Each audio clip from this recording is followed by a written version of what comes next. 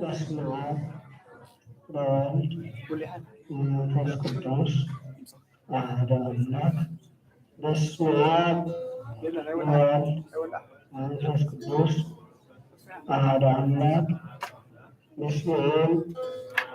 ወወልድ ወመንፈስ ቅዱስ አሐዱ አምላክ አሜን። በክርስቶስ ክርስቲያን ወለደ መንፈስ ቅዱስ መንፈሳውያን የተሰወተን ስፍራ እግዚአብሔር አምላክ መስኮቴ ቀደና ቅዱሳን ድንግል ማርያም ረቃዓዶም ቅዱሳን ከመጠነህ አሜን። የተረለህ እንድሆነ እግዚአብሔር አምላክ ሰዓት ዘንዘ ፈታሕና ከረመዝናን አምልኮትን ስነት ማየትን ሕራ እምበር ከንፈር እግዚአብሔር ዘምራን መድኃኔ ዓለም እስተፋንገር ከዝሙን ደብረ ኢየሱስ በርጋን ሰለስተ ጣዕመ ይመጡናለን ናወኸብክ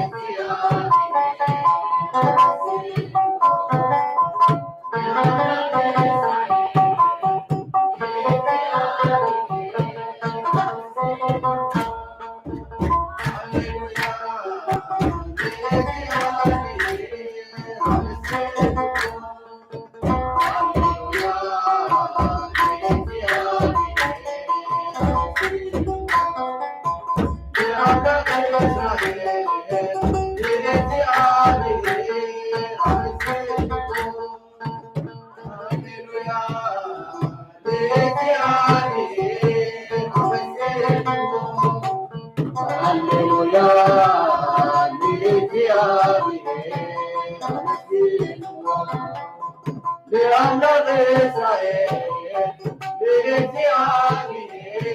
አመስግኑ። ሃሌሉያ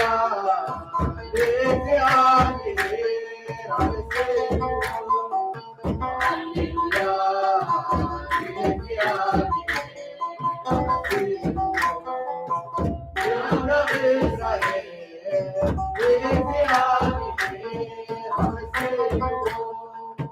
ለኃያል አምላክ አመስግኑ።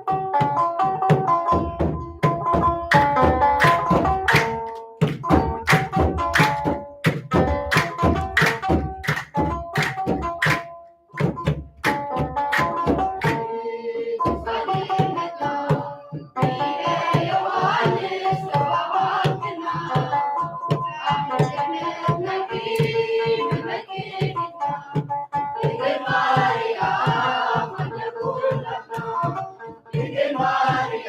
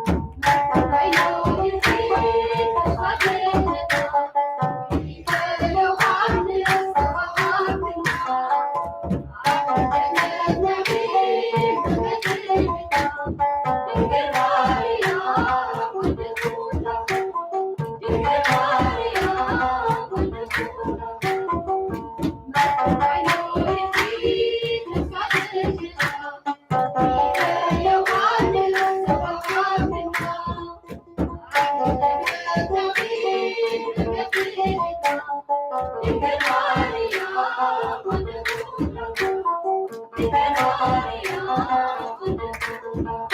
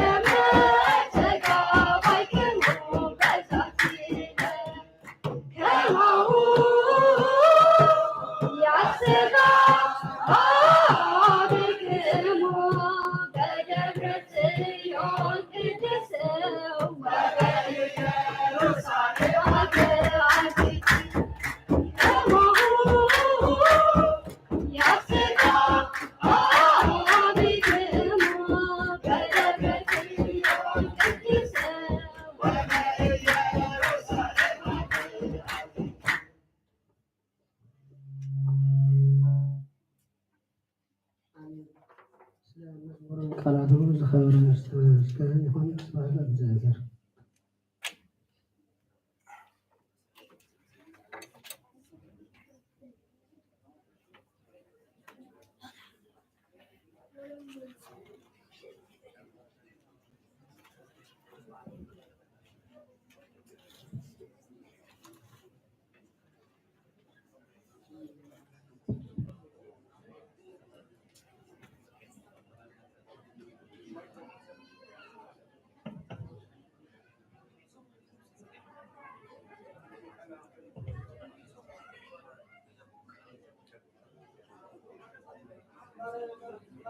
يسمعنا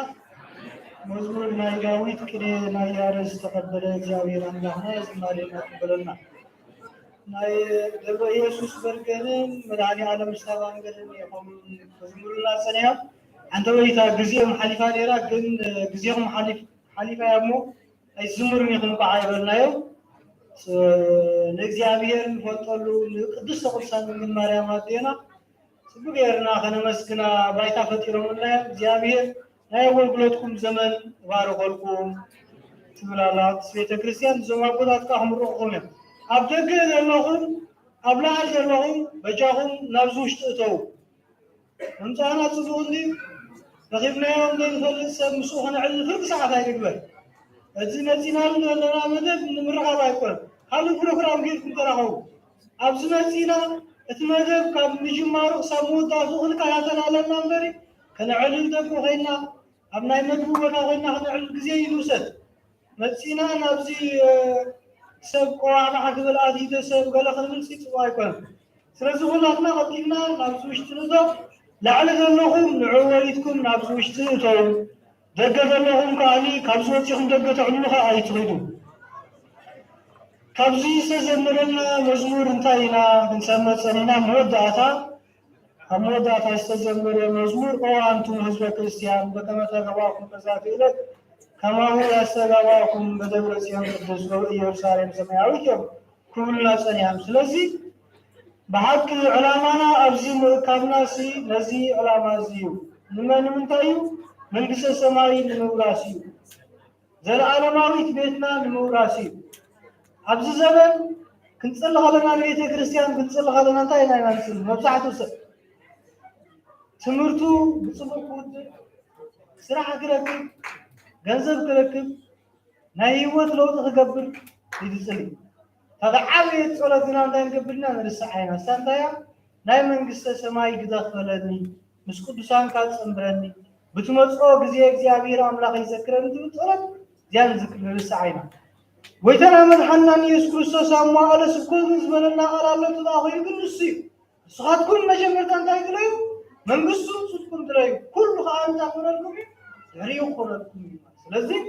وتسب من قصة أملاك تحتاجيه قبل صبغ خاون سرعة صبغ خاون شعور صبغ هدينا فقالي هاي كل السبب ما يتصبغ قبل غالي يصبغ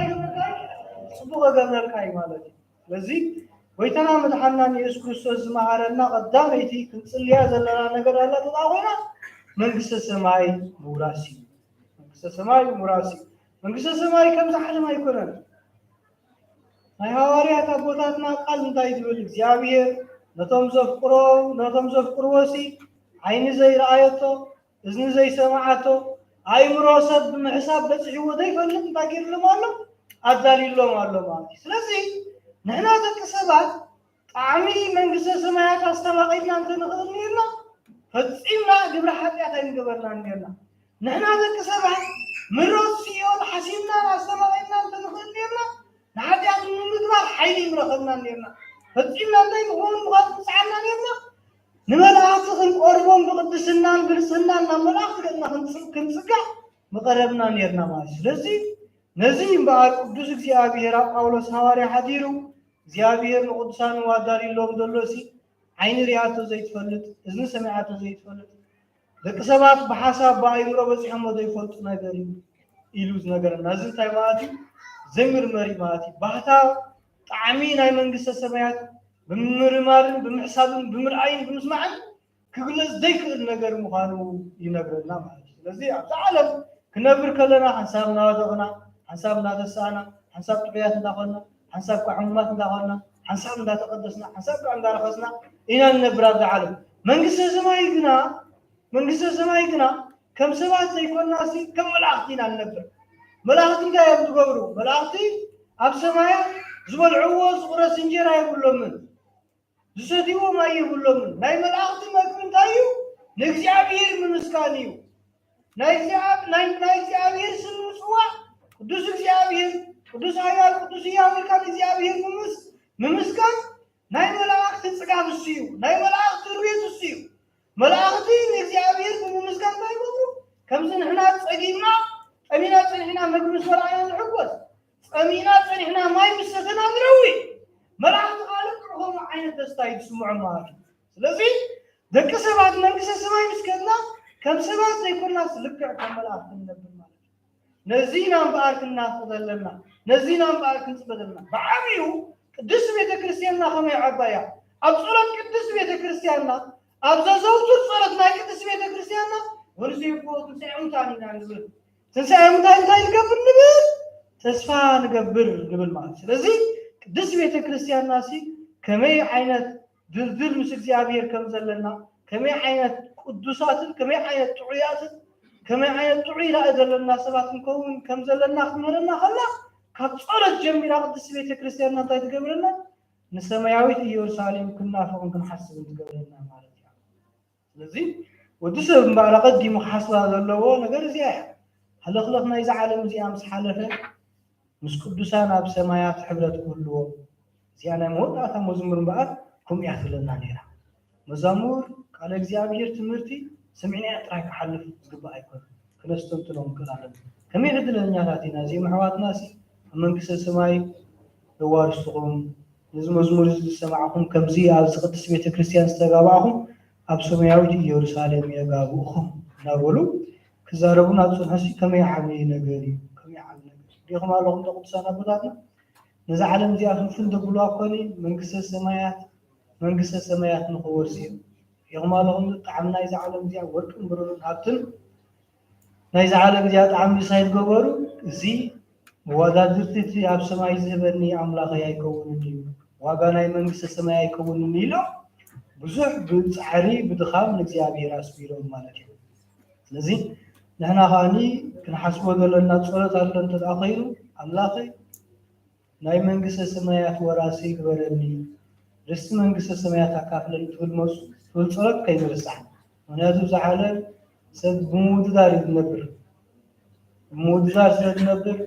ولا كاسماويتي يرساليم تقول هاجرنا دايم قبلنا نرسح عنا مالي ስለዚህ ኩሉ ተሪፉ መንግስተ ሰማያት ክንወርስ ክንሓስብ ክንክእል ኣለና ማለት እዩ። ስለዚህ እዚ ብዚ ሓሳብ እዚ ብስጋ ጥራይ ዘይኮነ ብመንፈስ እንኮላ እዩ መንፈስ እንኮላ እዩ ጠቕመና።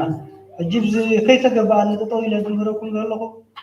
ግድን ስለተባሃሉ ክትኣትዉ ክትርከቡ ኢለ እምበሪ ኣብዚኣ ወፂ ሓንቲ ቃል ክዛረብ እውን ትግባእኒ ነበረት። ነገር ግና ክትወፁ እሞኒ ሽዑት ዝግባእ መልእኽቲ ከዓኒ ንኩላትና ብማዕረ ንክበፅሓና እዩ ተባሂሉ ፅበየኩም ከም ዘለና ክትፈልጡ ኣለኩም። ስለዚ ንዕኡ ክንሓስብ ኣለና። ኣብቲ ሓለፈ ሓውና ሊቀ ማእምራን ዲያቆን ኣሽመላሽ ዝሃበና ጠቃሚት ሓንቲ ቃል ኣላ መዝሙር ዳዊት ምዕራፍ 1 ዘላ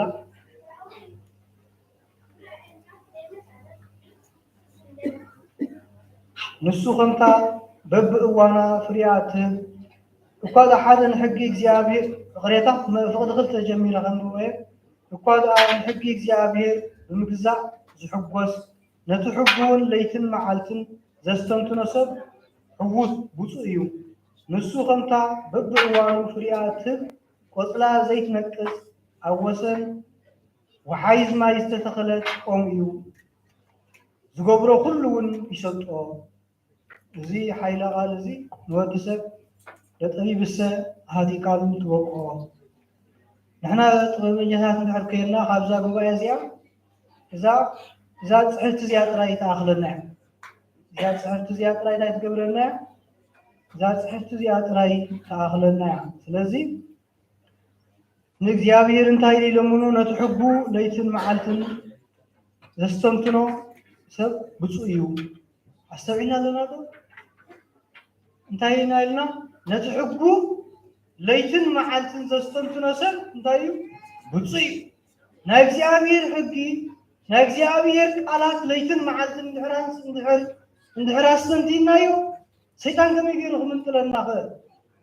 ዕጥቅናን ስንቅናን ቃል እግዚአብሔር እንድሕር ጌርና ሰይጣን ከመይ ገይሩ ካብ ደንበ ጉስነትና ከውፅኣና ኽእል? ስለዚ እዚኣ እምበኣር ዓባይን መሰረታውን ነገር እያ። ናይ እግዚአብሔር ሕጊ ምስትንታን መዓስ ለይትን መዓልትን ብዘይ ምቁራፅ ማለት እዩ። ስለዚ ከየቋረፅና ለይትን መዓልትን ነዚ ናይ እግዚአብሔር ቃል እንታይ ክንገብር ኣለና? ከነስተንትንን ክንሓስብን ኣለና ማለት እዩ። እዚ ምምሃርና ናብዚ ምምፃእና ሒዝና ክንከይድ ኣለና። ኩሉ ግዜ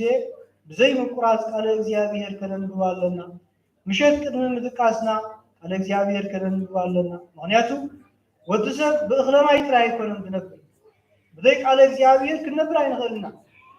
ፈቲንኩም ኣለኹም ዶ ምንባር? ብዘይ ቃል እግዚአብሔር ምንባር ፈቲንኩም ኣለኹም ዶ? ብዘይ ጸሎት፣ ብዘይ ቤተ ክርስቲያን ምምልላስ ነፍስና ከመይ ጌራ ከም ትምምን ፈቲንኩም ኣለኹም ዶ? ስለዚ ንነፍስና ከምታ ኣብ ሩባ ኣደረት ሩባ ዝተተኸለት ኦም ክትከውን ኩሉ ግዜ ፍረ ክትፈሪ ቆፅላ ከይነቅጽ ነፍስና ጥጥዕት ክትከውን ምእንታን ቃል እግዚአብሔር ክንምግብ ኣለና። ቃል እግዚአብሔር ከነብድለላ የብልና። ስጋና ምግቢ እንተጎደላ እንታይ ትኸውን? ትወድቕ ንሓምን። ንስጋና ዝጠቕሙ ዓይነት ምግብታት ተዘይበሊዕና እንታይ ንኸውን? ንሓምን። ነፍስና ከዓኒ ቃል እግዚአብሔር እንተዘየግዲልና ኣላ ነፍስና እንታይ ትኸውን? ብኡ መጠን ነፍስና ትጉዳእ፣ ነፍስና ትህሰ ትምህምን ማለት። ስለዚ ንነፍስና ዝኸውን ቃል እግዚአብሔር ኩሉ ግዜ ክነንብብ ቅዱስ ቤተ ክርስቲያን ኩሉ ግዜ ክንመላለስ ይግባአና እዩ። ነዚ ክንገብር ቅዱስ እግዚአብሔር ሓግዘና። ድንግል ማርያም ድማ ብኣማላድነታ ምስ ኩላትና ትኹን። ካብዚ ቀፂሉ ዝወሃበና ብሓውናን መምህርናን መምህር ዮናስ ናይ ትምህርቲ ሰንበታት ሕብረት ናይዚ ኮንፈረንስ ጠቃሚ ዝኾነ ሓበሬታ ንሕና ክንኮነ ዘለና ናይቲ ኮንፈረንስ ትሕዝቶ ናይ ሕብረት ኣብያተ ትምህርቲ ሰንበታት ትሕዝቶ ብዛዕባ ዋስፋ ሓቢሉ ክገልፀልና ንክሕብረና ብፅሞና ንከታተል። እቲ ውፅእ ኣይንበል። ኣኻልቦ ሰባት ከምዚ ከማይ ድኹማት እንተለዉ ነቲ ዝንገር ዘሎ ዓብ ቃል እግዚአብሔር ምስማዕ ገዲፎም ብዛዕባና እዮም ዝሓስቡ። እንታይ ኮይኑ ዝዕገር ዘሎ እንታይ ኮይኑ እቲ ውፅእ ዝብል ዘሎ ኢሎም ዝሓስቡ። ስለዚ ከይነዕንቅፍ ምእንታን እቲ ውፅእ ኣይንበል፣ ጫውጫው ኣይንበል፣ ከምዛ ፀጢልናያ ዘለና ፀጥ ንበል። ምናልባት ንሓውና መዳለዊ ዝኾነ ሓደ መዝሙር ሓፂር መዝሙር ንዘምር። أنت مزمور جنب كابواي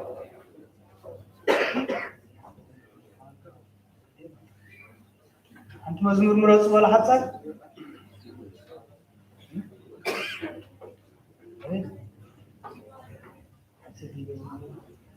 بزماري ومسنقو أبنو إلى እግዚአብሔር تبل مزمور بمنتوس سلاسة أميننا حبيبنا نزمر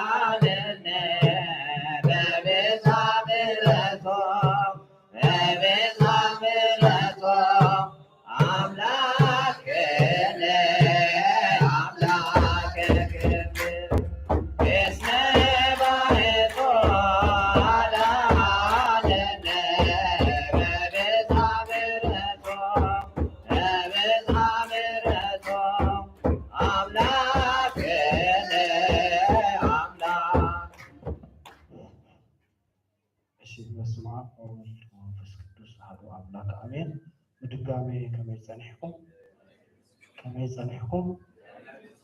يصنحكم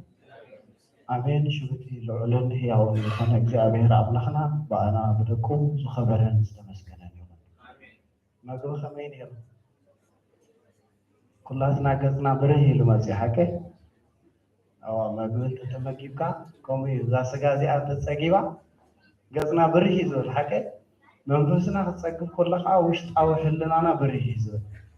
ስለዚ እዚ ጉባኤ እዚ ተጋቢእናዮ ዘለና ብደጋዊ ስጋና ውሽጣዊ መንፈስና ብርሃን ኮይና ንወፅሉ እዩ ማለት እዩ እዚ ጉባኤ እዚ ብናይ ትምህርቲ ሰንበት ጥራይ እዩ ዝቕፅል ዘሎ ሓቀ ሕጂ ሎማዓንቲ መሰረታዊ ዝኾነ ዲስከሽን ኢና ክንገብር ከመይ ይበለ ለውጢ ክንገብር ኣለና ብዝመፅእ ዘሎ إذا كلمنا زلار استي أقاوم تمرت سنبت كاب 10 دقائق يتحلفني الزاربة بزعبانه نوحي الزاربني ما بقيس تكون الناي لنا عام سيامبر بزعبا ناي تمرت سنبت أقاوم أنت يمثل كمهركم ويكن معهاري لا يكون أنت رستمسينا يا زلنا ما بقيسي نختكون الناي نامسينا يا زلنا تمرت سنبت أب قدست بيتورسيانسي أقاوم أنت يمثل كن فوق توصل زقبانا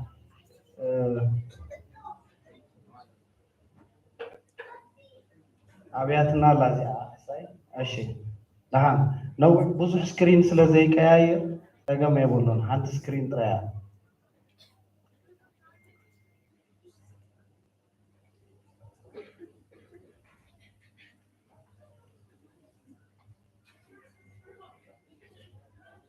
يراينا يمش بزح اي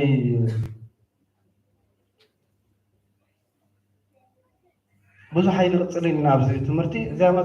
مصحف ناي تمرت سنبت حق نفلط علينا كندي بيت ክርስቲያን አላት እና ዚያ كندي ትምርት ሰንበት አለና ነፍስ ወከፍና ዝሆነ ናይ ትምርት ሰንበት አባል ክገዛ ዘለው ያ ክንፈልጥ አስለ ዝግባና ነ حلفت ጥራይ ዝወሃብ አይኮነን ክጠልቡ ትخولو ይኹም ክንድዝደለኹም በዝሒ ንንኡስ ሀገረ ስብከት ክትሓቱ ትخولو ይኹም ክንድዝደለኹም በዝሒ ምክንያቱ ክንፈልጦ ስለ ዝግባና ማለት እዩ እዚያ ጥራይ አይኮነን ወላ ሕግ ቃል አዋድውን ክንሕዞ ኣለና ክንፈልጥ ኣለና ስርዓት ቤተ ክርስቲያንና ከነኽብሮ እንተኮይና ክንፈልጦ እዩ ዘለና ከይፈለጥካ ከተኽብሮ ይትኽእልን ኢኻ ስለዚ ክንፈልጦ ኣለና ስለዚ ሎማዓንቲ ሸሞንተ ጥራይ ዘለዋና ኣነ ክንዲዚአን ሸሞንተ ኣለዋ ንቤተ ክርስቲያናት ጥራይ ክህበን ዝኽእል ማለት እዩ ንዘይብልኩም ኣብ ቤተ ክርስቲያን ጠቕላላ ዘይብልኩም ክትወስዱ ኢኹም ሸሞንተ ማለት እዩ ነቶም ትምህርት ሰንበት ኣብኡ ዘለዉ ግድን ስለ ዘድልዮም ማለት እዩ እቶም ዘለና ከዓ ብቤተ ክርስቲያን ደረጃ ዘለና ኣለና ስለ ዝኾነ ነቶም ዘለዉ ኣይንጫረቶም ማለት እየ ክንጠልብ ግን ንኽእል ኢና በታ ኩሉ ሳዕ ርክብ ዘላትና ናይ ንኡስ ሃገረ ስብከት መስመር ክንጠልብ ንኽእል ኢና ክንዲ ዝደለናዮ ማለት እዩ ሕጂ እንታይ እየ ክብል ደልየ ትምህርቲ ሰንበት ካብ ላዕሊ ፅፍሒ ደረጃ ካብቲ ዝለዓለ ፅፍሒ ናይ ቅዱስ ሲኖዶስ ደረጃ ስጋብታ ዝተሓተት ክልል ሰበካ ጉባኤ ደረጃ ኣብ ነፍስ ወከፍ ፅፍሒ ክህሉ ዘለዎ ኣካል ቤተ ክርስቲያን እዩ ኣካል ምሕደራ ኮላ እዩ ማለት እዩ ስለዚ ኣብ ቅዱስ ሲኖዶስ ተመፂና ኣብ ቤት ፅሕፈት መንበረ ፓትርያርክ ክፍሊ ትምህርቲ ሰንበት ኣሎ ኣብቲ ቤት ፅሕፈት ኢና ንዛረብ ዘለና ኣብ ሃገረ ስብከት ወይ ከዓ መንበረ ጵጵስና ተመፂና ከዓ ኣብኡ ክፍሊ ትምህርቲ ሰንበት ኣካል ኣሎ ኣብ ንኡስ ሃገረ ስብከት ተመፂና ከዓ ኣብኡ ናይ ትምህርቲ ሰንበት ክፍሊ ኣካል ኣሎ ኣብ ክልል ሰበካ ቤተ ክርስቲያን ተመፂና ከዓ ኣብኡ ናይ ክፍሊ ትምህርቲ ሰንበት ኣካል ኣሎ ማለት እዩ ብዓብዩ ድማ ኣብታ ክልል ሰበካ ቤተ ክርስቲያን ትምህርቲ ሰንበት ኣላ ብዓባያ ማለት እዩ ኣብቲ ካልእ ዘሎ ምሕደራ ጥራይ ሓቀይ ኣብነት ብንኡስ ሃገረ ስብከት ደረጃ እንተኸይድና ኣብቲ ምሕደራ እዩ ዘሎ እምበር ንመን እዩ ዝጥርንፈን ነተን ኣብ ንኡስ ሃገረ ስብከት ዘለዋ ቤተ ክርስቲያናት እዩ ዝጥርንፈን ሓቀይ ናይ ጎይኑ ትምህርቲ ሰንበት የብሉን ኣብቲ ፅፍሒ ዘሎ ሃገረ ስብከት ድማ ከምኡ ነተን ንኡሳነ ሃገረ ስብከታት ዘለዋ ወኪሉ እዩ ኣብቲ ቤት ፅሕፈት ዘሎ እምበር ናይ በይኑ ትምህርቲ ሰንበት ዘለዎ ኣካል ባዕሉ ዘዳልዎ መደባት ማለት በተን ናይ ንኡሳነ ሃገረ ስብከታት ገይሩ እዩ ዘዳልዎ መንበረ ፓትርያርክ ከዓ ልክዕ ሓደ ቤት ፅሕፈት ኮይኑ ነተን ኣብ ኩሉ ሃገረ ስብከታት ዘለዋ ትምህርቲ ሰንበት ጠርኒፉ በአን ገይሩ መልእኽቲ ዘመሓላልፉ ዳ እምበር ናይ ባዕሉ ትምህርቲ ሰንበት ንበይና ንጎሆን ምሸትን ዝምህራ ዘላቶ ኣካል ኣይኮነን ጠቕሊልና ሽዑበ ኢና ንመፅእ ኣብ ክልል ሰበካ ቤተ ክርስቲያን ዘላያታ ትምህርቲ ሰንበት ሓቀይ እታ ትምህርቲ ሰንበት ትበሃል ዘላ ኣብታ ክልል ሰበካ ቤተ ክርስቲያን ዘላያ ኣብታ ታሕቲ ዘላ ንሪኣ ዘለና ሕጂ ኣብ ክልል ሰበካ ቤተ ክርስቲያን ክፍሊ ትምህርቲ ሰንበት ኣሎ ኣብቲ ክልል ሰበካ ቤተ ክርስቲያን ሓፈሻዊ ሰበካ ጉባኤ ዝበሃል ከዓ ሓደ ኣካል ኣለዋ ሕጂ እታ ክልል ሰበካ ጉባኤ ቤተ ክርስቲያን ዘላ እንተዘይዓብያ ዝኾነ ትምህርቲ ሰንበት ክዓቢ ይክእል ናብ መሰረት ከምፃኩም ስለ ዝደለኹ እየ ነዚ ኣምፅአ እያ ዘለኹ እታ ክልል ሰበካ ጉባኤ ዘላ ኣብ ቤተ ክርስቲያን ፅርሃ ኣርያም ቅድስቲ ማርያም ዘላ ትምህርቲ ሰንበት መሰረታዊ ለውጢ ከተምፅእ እንተዘይክኢላ ከምኡ ድማ እተን ኩለን ቤተ ክርስቲያናት ዘለዋ ኣብ ውሽጠን ዘላ ትምህርቲ ሰንበት ክዕብያ እንተዘይክኢለን ብንኡስ ሃገረ ስብከት ዘለዎ ትምህርቲ ሰንበት ክዓቢ ዘለዎ ተኽእሎ እንታይ ይኸውን ይደክም ሓቀይ ርዳእና ኣሎ ኩላትና ይደክም ማለት እዩ ንኡስ ሃገረ ስብከታት ዘለዋ እንተዘይሓይለን ከዓ እቲ ሃገረ ስብከት እንታይ ይኸውን ይደክም ካበይ ትብገስ ኣላ እታ ድኻም ግን ካብታ ክልል ሰበካ ቤተ ክርስቲያን እያ ትብገስ ዘላ ስለዚ ክንደይ ደስ ይብል ይመስለኩም ከምዚ ኢልና ተኣኪብናዮ ዘለና ርአይዎ حبيرنا تأكيدنا نجزابير كن زمرون كنمسكنو كنمهار نحدد كنملس كل ناسي بتعمي دس بالحكي ناس من زي بوغو من زي دوليو إذا خمت أنت خايلو جن أعطي كل السبعة بيت خرسيان زلا بيت تمرت سنبت نتاعي تمثل هاي سجم يقاتو مالو كم يتخيل الله الحرغم زي عينة قوة أي خطأ أتحكوين كاس السانتاي شجري يقاتو مالو بخمي آخر تعبز اللوا كنزتي يلو خنكيل لنا كل وقت كخيل الله كل وقت كخيل الله إذا قوة أي زين عمتا كالي كوين خمت خيل الله ስለዚህ ሎማ አንቲ ንዝትዮ ዘለና ዘተና ዓመታ ለውጥ ንኸምጽና መሰረታዊ ለውጥ ንኸምጽ ዓመታ ኣብዚ ቅድሜና ክንደይ ካህናት ኣለዎ ሕጂ እንደይ ካህናት ኣለዎ ቀንዮም ሎማ ሓተ ዕድለኛታት ኢና ሓደ ሰለስተ ድዮም ገለ ተወሲኾምና ኣለዉ ሎሞ ወሲኽና ኢና እዘን ዝቐነያ ክልተ መዓልታት ግና ብቕሽጢ ዓመት ጥራሕ ሒዝና ኢና ክቐኒና ዳርጋ ሓቂ ንዓመታ ግን 20 ካህናት ክመፁ ኣለዎ ማለት إذا نخلوت أنت هيك نجبر علينا كندا يدي أكون هتالو نابزي أبي لو حتى نجار كنجركم حق إذا نجركم زلهم أبزر إستدبارات سي كندا يدي أقول دخلنا هتالو فلتو لهم لعب سنة سالو أبي لو سكي أبزر إيه ميزلهم سي دكي رئيس أدبارات سخنكم سخن ديالكم هذا كلتا ثلاثة 4 تراي أبي لو سلمنتاي نزم مسرت هولوت إن من صح خنزت لنا كغير الله نمنتاي خمس زخون زلو كنزت يلو سلزلنا إنا كاتاناي تمرت سنبت أبتي قدوس سينودوس زلا سجاتا تحتي كل السبخة بيت خريستيان زلا أبكل صحي هاي تمرت سنبت مسرت الله ويك أحلافنا الله كل وقت الله وزي أبزي نوس هاجر سكت نروي بتعامي نفعت بيا قناتن كاناتن اللهم أبزونا مدرك توصف على نيادا زيكم أنت أخويكم تلمتاي إذا هم اللي سخل الله ريتونا خن يقولوا لنا بمسرة نوس هاجر سكتنا على الزارب لنا أمبر أب كل نوس عن هاجر سكتاتن أب كل بيت خرسياناتن كابتي قدوس سينودوس قد تحت زلنا هاجر سكتاتن بتعامل لوط ازغبو ነገር መሰረታዊ ለውጢ ዘድልዮ ስለዝኾነ ስለዚ እቲ ቆምቲ አካላት ናይ ትምህርቲ ሰንበት ንብሎ እዚ ቀዋሚ ዝኾነ ዘይ ንቕናቕ መሰረት እዚ ከመይ ገይሩ ክዓቢ ክኽእል ኣለዎ ከመይ ገይሩ ክዓቢ ክኽእል ኣለዎ ክንዝቲ ክንክእል ኣለና እሺ بزعبو إنا خنزتي قل إزي دي قل لنا زي ترد إنا عبيت خريستياننا زلو قول عز زمرو نصوم تراي تمرت سنبت زمسلنا كومو خون زمسلنا تراي قل دمالنا تمرت سنبت كم زي نبيت خريستيان نقيلو زقفا كومو يرو زرد أنا سوات كألنا نقيلو عديت حتى يكون كنزو زلو ولا كهنات نظام تمر السنبت زيهم النور قلنا الله واو أنا لو ما عندي بزي سكت أخزار بهذا المدى بلك لو تقمت زلوا أنا قصد بتعامل معنا ده قلنا كا هاي تمر السنبت مدى بالون تلقاهم ده حال نص ده أنا يوم تمر السنبت نعمل هاي توم من ساعات ده يوم خاطر بتعامل يزقرب حلف وانكا مزمر كزمر كلها ده حال هاي زوم تأثر شمالا زويني نايزوم زويني على حمد صوم يزومروا لها واو إذا كنت تخزن لو مسرت أو لو تخمت زلوي لو ما عندي أبزين زتيون بزي سخطة فيت نزارع رجول لجزيء سلام انتاي كسب كم زيرو بيتخرسي عنا قصيرو زنبه كل وقت أنو كل وقت رأي زلنا أبيت خرسي عن زلو مسرت أو نتفخ خمت انتو خيرو بزي سخطة إنا كنزارع زلنا أول دخلنا زعزوز كوفا يمسلكم أيقونة إذا هنكم زم تقول السنبت تمرعكم حدار مسكبكم سي كلهم تقولوا وياكم هاي ترحيبوا هاي سقومكم سقام مرعدين يروحوا عزهم سقام مرعد يقول عزنا تمر السنبت زلهم تسمعوا لهم ولا أونلاين زلهم تريد أونلاين ولا تسمعوا لهم نزقوا بعد أنت أي رحيبكم مستمر عكم سي أنت أكونكم يكون البيت خرسيان تقطفوا هاي صدمكم هاي شجرالو سقاب مرعد يقول له خرسنا ويس حنتنا عخات مثلا كاس سقاب تركب حياويتي أو تسلي أو سقاب تركب شو مسرخه كاكن عودي خلقا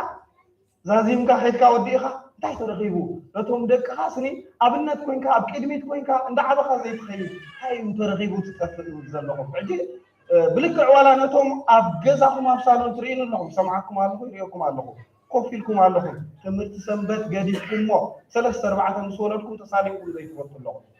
انت اخونكم بتفرسان قديفكم كمو دي كريستنا هيوات إذا مسألة أولو تخمت وصل الزلوة لومي بلكع كنزت لنا أنا كمهر ويكسب خايفون قلوتي أنا جيركم يعني زي لو معك أمتى ينزلهم مثلا مزرعة بخونا إلى الأنبا نبتع عند زعبة خاطر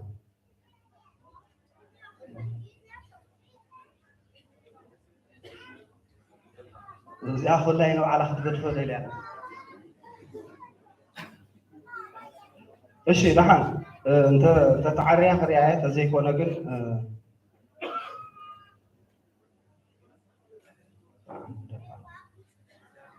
እዚያላ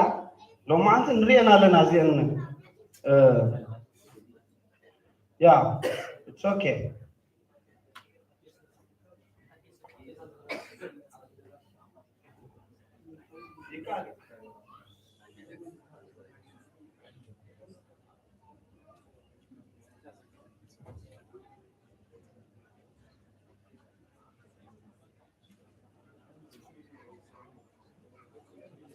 እሺ የሬታ ዳሃን ዝናይ ቴክኒካው ነገር እዩ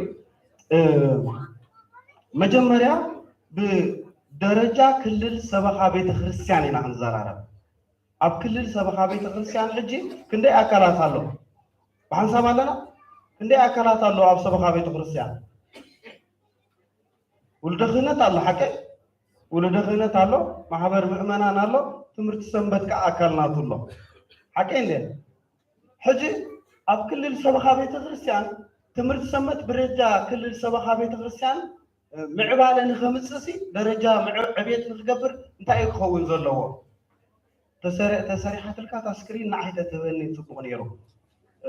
ኣነ ከምዚ ንኽሪኦ ስለ ዘይክእል ኣብ ቤተ ክርስቲያን እታ ቀዳመይቲ ነጥብ ንሪኣ ዘለና እንታይ ኣቱ ዘላ ምዕባለ ናይ ትምህርቲ ሰንበት ኣብ ውሽጢ ክልል ሰበኻ ቤተ ክርስቲያን ከመይ ኣሎ ደረጅኡ كما يدل عبيته كما يمثل حتى أبيت خريستيان نازل له ينام بالنسبة تا يمثل كما يزله أدخل أي مبزحة يوجزي أبيت مرت سنبت تتأرنفنا زنبرنا سواد جهن حدار مقبارنا نتأفينا ويكا حدار قلنا نقدفات حدار ويكا سقاب كل تعامت ويكا زخو سنة عامتها مو نزمر شو انتهي نقبر نقدفه حدشتي موتو دحن نسعاتكم زمرو حجل اقليلنا بقى عبوتات دينا تغيرنا بنيخهم وغيرنا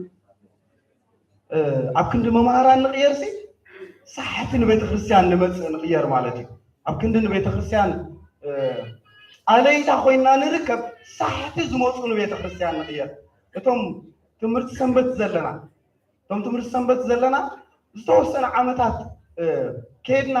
ንገድፎ ስለምንታይ ኢና እዚያ ተኻለይቲ ነጥብያ እታ ሳልሰይቲ ነጥብ ዘላ ድማ ብኸምዚ ንኸይቅፅል ለውጢ ንኸነምፀሉ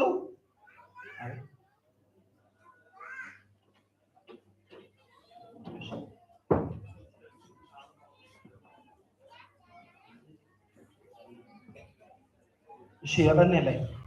መብዛሕትኡ ግዜ ኣብ ትምህርቲ ሰንበት ዝመፅእ መንእሰይ ብፅቡቕ እዩ ዝጅምር መጀመርያ እንታይ የሚሎም ቅዱስ አባ ሽኖዳሲ እንታይ ኢሎም ሓደ ትምህርቲ ሰንበት ዝጅምር ሰብ ወይ ከዓ ቤተ ክርስቲያን ዝጅምር ሓደ ሰብ መጀመርያ መፅሓፎም እንታይ ኢሎም እንታይ ይገብር ክመፅእ ከሎ መጀመርያ ሰይጣን ይገድፎ ገዲፉ ወስቕ ይብሎም ኣይፍትኖን ይገድፎ እሞ እንታይ ይገብር ክዝምር እንተደለየ ድላይ ናይ ልቡ እዩ ዝዝምር ክፅሊ እንተደለየ ልሕልኑ ወላ ዕንቅጦን እዩ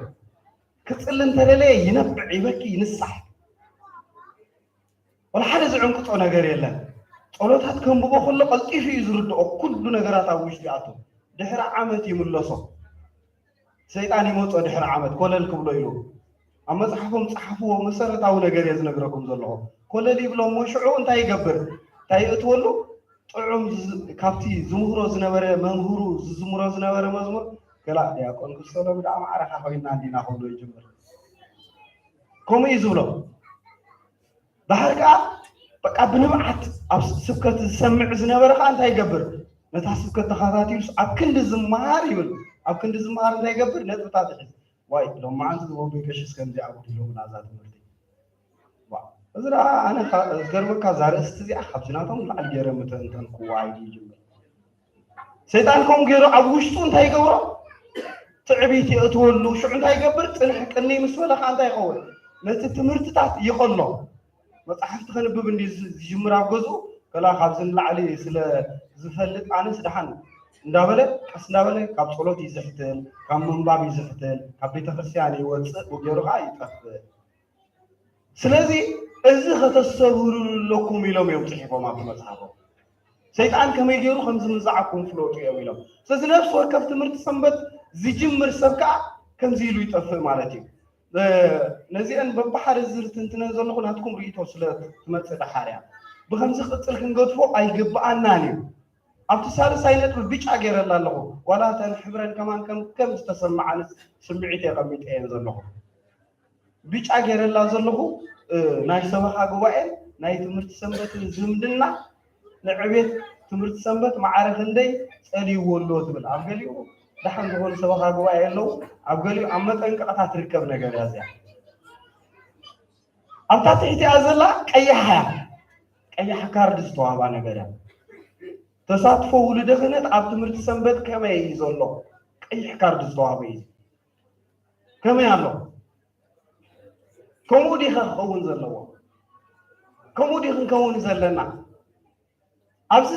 أبزي مدرسة أنا بخوت أي متقبلنا نقول أي قبلنا نيو أبزي نوصل حاجة سكت بتعامل بوزحات كائنات بوزحات فلات أتدي أقناط اللو تما هراي كخون زقبلني أنا الزارب زلوا زي أبي لو سلام طيب من كوتهم يوم كتبوا يزلوا من كتبوا عم من يخطوا عم لليوم من أنا كتبوا عم نحن كتبوا عم لو ما عندك قديتها سلزخونة كتبوا عمينا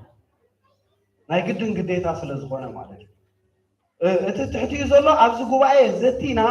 أب كل سبها جواينا بتخرسينا لو تني ممتعنا نزت زلنا مثل الزربا يكونن سلازي بمسكوت أونلاين نسمع زلنا يكون أبز جواي زلنا يكون كاب تمرت السنبت زعبنا يكون زنعسنا كابول دخنت كاب سبها جواي بتخرسينا نلوت كل سبخانا يكون كنت بزلقه بيت خريستياننا مسارتاوي لو ختمت انت خوينا قل كل سبخانا يلوت عزيز لنا تعزفتي ببحده متان ننحنتي مسمر كاين وصل تقلل عبينا ريتونا خذبينا كلاتنا تاي تعزفت زلنا تاي تعزفت لنا بمن قدي ناي تمرت سنبت كوينهم جميلهم زطفو انت يتنقوم نبل هاي تنقل لهم نبل إذا خبر كم يكفوا وسيخان تساعدوا ولدخنتك كم يزول نبل سبحة جواي خان بيت تمر سنبت يتعاد حلال لولو تمر سنبت مالك بيت خرسيان مالك حكي تمر سنبت كن بالكلنا كم ستنات إلى حب بيت خرسيان نريو كنا تفعل للناس حساب زي تمر سنبت مالك دكنا مالك دك بيت خرسيان كم يجرنا دكنا ديله قلت تمر سنبت مسرتاوي بيت تمرتي سلزغونة دينا عان متكفلنا تمر سنبت أبقاسات زفريتها تمر سنبت ولد كهنات كابوس فريو زغر مكم نجر بتوم زبصحو عشان عندما زلوا كهنات لا تمر سنبت معروف نبريو أبقى خيرات مسوات حقن كومو زبل على دي تمسيرة كهنات أفلتني أنا نقوم يعطي زلوا عندي كهنات مسوات صدسي نتوم دكوم أبكندي كم تمرت سنبت يا عبيه لهم تمرت سنبت داموت وأرأي أزغونهم زي شلل لهم ممكن أنت إيش هذا جزء له أملاس نعيش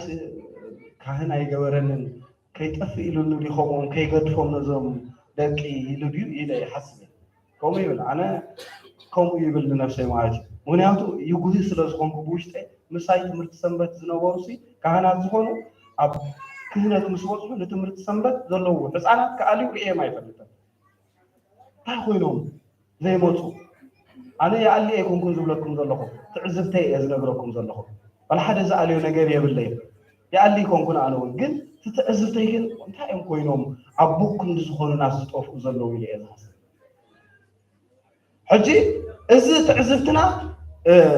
ናብ መሰረታዊ ለውጢ ኣብ ቤተ ክርስቲያንና ምምፃእ ስለ ዝኾነ ኩላትና እቲ ትዕዝብትና ክንገልፆ ኣለና ኣብዚ ማለት እዩ ብፍላይ ቶም ንዓና ዝምልከት ከዓ ቶም ወልደ ክህነት ይሰርዕዎ ስለ ዘለዉ ንዖም ዝምልከት እውን ክዛረቡ እዮም ነቦታትና ክንምሕፀኖም ኣለና ብፍላይ ግን እቶም ትምህርቲ ሰንበት ዝነበረ ዝጠፍእ እንታይ ኮይኑ እዩ ዝጠፍእ ዘሎ እንታይ ተተገብረ ምመፀ ይኸውን ዝብል ክንዝትየሉ ኣለና እንደገና ድማ እዚ ጉባኤ እዚ ንዓመታት ለውጢ ገይሩ ክመፅእ እንተደኣ ኮይኑ ብክልል ሰበካ ጉባኤ ቤተክርስትያን እንታይ ክግበር ኣለዎ ዝብል ርእቶ ኣለና እዚ ሓሳባትና ክንገልፅ ንክእል ኣለና እዚ ክፍል ናይ ትምህርቲ ስብከት ዘይኮነስ ናይ ዘተ ስለ ዝኾነ ኣነ ኣብዚኣ ክውድእ እየ ናተይ ዘረባ ማለት እዩ ስለዚ ናባኹም እየ ዝገድፎ ብፍላይ ብዙሓት ኣለኹም ዓሚቕ ትንተና ክትህቡ እንዳኽኣልኩም ከተረድኡ እንዳኽኣልኩም ኣስቂጥኩም ትኸዱ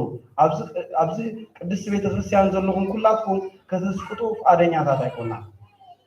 ናይ ግድን ክንዛረበሉ ክንክእል ኣለና መሰረታዊ ለውጢ ንኸነምፅእ ማለት እዩ ተረዳዲእና ምሳይ ፀኒሕኹም እዚ ነቕርቦ ዘለና ሓሳብ ንረዳድ ኣለው ዲና እንታይ ሓሳብ ኣለና እስከ ሓሳብና ንሃብ ሕጂ ኣነ ምዝራብ ይኣኽለኒ ኣነ ብነፍሰይ ማለት እዩ ድሕርዛ ሎሚ ግዜስ ኣብዚ መድረክ ክወፅእ ኣይደልን ክልወጥ ኣለዎ ንዓመታሲ በቃ ክልወጥ ኣለዎ እዚ መድረክ ጠቕሊሉ ክልወጥ ኣለዎ ክልወጥ ማለት እዚ ኣነ ኣይመፅእን ኣይኮንኩን ዝብለኩም ዘለኹ ኮፍ ኢለ ብዚ እግሪ ኮፍ ኢለ ዝመሃረሉ ክኸውን ኣለዎ ዘይዛረብ እዚ ማለት ከዓ እቶም ዝግብኦም ኣቦታት ጠጠው ኢሎም ዝግብኦም ዲያቆናት ኣሕዋት ከኣልይዎ ኣለዎም ነዚ ጉባኤ እዚ እዚ ለውጢ ንኸነምፅእ ግን ርእቶና ንሃብ ሕጂ ሓሳብና ንግለፅ ክቕየር ኣለዎ እዚ መድረክ እዚ በዚ ቦታት ዘለኹም ቅድሚኦም ከይንዛረብ ኢለን እየ እምበር መዓት ሓሳብ ኣለዎን ብኣኹም ክጅምር እየ መን ይጀምር ራእይ እምበር ኮ ድሓር ኩላትኩም ውይጥኩም ተብሉ ርግፀኛ እየ ሓደ ምስ ተስአስ ሓፍሓፍኩም ትብሉ ዝፈልጥ እየ ያ ናባኹም ከብላ ግዜና ንጥቀመሉ ማይክሮፎን ኣቐብለለይ ሓሳብ የብልና ፅቡቕ ኣሎ ባህልቲ ኢና ፅቡቕ ኣሎ እዚ ተገሊፁ ዘሎ ሲ ነኖ ጌጋ እዩ ፅቡቕ እዩ ዘሎ ካይድ ኣብ ቤተ ክርስቲያንና ንብል እሺ ኸራይ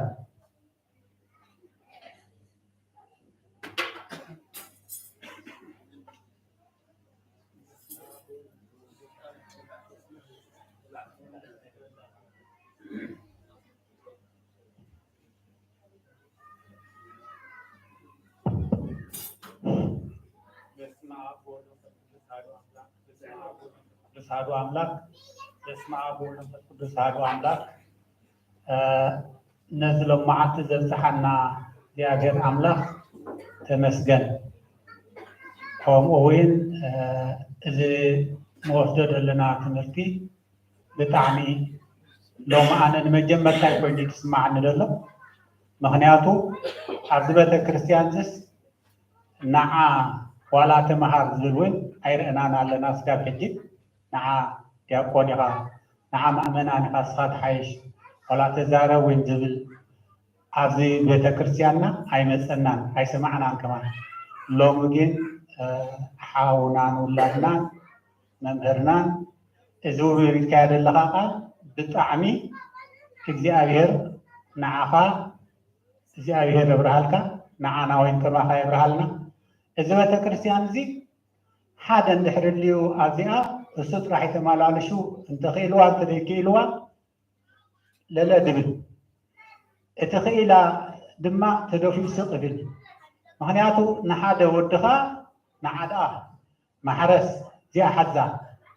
ዕርፉን ከምዚኣ ገርካ እያ ትትሓዝ ድጉሩን ከምዚኣ ገርካ እያ ትፅመድ ኢሉ መሰርኣዮ ኣቦኡ ይሓርስ بران كدن بس بودق حرعت بس تحازيلو مسمهارو عبت تمرتي عبتو ولده كنتك كم كزمر قادي فرحس ممهار يفرحني ስለዚህ ትምህርት ሰንበትና ዘሎ እዚ በፍጹም ተማህ ክዝሙሩ ዳ ንሪኦም በር ኣብ ወፂኻ ያደለኻ ወፂኦም ቃልኩ ሰሚዕና የማይንፈልጥ ኢና ሕጂ ግን ልቦና ፍጠረሎ ከምዚ ስኻ ትበደለኻ ድማ ክደፍሩ ተስፋ ንገብር እግዚኣብሔር ከዓ ንዖም ልቦና ብሃሎም እቶም መመልሾም ድምህሩ ነቶም ድሕቲኦም ዘለውን ተምሃሮ ንኽብልዎም ተስፋ ንገብር ጥዑም ቃል ኣምፂኻና ኣለኻ የቐኒየልና ዕድመን ጥዕና ንሃብካ የቐኒየለይ ቃል ሕይወት የስማዓልና ሓሳብና ንሃባጆና ማለት ኣብ ዝዛሃቡና ቃል ፅቡቅ እዩ ግን ለውጢ ከነምፅእ እንታይ ክንገብር ኣለና እንታይ ክግበር ዘለዎ ለውጢ ንምምፃእ ብሓንሳብ ኣለና ሕጂ ኣብ ርእሲ ኣድባራት ቅድስቲ ማርያም ኣለና ሓቀ ናብቲ ካልኣይ ንኸይድ ኢና ብኡ ኣብነት እንዳገበርና እንተተዛሪብና ነብሲ ወከፍ ዓመት ሓደሽቲ መዛምራን እዮም ዝመፁ ናይ ብልቢ እየ ዝነግረኩም ዘሎ ነብሲ ወከፍ ዓመት እዚኦም ዳ ቅድስቲ ማርያም ድዮም ትብሎም ኣብ ንግደትካ ምስ መፁ ድዩ ገለ ከም ዓሚ ዝነበሩ ይመፁኻን እዮም ከም ድሕር ቅድሚኡ ዝነበሩ ከዓ የለውን እንታይ እዮም ኮይኖም እዚ ሕጂ ኣብ ኩሉ ቤተክርስትያን ዘሎ እዩ ኣብ ክንዲ እቶም ዓሚ ዝነበሩ በቲኦም ተተኪኦም እቶም ዓሚ ዝነበሩ ምስኦም ኮይኖም ተሓዊሶም እቶም ቅድሚ 3-5 ዓመት ዝነበሩ ከዓ መምሃራን ኮይኖም ሓንቲ ላይን ዝነበሩ 20 ላይን ኮይኖም ኣብ ክንዲ ዝመፁ ኻሲ ሓንቲ ላይን ዝነበሩ ሓንቲ ላይን ሓደሽቲ እዮም ከዓ ዝቕፅሉ ካልእ ሓንቲ ላይን ሓደሽቲ ይቕፅሉ ካልእ ሓንቲ ላይን ሓደሽቲ ይቕፅሉ እቶም ካልኦት ኣበይ ኣለዉ እንታይ ኮይኖም ኣብ ኩሉ ቤተክርስትያን እዩ ሕጂ እዚ ስለምንታይ ወላ ኦንላይን ዘለና ኩላትና ንኩሉ እዩ እዚ እንታይ ክንገብር ኣለና እዚ ለውጢ ንኸነምፅእ ርኢቶና ክንበሉ ኣለና ሕማም ፈሊጥና የለና ኩሉ ሰብ ይጠፍእ ኣሎ ተሳትፎ ውልደ ክህነት የብሉን ዝተመርዓና ካብ ቤተክርስትያን ንጠፍእ ኣለና እንታይ እዩ እቲ ጠንቂ ስለምንታይ እንታይ ለውጢ ኸ ክንገብር ኣለና በብቤተክርስትያኑ እንታይ ተተገበረ ይሓይሽ እዚ ክልወጥ ግልፂ ኣምሽ እዚ ክልወጥ እንታይ እንተገበርና ዕሸና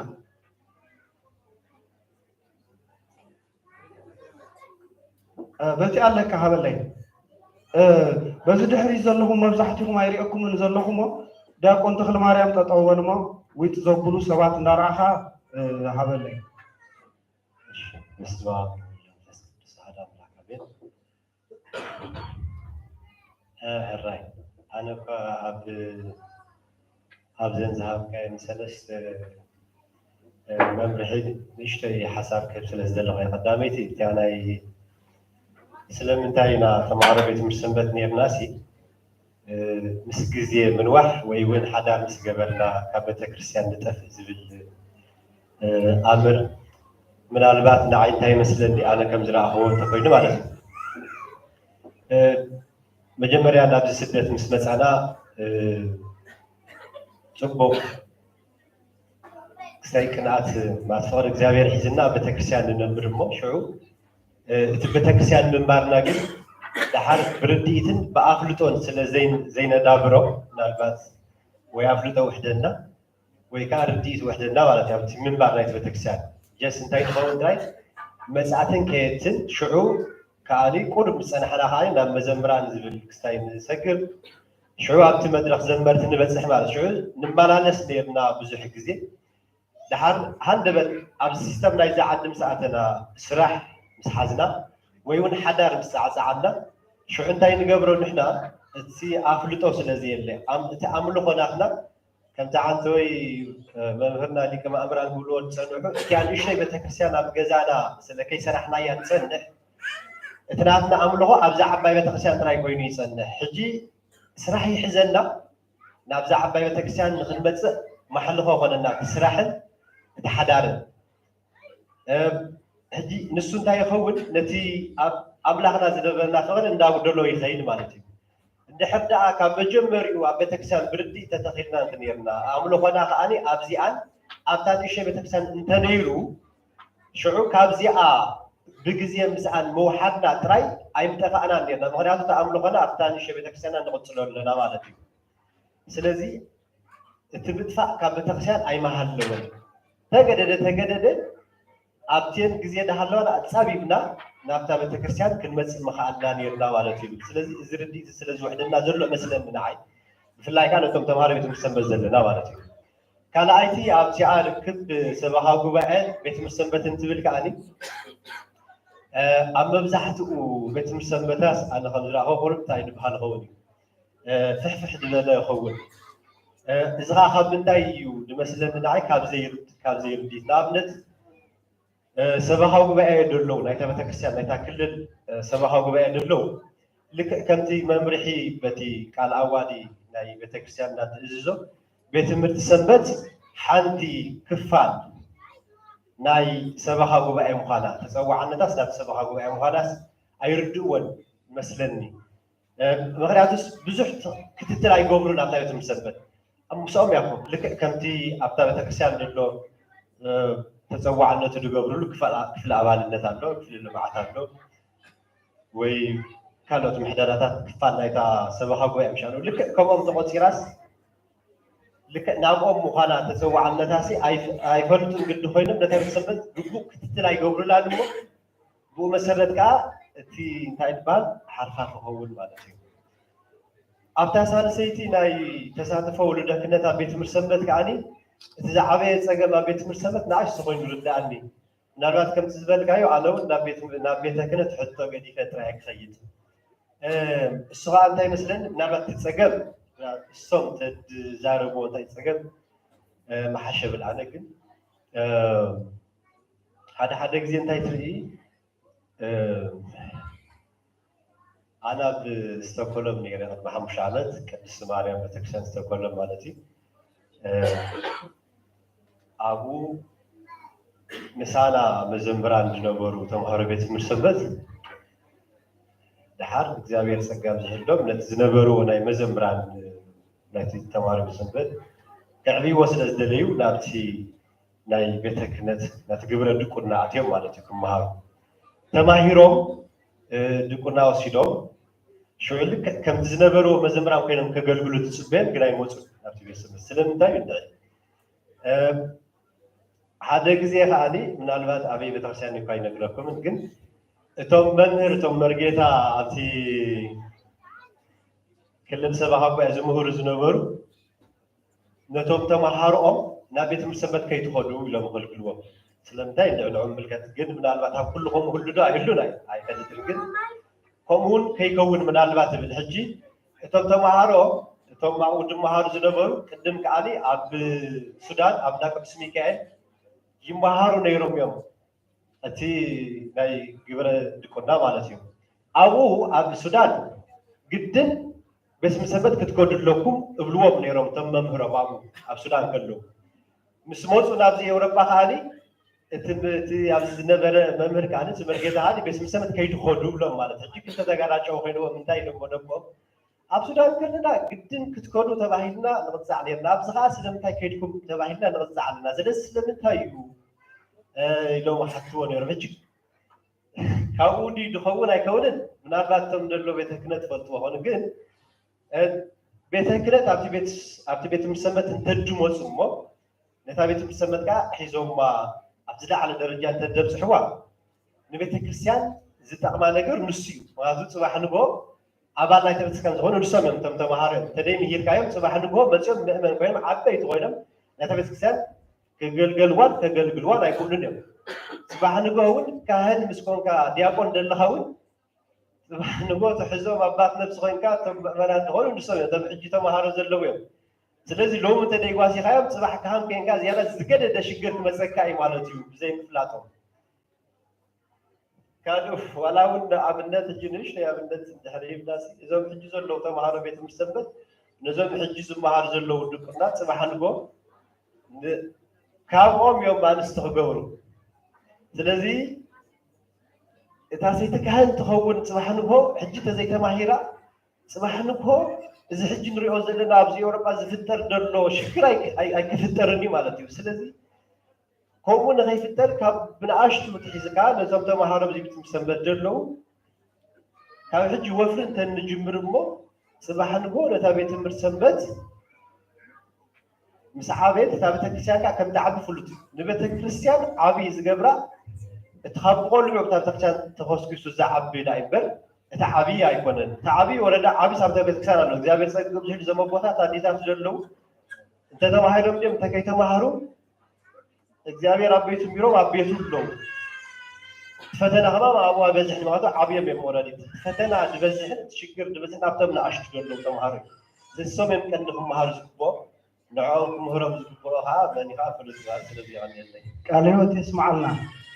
سمعنا لنا حكى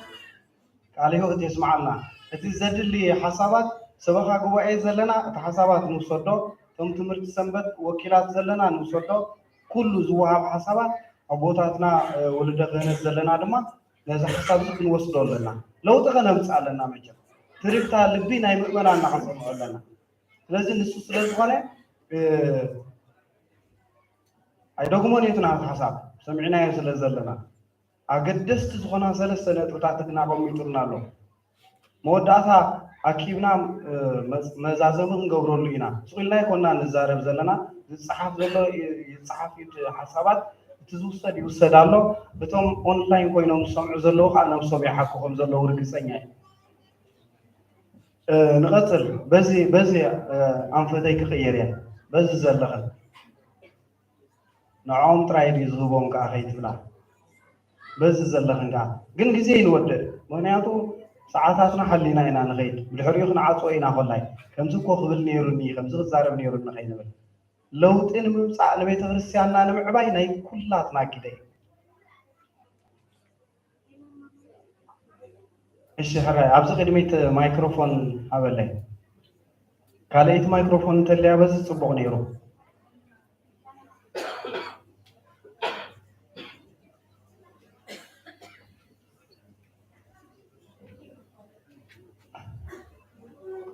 كنسمعوا لنا مايكروفون حزا كنسمعوا لنا بقبو كنسمعوا لنا اين السكف حجزي ابيت غرسيان كوينه تزارب زي كونس مسارات أولو تنا مخنا مس discussions لأنه قبل زلنا معنا.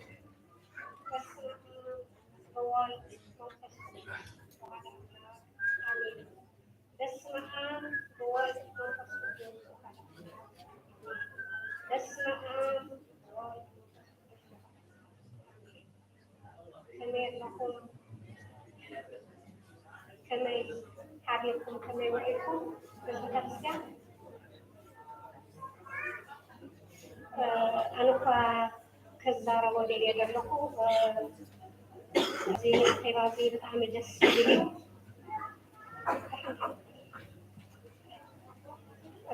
تدس تبدا بزحات لو ما بزبط كريستيان زلوس كلهم دكناي أو ساعات زي دكناكم هنا يكونوا نحن إنا كروزي زوري أو زلقة أنا تقماتي في أصله بزح عمس زجوجة بزبط كريستيان مالتي الجن حنا إنا كن مهرم كن مهرم تقينا كأني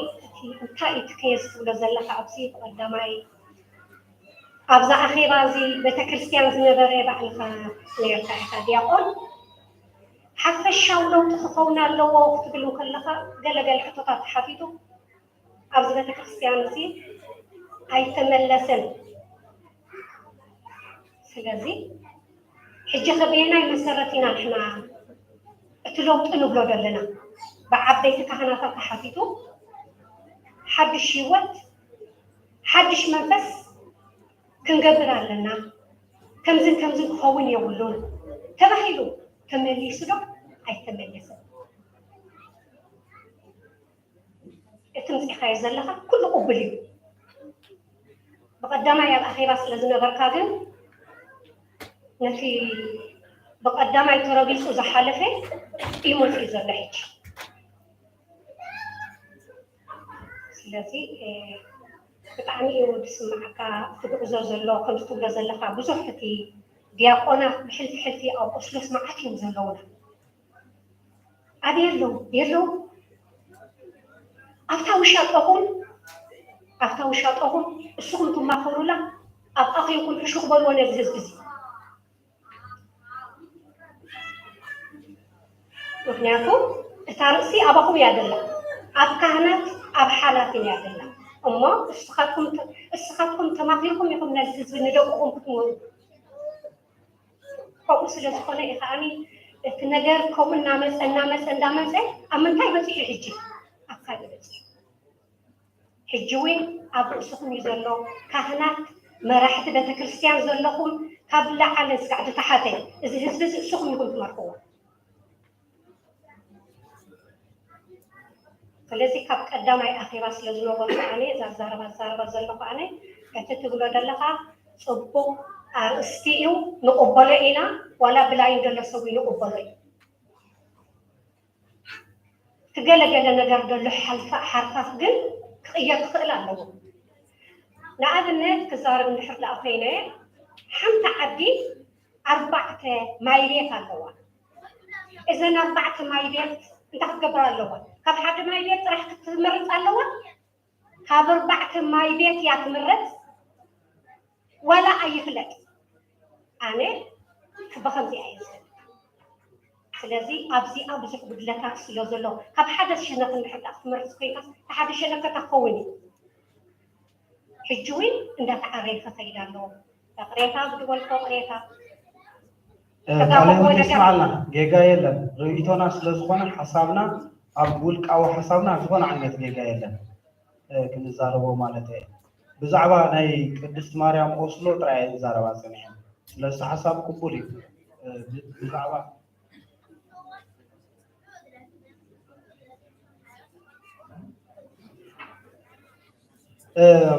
ብደረጃ ናይ ኩሉ ኢና ንዛረብ ዘለና ኣብዚ ኣብ ቀዳማይ ኣኼባ ዝነበረ ዝብላ ዘለዋ ናይ ቤተክርስትያን ኦስሎ ጥራይ ዝነበረ እየን ዝዛረባ ዘለዋ ኣበይ ዝነበረ እዩ ንሕና ዘይተሳተፍናዮ ከይድምልቶም ካልኦት ማለት እየ እቲ ሓሳብን ከዓ ቅቡል እዩ ናይ ውልቂ ርእይቶ ስለ ዝኾነ ንከምኡ ኢና ንዘራረብ ዘለና ማለት እየ ስለዚ ኣብ ቤተክርስትያን በዚ ናተን እየን ዝዛረባ ዘለዋ ኣብ ቤተክርስትያን ነፍሲ ወከፍ ዝኾነ ከምኡ ዓይነት ፀገማት እንተልዩ ንሱ ከይተፈትሐ ክንዓቢ ንኽእልን ኢና ንሱ ክፍታሓልና ኣለዎ እየን ዝብላ ዘለዋ እቲ ሓሳብ ተረዲእና እየን ተሊና ወውሽጢ ቤተክርስትያን ነፍሲ ወከፍ ፍቕርን ደረዓ ዘይሃልዩቶም ኣገልገልቲ ዕብየት ክመፅእ ኣይክእልን እዩ ስለዚ እሱ ክቅየረልና ኣለዎ ዝብል ሓሳብ እዩ ዘሎ ማለት እዩ ብዙሕ ኣኽብሮት ኣለና ኣብቲ ሓሳብ ከምኡ ደሊና ኢና ንዘራረብ ዘለና ኩላትና ማለት እየ ስለዚ ኣብ ንህቦ ርእይቶ ስክፍታ ክሓድረና ኣይግብኡን نغزل زلنا حسابا بزحن تخربيا ما تخاخنا بالمدان ما عاد رأينا لو تخبروا للون ولون ده هلو خلص ويلنا ينهي أبزي أزل هذا كلتف لنا خلا حسابنا نهاب لقنا ثم حسابنا بقى صفوف زغنا مالتي شيء حسابنا بحث إير كنا قربون نفتن ጊዜ መጣን ተባጽሐና በስመ አብ ወወልድ ወመንፈስ ቅዱስ አሐዱ አምላክ አሜን ሓንቲ ክብል ዝኽእል ኣንስቲ ንዓይ ከም ትኾና ትረአኒ ሓደ መዛምራ ኢሉ ክመፅእ ከሎ ኣብ ቤተክርስትያን ሲ መጀመርያስ ናይ ቤተክርስትያን ነገር ኩሉ ክፈልጥ ክኽእል ኣለዎ ከምዚ ሓውና ክብሎ ዝፀንሐ ማለት እዩ ከምቲ ንዓይ ዝርዳእኒ ማለት እዩ ማተ ርእይተ እዩ ፍልጠት ምስ ሕደረ ልቡ ምስ ተቐጥቀጠ ናብ ምዝማር ይኣቱ ማለት እዩ ቅልጥፍ ኢልካ ናብ መዝሙር ጥራሕ ክመሃር ከሎ ግን ኣፍልጦ የብሉን ሰብቲ ካብቲ መዝሙር ቀልጢፍ ይሃድም ማለት እዩ ክልተ ዓመት ድዩ ዓመት ኣገልጊሉ ካብ መዝሙር ይሃድም ግን ትምህርቲ ተተዋሂብዎ ካብ ንእሽቱ ተተኮስኪሱ እንታይ ምዝማር እንታይ ከበሮ ኩሉ ፈሊጡ ናብ ምዝማር እንድሕር ኣትዩ ኣሎ ኣብ ልቡ ሓዲሩሎ ማለት እዩ ሰብቲ ተማሂርካ ክትዝምር ከለካ ተዓብይ ፅልጋይ ሓደ ካልኣይ ከዓ ገዛና ክንከይድ ከለና ከምቲ ሓውና ዲያቆን ስመላሽ ዝበለና ማለት እዩ እቲ ዓባይ ቤተክርስትያን እዚኣ እንድያ ንእሽተ ቤተክርስትያን ከዓ ገዛና ኣለና ማለት እዩ ኣነ ካብቲ ናይ ኣብ ሂወተይ ዘጋጥመኒ ኣብ ዝነበሩ ዝረኽቦ ማለት እዩ እና ገዛና ክንከይድ ከለና ቤት ጸሎት ከፊትና ንእሽተ ንምርከኸላ ንልምነላ ንነባዕልና ንፅልየላ ካብ ቤት ክርስቲያን ተመሊስና ከማል ተንበርኪኽና ንፅልየላ እንትኮይና ዓብይ ፀጋ በረኸት ኣለን ምክንያቱ ቀሊል ኣይኮነን ኣብ ቅድሚ ሰብ ወፂኻ ክትዝምር ቀሊል ኣይኮነን ግን ቤትና ተመሊስና እንድሕር ፀሊና እቲ ተፃብኦ ኩሉ نقطة نخيل مالتي تسألنا تسألنا تسألنا إذا زخول زرعنا زلوا حلفنا كتير زخول نقول إذا حلفته ودت حلفته وتحسبن أنت حرتم بركي إحنا عند حرنا يبينا عند حسنا حلفنا كمان أين دولنا إتهم تسكيمو زلوا حلفنا تمرسنا نوع كنت اللي لهم نبقى مالتي أكون أنا أنا حلفنا زي ويا كم زي درجة زي بقى قبل زي كونكو نتوقع زلوا بس أكا يحاك الصغير دايو نعيك مرحني بيتكسرني زحمة رحيلنا مليسنا نروح نصلي اللي نمبر أو على الدرجة أنا بتحن زيادة أنا أسمعني مهنيات يوري ولا من إثيوبيا دي بسخن عمني مزامرة زبط فتنات بزح تريها مالتيو بناء أرثوذكس بناء أرثوذكس تواهلو درجة خطهم متخلها بصحة بتكرسيانات تريها مزامران كأعنت فتنات أتيبتها سلازي تعانف لازخر مالتيو حانتي تنبركي خنا خنلمن كنصلي صلاه كنفتو بيتنا خيرنا خنصلي كنعطو خنوصل كنصلي بقى عبت نغبر نغرسي بصلاتي صلاه انتلينا كل غزي كل ነገር كنمكتين عبت مزمران زل عن مزمرنا خنصلينا عبت تملالاس ቤተክርስቲያን ዘለ አብ ቤተክርስቲያን ምልብስ خصني عبت قربان ዘለ قربان خصني بحد አላህ ማለት እና ኮምፖይና አኔ ረዳኒ ይስበት الشعراء قال هو تسمعنا كلاتنا خردانا زلو نطب زي ناي ولقي بيت ክርስቲያን ጸገማት አይቆና ነዛረብ ዘለና ህይወት ክርስትናና ቤተ ክርስቲያን ወይካ በክልል ሰበኻ ዘላ ትምህርት ሰንበት ክትዓቢ እንታይ ለውጥታት ክግበረላሎ ወይና ዘለና ነስተውዕለሉ ዝቃል በላይ ሓንቲ ክልል ሰበኻ ቤተ ክርስቲያን ዘለዋ ጸገማ አይቆንኩም ዛረብ ዘሎ ኻነ እዚ መሰረታዊ ነጥብ ክንርድኦ ክንክእል ኣለና ብፍላይ ድማ ኣብዚ ቅድስት ማርያም ኦስሎ ስለ ዘለና ብዛዕባ ቅድስት ማርያም ኦስሎ ዘይንዛረብ ምህላውና ክርዳእኩም ኣለዎ ነዚ ቤተክርስቲያን ዳ ተጠቂምና ኮፊልና ኣለና እምበር ብዛዕባኡ ይኮንና ንዛረብ ዘለና እዚ ክንስምረሉ ክንክእል ኣለና ውልቃዊት ናይ ቤተክርስቲያን ዘረባ ይኮንና ንዛረብ ዘለና በብ ቤተክርስቲያንና ዘለና ክልል ሰበኻ ቤተክርስቲያን ብኸመይ ደቅና ክንኣል ንኽእል ትምሰንበት ከዓብዩሉ ዝኽእል መድረኽ እንታይ እዩ ኢና ንፍልጠት ዘለና ስለዚ ንህቦ ርእቶታት ሓደ ስድራ ቤታዊ ለውጢ ክንገብር ከም ዘለና ንመሃር ኣለና ካልኣይ ነገር ቤት ትምህርቲ ሰንበት ብግቡእ ትምህርቲ ከተዳሉ ከም ዘለዋ ንሰምዕ ኣለና ትምህርቲ ሰንበት ዝመፅእ ሰብ ብግቡእ ኮርሳት ከተዳሉ ከም ዘለኩም ተዋሂብሎ ርእቶ ንሰምዖ ኣለና መዝግብዎ ኮርሳት ክትህቡ ኣለኩም ክሳብ መወዳእታ ዝኸይድ ዘይህቋርፅ ዕብየት ዘምፅእ ፍልጠት ስለ ዝኾነ ኣብ መንጎ ቤተክርስቲያንን ሰበኻ ጉባኤን ዝተዋሃበ ርእቶ እውን ነይሩ ትምህርቲ ሰንበትን ሰበኻ ጉባኤን ትምህርቲ ሰንበትን ሰበኻ ጉባኤን ዝኾነ ትምህርቲ ሰንበት ኣብ ትሕቲ ሰበኻ ጉባኤ ናይታ ቤተክርስቲያን ተፀዋዕነታ ንሰበኻ ጉባኤ እዩ ስለዚ ከም ኩለን ኣካላት ናይ ታ ሰበኻ ጉባኤ እቲ ሰበኻ ጉባኤ ከዓልያ ከም ዘለዎ ሓሳብ ወሲድና ኣለና እቲ ሙልደ ክህነት ድማ ደቆም ምዃኖም ፈሊጦም ከዓልዩና ኣለዎም ዝብል ሓሳብ ንወስድ ኣለና ስለዚ ጀነራላይዝድ ዝኾነ ርእቶ ናይ ኩሉ ንኩሉ መሰረት ናይ ክልል ሰበኻታት ዝካየድ ዘሎ ጉባኤ ኢና ንዛረብ ዘለና ማለት እዩ ብውልቂ ነዛ ቤተክርስቲያን ይመስለና ከየሉ ዋላ ብኦንላይን ንከታተል ዘለና ብዛዕባ ሓንቲ ቤተክርስቲያን እዛ ንጥቀመላ ዘለና ቤተክርስቲያን ዝኾነ ብዛዕባ ዝለዓላ ርእስቲ የለን ንሳ ሓንቲ ካብተን ናይ ንጹሃን ሃገረ ስብከታት ዘለዋ ኣካል እያ ስለዚ ጀነራላይዝድ ዝኾነ ሓፈሻዊ ዝኾነ ርእቶ ኢና ንዘራረብን ንህቦን ዘለና ዋላ ደብረ ሰላም እባ ጥርሃ ኣርያም ቅድስት ማርያም እውን በዚ ክትርድእዎ ይምሕፀነኩም እዚ ዝወሃብ ዘሎ ናባኹም ተቐሊልኩም ከይትወስድዎ ኣይኮነን እዚ ናይ ንኡስ ሃገረ ስብከት ኖርዌይ ክልል ሰበኻታት ቤተክርስቲያናት ብኸመይ ከዓብያ ይኽእላ ዝብል ኣርእስቲ ደኣ እምበር ብዛዕባ ቅድስት ማርያም ኦስሎ ዝምልከት ኣይኮነን ኣብዚ ስለ ዘለና ከምኡ ይመስለና ከይሉ ብሙሉእና ማለት እዩ እዚኣ ከስምረላ ይደሊ ስለዚ ሓሳባትና ንቐፅል ኩላትና ርእቶና ንሃብ በዚ ዘለና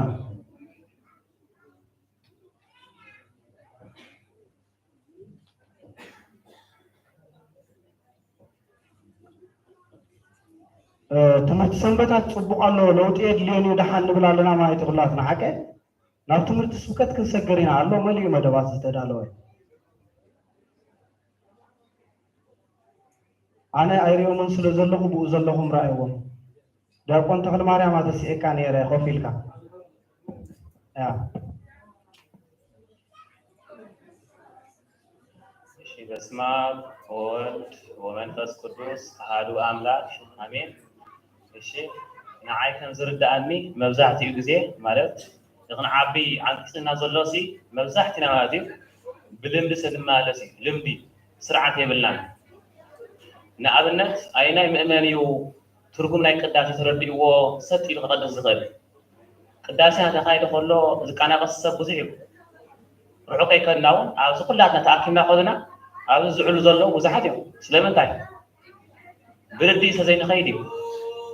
ነዚ ክንገብሮ ተኾይና ከዓ መምሃራን የድልዩና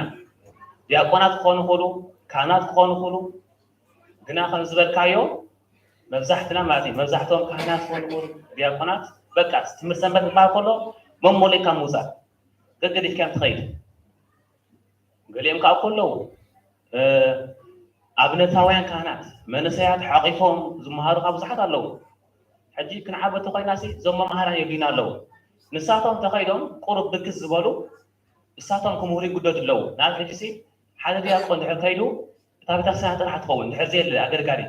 ሽዑ ቁሩብ ብክስ እዩ ዘሎ በቃ ንስኻ መሃርና ብሎ ንሱ ከዓ ክመሃር መፅኡ ከሎስ ተገምፂሎም በቃ መሃሮም ብሎ እቲ ዝመሃር ዘለካ ብዙሕ ኣቅልጠኻ ክሕዛ ይክእል ማለት እዩ ሕጂስ ይርዳእኒ እዩ ኩላትና ቢዚ ኢና ብዙሕ ሰብ ትድብለሉ ኢኻ ስራሕ እንደሞ ኮይኑ ኣለካ ኩሉ እኮ ስራሕ ኣለዎ ኣብዚ መፅና ዘለና እኮ ስራሕ ሰስኣምና ኣይኮነን ብዙሕ ስራሕ ኣለዎ ኩሉ ሰብ ግን ክድሕን ሰብ ዝመፀ እዩ ኩሉ ኣበርክቶ ክገብር ኣለዎ ይብል ብሓፈሻ ክሰጠና ዘለካ እንታይ በቃ መምሃራን የድልዩና ማለት እዩ ክምህሩና ተገዲሶም ክመፁ ከም ዘለዎም ከተባብዑና ብፍላይ ድማ ንኸይንገድፋ እሺ የቐኒለይ ቃለ ሕይወት ይስማዓና ፅቡቕ ርእይቶ ያ እሺ ሃበለይ ማይክሮፎን በዝላ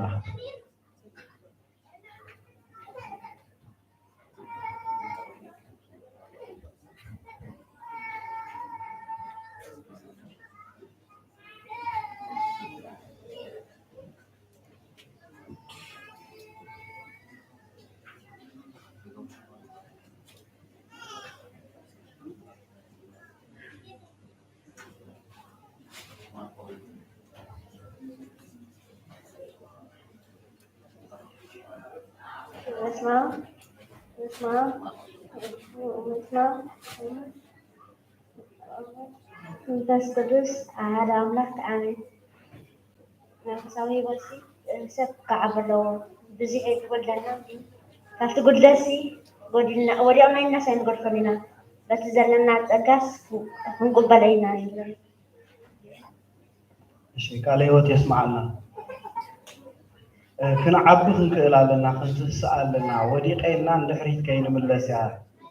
ሓሳብ ትበና ዘላኮ ፅቡቕ ሓሳብ ይብጣዕሚ ክንትስእ ኣለና ክርስትና ህይወት ስጋ መወዳእታ ስለ ዝኾነት ክንትስእ ኣለና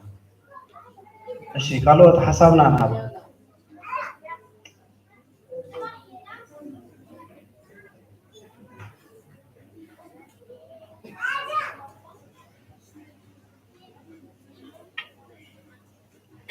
ممكن أنس خمسة تمرت يدخلوا دخلكمش حجي قلب ولا دخلت أفعله قال خاب مرعي تفعله أنت بزي مستحزر لها حجي صراحة مغنيات كونك إني كل جزء سمزين أول حس معلت جزء مني ما حسوتي ولا هلا ونتفس بخال ما قد ولا ترى لا نستغل أنا بنتحجي زماري ملاختي سمعتنا بعد حد على نجاري حجي انتي مثلا انا قل اب بيت ክርስቲያን ናስ ልዕሊ ፍቕሪ ኣምላኽሲ ንቕፅዓት ኣምላኽ ስብኽ ኮይኑ ይስማዓኒ ሕጂ ንሓደ ሰብ ሕማቕ ተጌርካ ሲኦል ክትኣቱ ኢኻ ካብ ክትብሎስ ፅቡቕ እንተጌርካ ገነት ክትኣቱ ኢኻ ክትብሎ ይሓይሽ መስለኒ ሕጂ ከምዚ ምሽ ሰብ ተምፅእ እንዲኻ ናብ ቤተ ክርስቲያን ሕጂ ንኣብነት ሕጂ ኣነስ ማሕዘይ ነይሩ ሓደ ናይ ሕማመይ ማለት እዩ መፅኡ ገና እሱ ምስ በለስ ይስበኽ ነይሩ እቶም ካንሰብ ክነበረስ ኣይትረኣየኒ ኮፍ በል ኢሎም ገና ምስ ኣተውታ ቤተ ክርስቲያን ንኖ ዓብ ስለ ዝኾነ እዮም ገለ ግን ድሓን ወላ ምሳና ክትመሃር ትኽእል ኢኻ ቀዳም ትምህርቲ ኣለና ቀዳም ከዓ መፅኡ ጨጉርካ ክትቆርፅ ኣለካ እሱ መጀመሪያ ግን ተገዳስ ነገር መጀመሪያስ ኣብ ልቡ ናይ ሰብ እዚ ፍቅሪ ኣምላኽ ዘይኣቱ ድሕሪኡ እኮ ባዕሉ ቆርጾ እዩ زين قال يوت يسمعنا اتنحزو ارستاسي نسب زصوع امبر زصوع كيكون اب كل እግዚአብሔር ከም ዝቀጽቅሲ እግዚአብሔር ፍቅር ምዃኑ እንተንምሮ ነትመንሰይ ጽቡቅ እዩ ዝብል ኢተይ በጣም ነቶም መምሃራን ዝኾና ሰባት ከነዳልዎ ዘለና ርእስቲ ከነለለ ከም ዘለና ዘተኩሪ ማለት እዩ قال يوت يسمعنا ማይክሮፎን አበላይ በዚህ አለው أبزي قدمي جزينا أن خدس لزخنا أتوم جوبو زخنا ملأفت خنا حلت نغير سوات سقينا حمزة لنا فلتة لمن تاي سقيلكم نعهم يزملكت تتي مدرخ كنت خفيفة حمزة لا ترايس فلتانا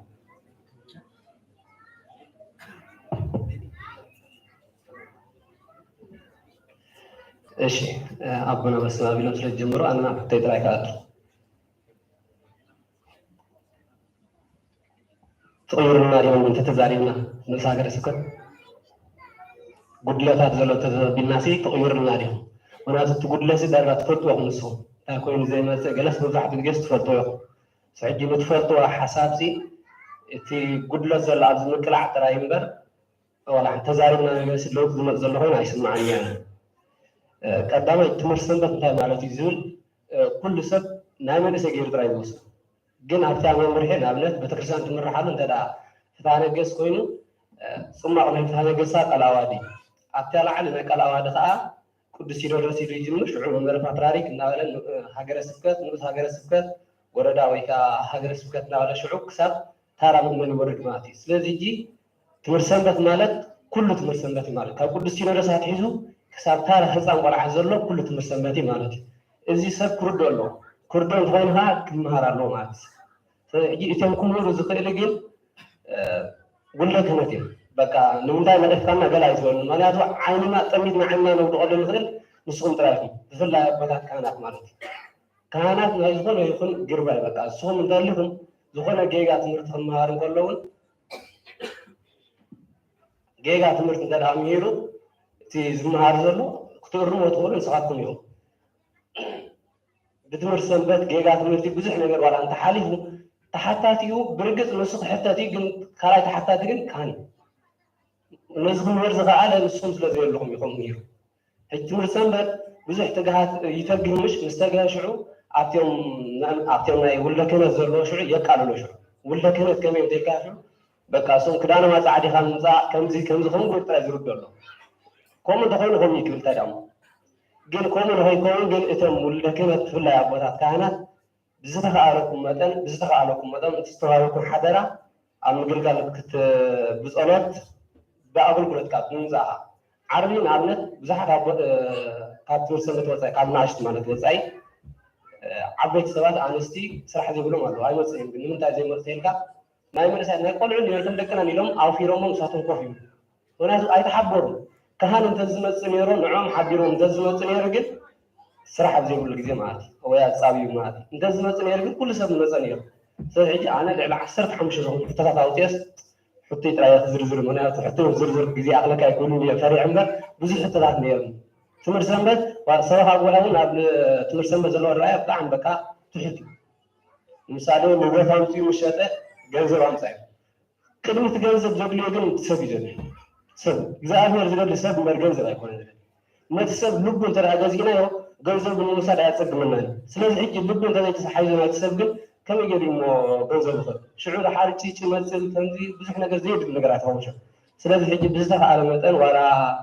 ነቶም ትምህርት ሰንበት ምግዛእ አናብነት ኣብ በዓል ንግደት ክኸውን ከሎ ወይ ከምዚ ኮንፈረንስ ክኸውን ከሎ ገለ ነቶም ትምህርት ሰንበት ተባሂሉ ይንገር እምበር ንዑም ብዙሕ ኣርኣያ ኣይወሃቡን أرى زي وهذا مهنات كا بيدا خبز خمزة لا يقول لي هيك سأجي كاسم عيني تربيهم تم كانت قبل ما تحسكم ترى من على ترى ناس نداري بتاع أشد داري تدفيرو بقى كل سلاس تدفير حجي انت يوم من قبرك وانت حتى مسوق السوق ولا سوق بعضهم من تساوي ونعقل ما أقول من ترى هذا تقول تسائلوا اوريدي تي مداني عالم تسائلوا كهارات كفلوا زمهار زنور نحن تسائلوا وزي معكم تشجع تفاصيلكم سلازي هجي اتم ولدات هنا اتم ولدات هنا بزيتها عليكم معنا المرسال تروحوا سمعها معلال انا بزين يرحي زنور تقول أنا اللي سلستها الجزء عليه تسمع لنا جاز هباون عباس لزخنك كابت صحفون العليا أقدم أنت إليكم غيره نعمل أنا مؤمنة خفتم مؤمنة أبزغ لي مخطط طويل الزمان مالي لو مترايا كونكول زقوايا خبز جمر عسر تغلط عمتي جرزنا سلازي اتهم زقبا عنا سبات عم مدرخ كنوصع لنا لازم مسرت نممصاينا نزارب زلنا حجي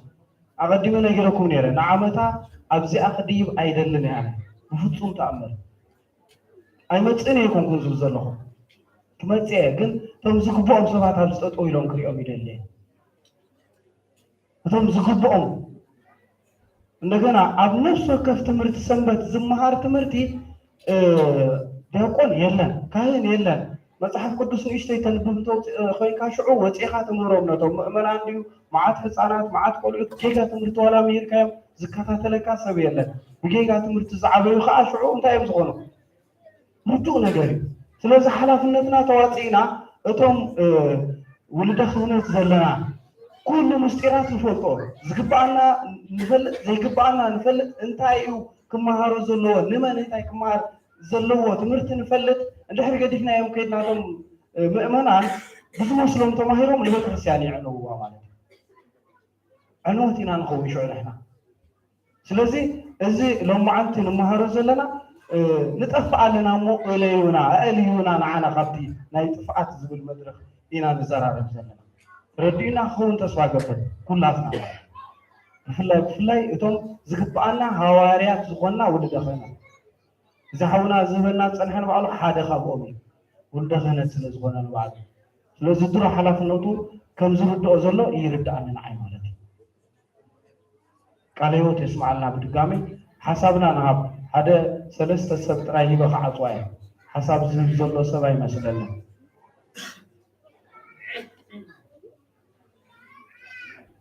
أبز الله هذا هذا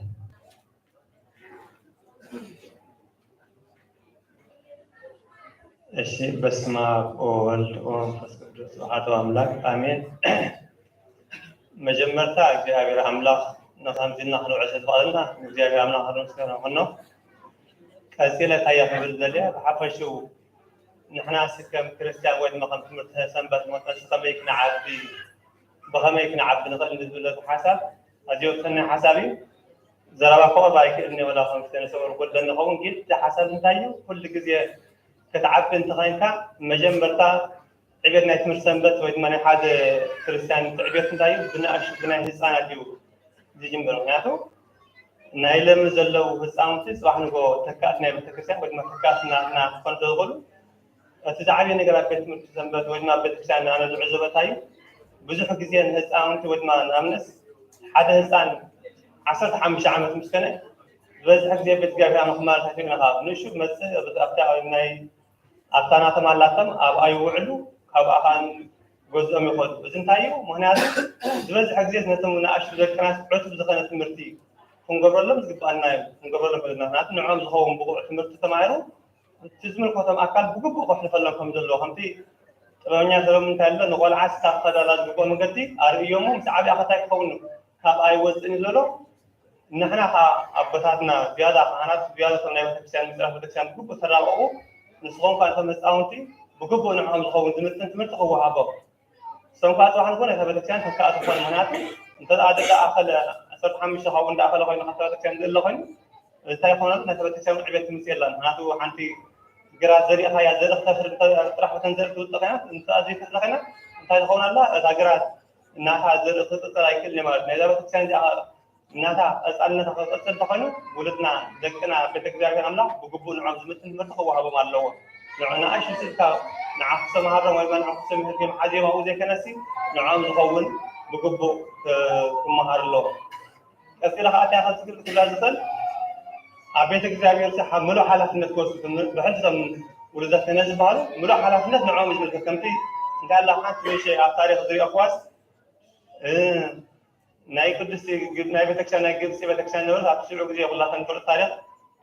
ንፈልጦ ኢና ግን ኣዝዩ ሽግር ተጋጥሞም ሓደ ንቤተክርስቲያን ተዓላ ሓቢብ ጊዮርጊስ ዝበሃል ናይ ሽዑ ዲያቆን ነበረ እንታይ ገብሩ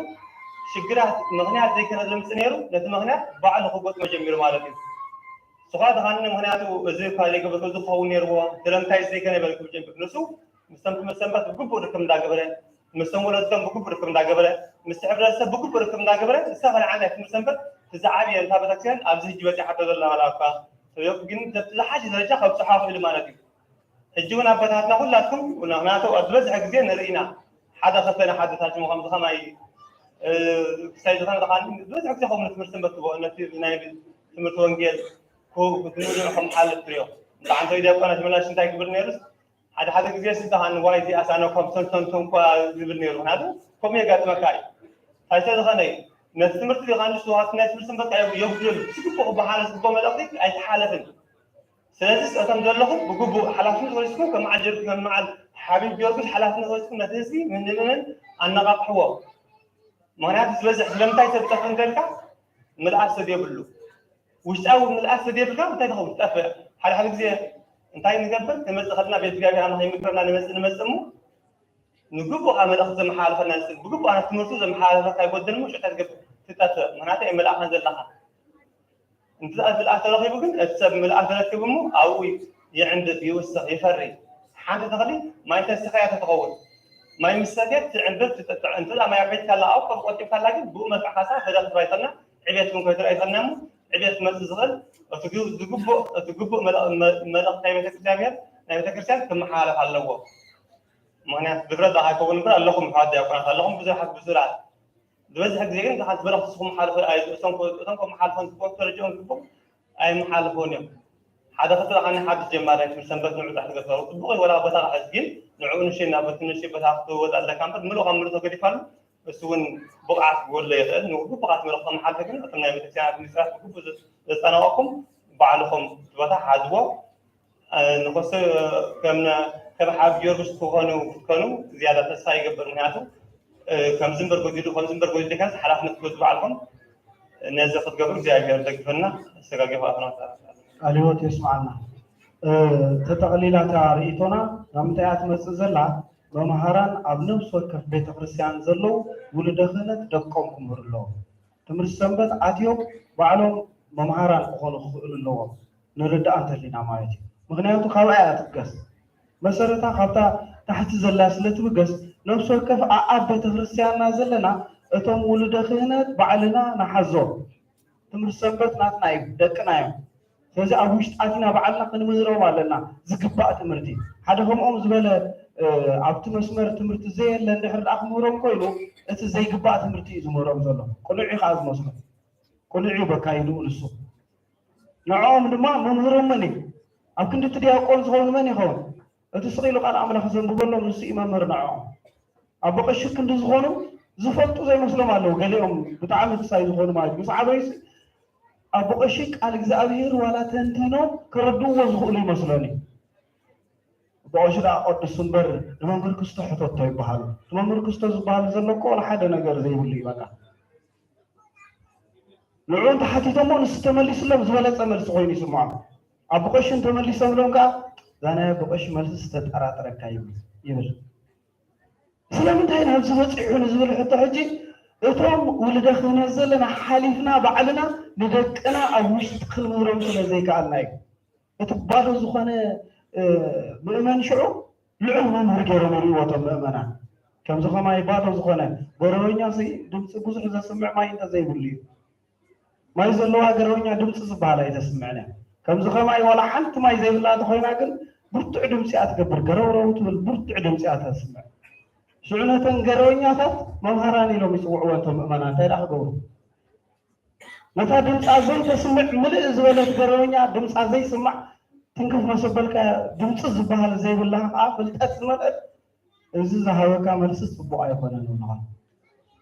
ብሓንሳብ ኣለና እዚ ኩሉ ዕንወት ዝመፅእ ዘሎ እቶም ውልደ ክህነት ሓሊፍና ደቅና ንምሃር ትምህርቲ ሰንበት ናትና እዩ ደቅና ንእለዮም በዓልና ዝግባእ ትምህርቲ ንሃቦም ዝግባእ ምስጢር ይመሃሩ ስለምንታይ ኢና ንምእመናን نخمس خما يقرونا تدخلنا مدرخ قديفنا الله نتابع تقصيان تنتينا نخيف سلنا نمنتاي صباح نقول تاي كتكونه تأخذون صباح نقول قرونا يزبر طرح زلا قرونا طرحن زلا قرونا فاتاتا ስለዚህ ነዞም ጥራሕና ዘለና ገረሮ ንብል ብዙሕ ድምፂ ነስምዕ ገረበኛታት ኣእልዩና መሃሩና ስለምንታይ እዚ ማለት ግን ኣቦይ ቀሺኦም ዝፈልጡ እምበር ድሕሪ ሕጂ ክድብ የብለይን ኣነ ኢልኩም ገዲፍኩም ከዓ ኩልና ከይንጠፍእ ብድሕሪኡ ኣቦይ ቀሺ ንሶም ምሁርና ኣለዎም ተባሂሉ ኣብ ኮንፈረንስ እዚ ምሁረናን ኢልኩም ሽዑ ቤተክርስትያን ከይትዕፆ እዚ ማለት ኣይኮነን እቲ ዝግብኦ ሰብ ኣብ ዝግብኦ መድረክ የምፃእ ኢና ንብል ዘለና ዳ እምበር ብካልእ በቲ ሓደ ከዓ ከይኣትወና ርጉም እንዲ ዝፀልአ ኢና በቲ ሓደ መፅኡ ከዓ ከየዕፅወና ነታ ቤተክርስትያንና ሓደ ኣርሓ ብዕራይሲ ኣርሓ ብዕራይ እንተልይዎን ከብቲ ዋንአን እንተተኣልዩ እቲ ርሓ ብዕራይ እንታይ እዩ ዝገብር በላዕ እንተመፅዎ እንታይ ይገብር እንዳኮለለ ዝሕልወን ይዋጋእ ስጋብ ይማወት እዩ ስጋብ ዝመሉ ዋንኡ እንተልይ ግን ሱቕ ኢሉ እዩ ዝኸይድ ዋናው ሎ ባዕሉ በልዓ ክሕልወሉ እንታይ ገዲስዎ ጓሶት ዘለኹም ይርዳእኩም እዩ ከምኡ እዮም ኣብዑር እንድሕር ዳ ዋንኦም ሃልዩ ኣብ ልቦም ነፊሖም ቀስ ኢሎም እዮም ጣዕነ እንዳበሉ ዝኸዱ እንድሕር ዋናኦም ዘይሃልዩ ግን ንኩለን ነተን ከብቲ እንዳኮለሉ እዮም ዝርዩ በልዓ ከይመፀን ዋና የለን ኢሎም ስለ ዝርድኦም ማለት እዩ ስለዚ እቶም ከምኡ ዘለና ኣብዑር ኢና ማለት እዩ ዋናና ስለ ዝተሰኣና ግን ተናባጊዕ ከይብላዕ ንኮለላ ኣለና እንታይ ዳ ሕጂ ዋና ምስ መፀ ግን በቃ ጥንቅል ልዒት ንድቅስ ማለት እዩ ድሕሪ ዋና ዘይሃልዩ ግን ብዕራይ ምዃንካ ይትረስዕ ማለት እዩ ኮለል እንዳበልካ ማልካ ሓሉ ብዕራይ ምዃንካ ሳይትረስዕ ዳ ረዲኣትና ክትከውን ካብ መልእኽቲ ተስፋ ገብር ሕጂ ናብዞም ኣቦታትና ክሕልፋ እየ ምናልባት በቲ ዘለና ጥራይ ርእቶ ይህብ ፀኒሐ ወለደ ክህነት ዘለና ኣቦታት ሓሳብና ክንህበሉ ክንክእል ኣለና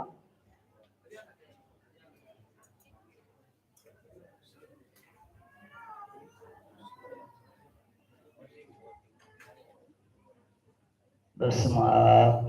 ወወልድ ወመንፈስ ቅዱስ አሐዱ አምላክ አሜን። በክርስቶስ ክርስቶሳውያን በወልድ ውሉዳን መንፈስ ቅዱስ መንፈሳውያን ዝተሰማኹም ከመይ ውዕልኩም ከመይ ፀኒሕኩም ትምህርቲ ከመይ ፀኒሑ ብጣዕሚ እግዚአብሔር ይመስገን ንዝብል ልሳን ዝዓደለና እግዚአብሔር አምላክ ክብሪ ምስጋናን ይብፅሓዮ ኣብዚ ዝወሓለ ቃላት ኣዝዩ ከም መዓር ዝጥዕም ንመፃኢ እውን ኣዝዩ ደገፍ ዝኮን ቃላት ይወይዱ መዘምር ዮናስ ሲና ብላይ ዝገላብጣታ ዘረባ ክእለት ከም ድላይ ተደልዩ ንሶም ተራቀ ይኹን ይብለና ተገሊዩ ከዓ ናብ ባዕሊ መልሳ ናይ ግድን ንሕና ክንምህረሉ ዝግባአና እንታይ እዩ በቲ ዕድመና ኢና ንኸይድ ኣብ ዕድመና ዝነበሮ እዋን ግእዝ ስለ ዝነበረ እቲ ትግርኛ ብዙሕ ስለ ዘይንኽእሎ ዋላ ክንንቆሮ እንተለና እውን ከምዚ ናይ ዝንእስ ወለዶ ጌርና ክነንቆሮ ስለ ዘይንኽእል ንሕና ጥራይ እንታይና ኢና ንግበር ምርቃ ጥራይ ኢና ንምርቅ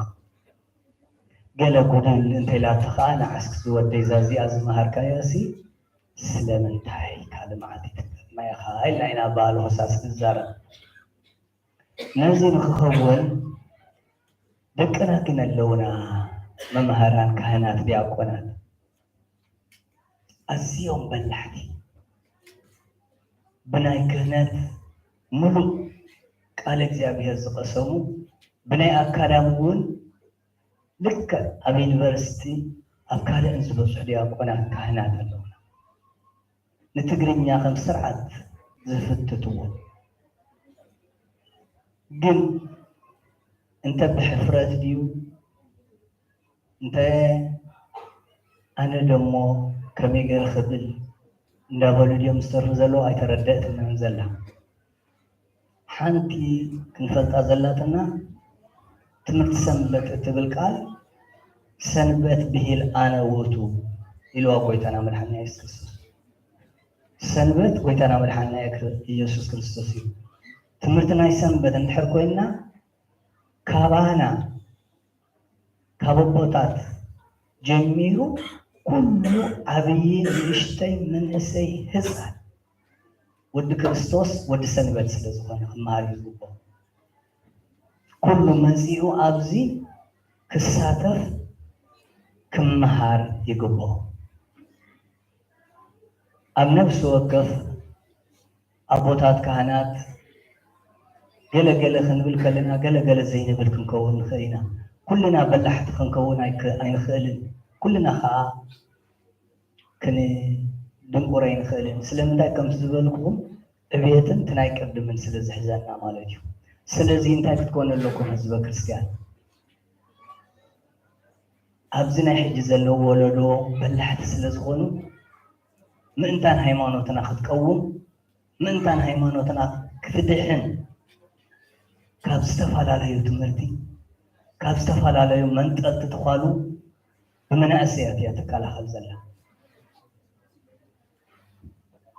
ትምህርቲ ሰንበት ኣዝዮም ትምህርቲ ሰንበት እዮም ዝከላኸሉ ዘላ ካህናት ዲያቆናት 20 ሚእታዊት ኣለዉ ግን ሕጂ ናብ 70 ሚእታዊት ክድይቡ እግዚኣብሔር ኣምላኽ ይሓግዘና በዛ ቃል እዚኣ ሎማዓንቲ ዝወዓለ ክድይቡ ምዃኖም ከዓ ንተኣማመን ኢና ስለዚ ህዝበ እግዚኣብሔር መጻእቲ ክንከውን ይግባአና ካልአይቲ ኣብዚ ትንክፍ ዝብል ዝነበረ ምውሃሃድ የድሊ ኢሎም ኣብ ቤተ ክርስቲያን ኣብ ነብሲ ወከፍ ካብ ሰብኻ ጉባኤ ካብ ካህናት ኣመሓደርቲ ክነወሃሃዶም ይግባአና ትምህርቲ ሰንበት እንታይ ኮይኖም ኣለዉ ምርሓቕ እንታይ ኮይኖም ይዝሕትሉ ኣለዉ እውን ክንፈልጦ ይግባአና ኣብነት ሓንቲ ወይተ ተቐይሳ ነይራ ኣብዚ ዲያቆናት ብዙሓት ኣለዉ ኢሎ ኣብ ነፍሲ ወከፍ ዓዲ ዲያቆናት ብዙሓት ኣለዉ ዘይመፁ ኣለዉ ዝመፁ ኣለዉ ነቶም ዘይመፁ ግን እቶም ትምህርቲ ሰንበትን እቶም ምስኦም ዘለዉ ዲያቆናትን ካህናትን ኮይኖም እዮም ዝሓትዎ እንታይ እዩ ዳ ዘትርፈካ ዘሎ ዝሓወይ እንታይ እዩ ዘትርፈካ ዘሎ ዝሓተይ መዘምራን እናበልካ ይዝሕተ እንታይ እዩ ዘትርፎም ዘሎ ተረዲኡ ከዓ ናብኡ ክምለስ ከም ዘለዎ ይግበር ስለዚ ኩልና ጊደ ክንገብር ኣቦታት ዘለና ዲያቆናት ካህናት ዘለና ዝያዳ ከዓ ማሕደርቲ ሰብካ ጉባኤ ዝያዳ ልዕሊ ፀፍሒ ሒዝኩም ዘለኹም ቤተ ክህነት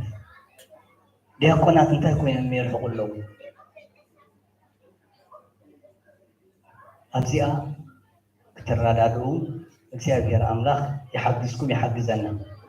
ዲያቆናት ደቅና እውን ክትህልው ትብሉ ቁርበት ሕርሕርኩም ዘለኹም ቅድስት ቤተ ክርስቲያን እኮ ኣዶና እያ ሎሚ ምሳኣ ፅባሕ ምሳኣ مستولدنا ناب أمسينا تتمقنا كن مرعق الكيدنا أسر كن موت كلنا والباعينا نخي نايسة بايكونت أبيك أشي قلي أخوري مني أمك خيد ديقون أقل أخوريني خيد مزمر أقل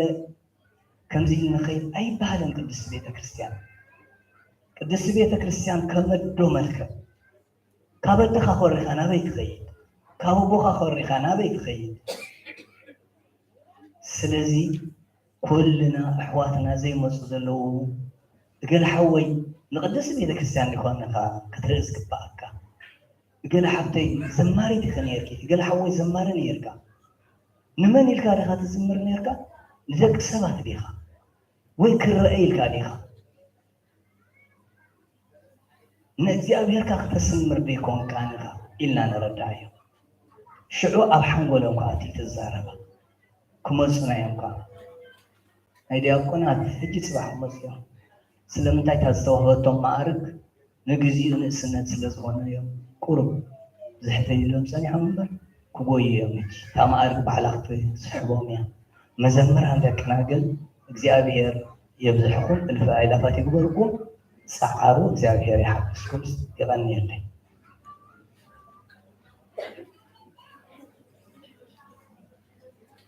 ቃለ ሕይወት የስማዓልና ነቦና ቃለ ሪእቶ እንተዚሃሊና ክንወደይና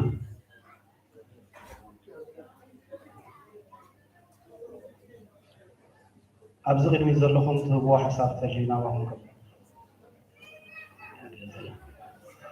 በስመ አብ ወወልድ ወመንፈስ ቅዱስ አሐዱ አምላክ አሜን። እግዚአብሔር አምላክ ጉባኤና ይባርክ፣ ጉባኤና ድማ ይቋጻጸር። ኣነ ክሓተ ደልየ ዘለኹ ሕቶ ነቶም ሰባኺ ጉባኤ ብግቡእ ስራሕኩም ትሰርሑ ኣለኹም ዲኹም? ቀዳማይ ሕቶ ሰባኺ ጉባኤ ግቡእ ስራሕኩም ትሰርሑ ኣለኹም ዲኹም? ርክብ ምስተን ታሕተወት ቤት ትምህርቲ ሰንበታት ርክብ ኣለኩም ዶ? ፀገማቶም ክትፈትሑ ትፅዕሩ ዶ? ኤለሲ ታሪክ ናይ ኤለ እንድሕር ወሲድና ፀገማት ናይ ገዙ ናይ ቤተ ክርስቲያን ስለ ዘይፈትሐት ስድርኡ ንሱን እግዚአብሔር አምላክ ኣብዚ ግዜ ወሲዶ ስለዚ ቀንድ መሰረት ሰባኺ ጉባኤ ይሰርሑ ኣለዉ ድዮም? ኣብተን ታሕተወት ኣካላት ህዝቢ ዘይመፅእ ንቤተ ክርስቲያን ቤት ትምህርቲ ሰንበት ስለምንታይ ይጠፍኡ ኣለዉ ኢሎም ሓቲቶም ይፈልጡ ዶ? ነቶም ታሕተወት ኣካል ሓቲትኩም ትፈልጡ ዶ?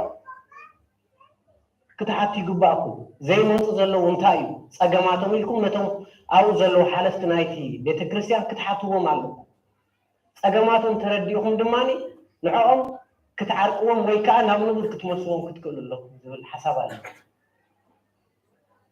ስለዚ እንድሕር ንስኹም እንተዘይበርቲዕኹም እንድሕር ንስኹም እንተዘይ ተሓላፍነት እንድሕር ዳ ተዘይተሸኪምኩሞ ግደፍሎም ካልእ ኣመሓላልፍዎ ዝፅዕሩ እግዚኣብሔር ድማኒ ፃዕረኛ ሰብ እዩ ዝፈቱ። ብዙሓት ይፈልጥ እየ ቁስልኹም ሓሚኹም ከም ዘለኹም ሓባ ቁስሊ ሓባ ፈውሲ ይበሃል። እዚ ዕድል እዚ ተዋሂብና ከለኹ ቁስልኹም ክትዛረቡ ይግባእኩም። ፍታሕ እንታይ ክኸውን ኣለዎ ኢልኩም ክትዛረቡ ይግባእኩም። ብዙሓት ቤተክርስትያት ኣለዋ ዝተዓፅዋ ስለምንታይ? ሰባኺ ጉባኤ ነዚአን ተቆፃፂርዎ ይፈልጥ ዶ? ሓቲቱሎም ይፈልጥ ዶ? ኣይፈልጥን። ስለምንታይ? መጀመርያ ንነብስኹም ሕተቱ። እዚ ዘሎ ህዝቢ ብሓንቲ መዓልቲ ክምለስ ይኽእል እየ ርግፀኛ እዩ። ኣብቲ ቤተ ክርስቲያን ዘሎ ሽግር እንድሕር ዳኣ ተመሓይሹ ኣብ ዘሎ ህዝቢ ብሓንቲ ሰንበት ክምለስ ይኽእል እዩ። ካልአይቲ ኣቦታት ካህናት እቶም ቤት ትምህርቲ ሰንበት ስለምንታይ ይኸዱ ኣለዉ ዝብል ሕቶ ኣቦታት ካህናት ምስ ስድሮኦም እንዳተረዳዳእኹም ክትመልስዎም ትኽእሉ ኢኹም። ምስ ስድሮኦም ዘለኩም ርክብ ደቁኹም ስለምንታይ ይድሕር ኣለዉ ስለምንታይ ይሃድሙ ኣለዉ ኢልኩም ንስድሮኦም እንዳጎስጎስኩም ንስድሮኦም ብፃዕሪ ናብ ቤተ ክርስቲያን ክትመልስዎም ትኽእሉ ኢኹም። ናይ ሎሚ ትምህርቲ ሰንበት ናይ ፅባሕ ጳጳስ ናይ ፅባሕ ካህን ናይ ፅባሕ ዲያቆን እዩ። ኩሎም ዲያቆናት ዝነብሩ ቤት ትምህርቲ ሰንበት እዩ። ስለዚ ቤት ትምህርቲ ሰንበት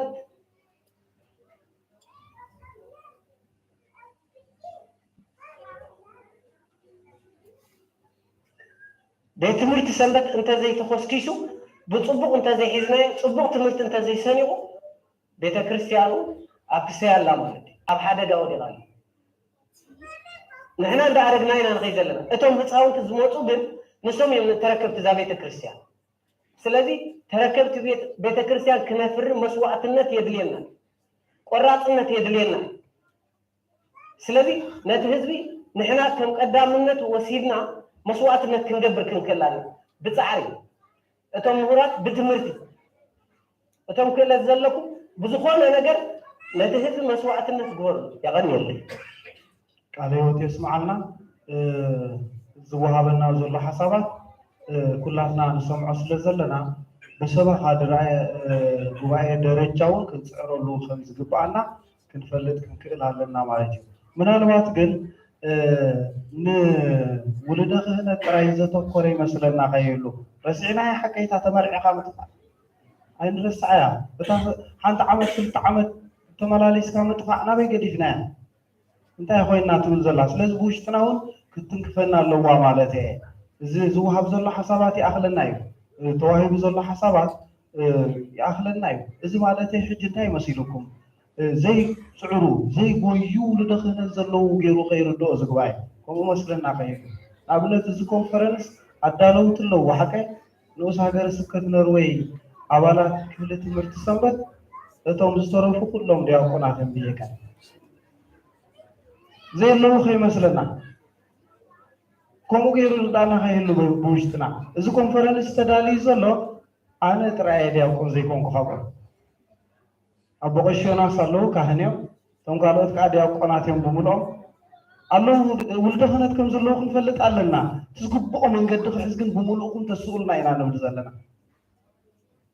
ليتم اسمعت كل جزء بيت غرسان مسيحات رهبهم كلهم الله تقولات بقى عارفهم زي فوق يا قنات قلنا بينهم قولوا له كلاتكم بحساب تلعلكم مهارونا إلى نول زلنا بر زي لو جيرو خير دانا الله كم نقول سكان مشت دقوم زعلي خانات الله سلام لا مرا زلنا مالته ግን ኩላትና ብሓባር ንኽንድገስ እቲ ሓሳብ ዝበፅእ ዘሎ እቶም መምህራን ናይ ቤተ ክርስቲያን ዝኾንኩም ሃዋርያት ኣቦታትና ብሓባር ተላዒልኩም መሃሩና እዩ ዝብል ዘሎ እቲ መድረክ ደኣ እምበር ዘየለው ዲቁና ዘይብሎም ጥራይ ዝእለ ዘሎ ከይመስለና እቲ መድረክ ከምኡ ኣይኮነን እዚ ኮንፈረንስ ናይ ኖርዌይ ንኣብነት ነግረኩም ኣለኹ ዲያቆናትን ካህናትን ዝኣልይዎ ደኣ እምበር نبينو مأمنا تراي زعلوا غيرو غير دعنا كما يكونن مالته استوغو ديا قنات كهم زلو فلت علنا استوغو بوتات كم زلونا فلت علنا አጋጣሚ ኮይኑ እድለኛታት ስለዝኾንና ብፁዕ አቦና ኣብ ማእከልና ኣለዉ ሓቀ ኣብዚ ጉባኤስ ብፁዕ አቦና ጳጳስ ኣለዉ ማእከልና እድለኛታት ኢና እግዚአብሔር ዝተመስገነ ይኹን ስለዚ ካብቲ ዝለዓለ ፀፍሒ ስጋብ ዝተሓተ ዘለዉ ሰብ ማዓርግ ዘለውዎ ኣቦታት ኢና ንዛረብ ዘለና ተተጋግኻ ዝዕርዩኻ ኣቦታት ዘለውዎ ኢና ንዛረብ ዘለና ለውጢ ክመፅእ ከም ዝኽእል ፈሊጥና ኢና ንዛረብ ዘለና ማለት እዩ ነዚ ዝሃበና እግዚአብሔር ምስጋና ይኹን እቲ ካልእ ዕድለኛታት ዝኾናዮ ድማ ብፁዕ ኣቦና ካብታ ሕፃንነቶም ኣብ ትምህርቲ ሰንበት ዝዓበየ ስጋብታ ላዕለወይቲ ማዓርገ ጵጵስና በፂሖም ኣለዉ ስለዚ እዚ ክርዳእና ክኽእል ኣለዎ ፍቅሪ ናይ ትምህርቲ ሰንበት ዘለዎም ኣቦታት ኣለውና ከም መጀመርያ ምሂሮም ተማሂሮም ትምህርቲ ሰንበት ኮይኖም ስጋብ ላዕሊ ኩሉ ማዕርጋት ዝበፅሕዎ ዘየለዉ ከይመስለና ከምዚ መድረክ ክመሓላለፍ ከሎ ንህቦ ዘለና ርእቶ ለውጢ ክመፀና ካብ ዘለናዮ ንላዕሊ ክንዓቢ ዝበሃል ዘሎ እምበር ከምዚ ፍሉይ ዝበለ ዝተገለለ ገይሩ ከይርዳእና ከምኡ ይኮነን ካብቲ ላዕሊ ጀሚርና ኣብቲ ላዕሊ ዘለዉ ብፁዓን ኣቦታትና ናይ ትምህርቲ ሰንበት ተሓለቕቲ መምህራን መሃርቲ ተማሃርቲ ኮይኖም ንላዕሊ ዝበፅሖም መብዛሕትኦም ማለት እዩ ሎሚ ድማ ኣብዚ መንጎና ዘለዉ ብፁዕ ኣቦና ኣቡነ ጳውሎስ ምሳና ዘለዉ ካብ ትምህርቲ ሰንበት ካብ ታሕቲ ትሒዞም ምሳና ስጋፍ ሕጂ ካብዚ ጉባኤና ዘይተፈልዩና ኣቦና እያ እግዚኣብሔር ምስጋና ይኹኖ ብዕድመን ብጥዕናን ከዓ ይሃልወልና ካብዚ ጉባኤ ተፈልዮም ዘይፈልጡ ዲያቆናት እውን ኣለውና ጀሚሩ ስጋብ 12 ዓመት ገይሩ ዝሓቀ እዚ ጉባኤ 12 ዓመት ኣብዛ ጉባኤ ዘለዉ ዲያቆናት ከዓ ኣለውና ዘይተፈልዩ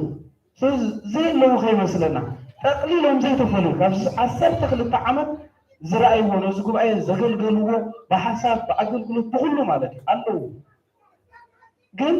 ኩላትካ እንድሕር ደኣ ብሓንሳብ ተበጊስካ ኢኻ ለውጢ ተምፅእ ስለዚ ብኩሉ ሙልኣት ብዘለዎ ንክንብገስ ብትምህርቲ ሰንበት ነፍሲ ወከፍ ቤተክርስትያን ንክንዓቢ እቶም ዝፈለጥና መሲሉና መድረካት ንዕዞ ዘለና መታን ክንፈልጥ ኣፍሉጡና ኣዝብል ዕልተ እዩ ዝመፅእ ዘሎ ስለዚ ነፍሲ ወከፍና ኩላትና ኣብ ነፍሲ ወከፍ ቤተክርስትያን ዘለና ውሉደ ክህነት ትምህርቲ ሰንበትና እንታይ ይመሃሩ ኣለዉ ባዕልና ሓላፍነት ክንወስድ ግዴታ ከም ዘለና እዩ እቲ መድረክ ዝመሓላለፈልና ዘሎ ነዚ ኣጠቃልል ኣቢሎም እውን ብፁዕ ኣቦና ትምህርቲ ክህቡና እዮም ናብኡ ከሕልፈኩም እየ ግን ኣብ መንጎ መዕረፊ ዝኾነና መዝሙር ናብ ጉባኤ መዝሙር ካብ ጉባኤ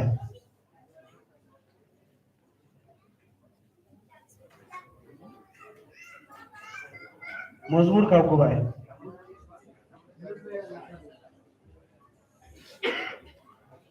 አራይ ኩላትና ማዕረፍ ኮነና ሓፊልና እንተ ዘሚርና ቶም ዝደኸምና ንሓንኮፍ ንበል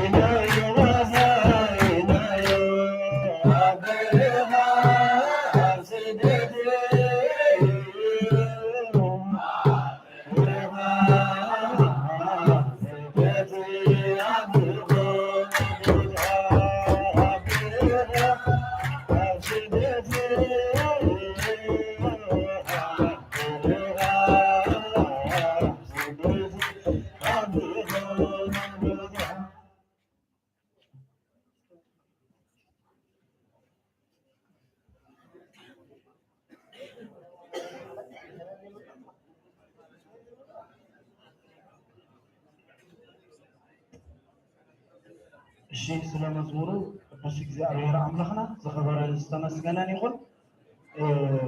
ናብ ቦና ካሕልፈኩም እየ ብፁዕ ኣቦና ንዝህቡና ትምህርቲ ኩላትና ብፅሞና ንከታተሎ አንተ ወይ ተባሂልና ነርና ኣብ ውሽጢ ቤተክርስትያን ከም ዘለና ኣይንረሳን ኣብ ውሽጢ ቤተክርስትያን እንተሊኻ እንታይ ክትገብር ኣለካ ሰላም ኣለና ኣብ ዝኾነ ማንም ኣዳራሽ ኣይኮናን ዘለና እስኪ ድምፂ ዘይብሉ ሱቕ ንበል ኩላትና ንሓንቲ ደቂቕ ዋላ ሓንቲ ሰከንድ ድሓን ዝኾነ ዓይነት ድምፂ ዘይብላ ዝኾነ ድምፂ ዘይብላ እየ ዘለኹ እኳ ሱቕ ንበል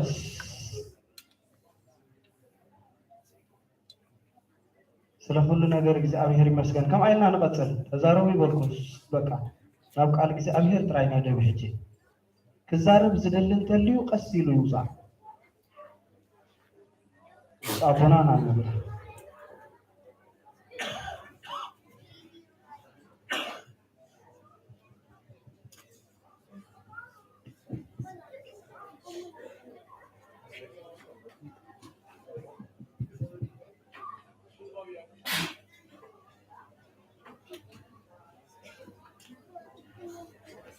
በስመ አብ ወወልድ ወመንፈስ ቅዱስ አሐዱ አምላክ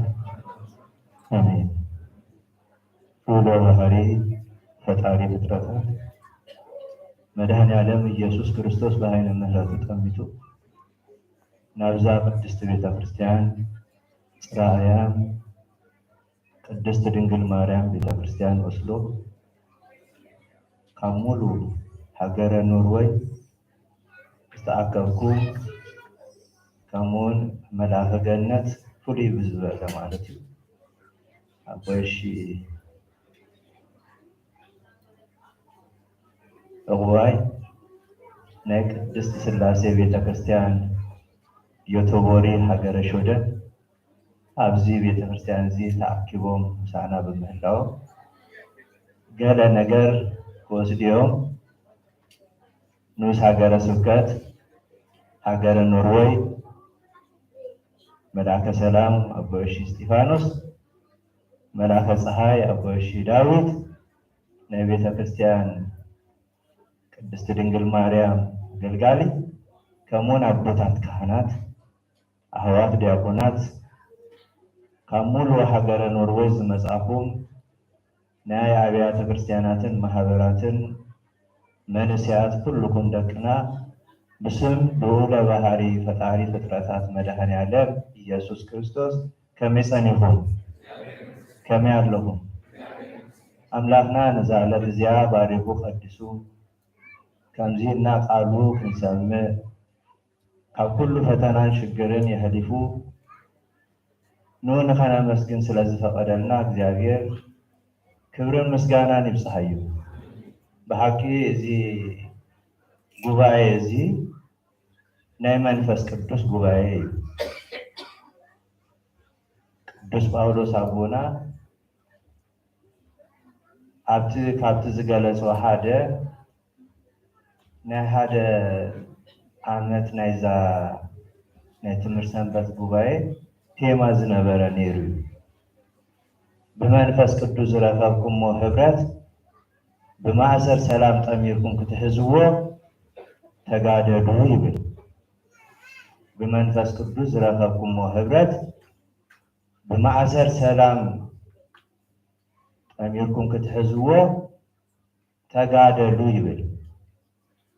ንሕና እንታይ ንግበር እዘን 12 ዓመታት ናይዚ ምእካብና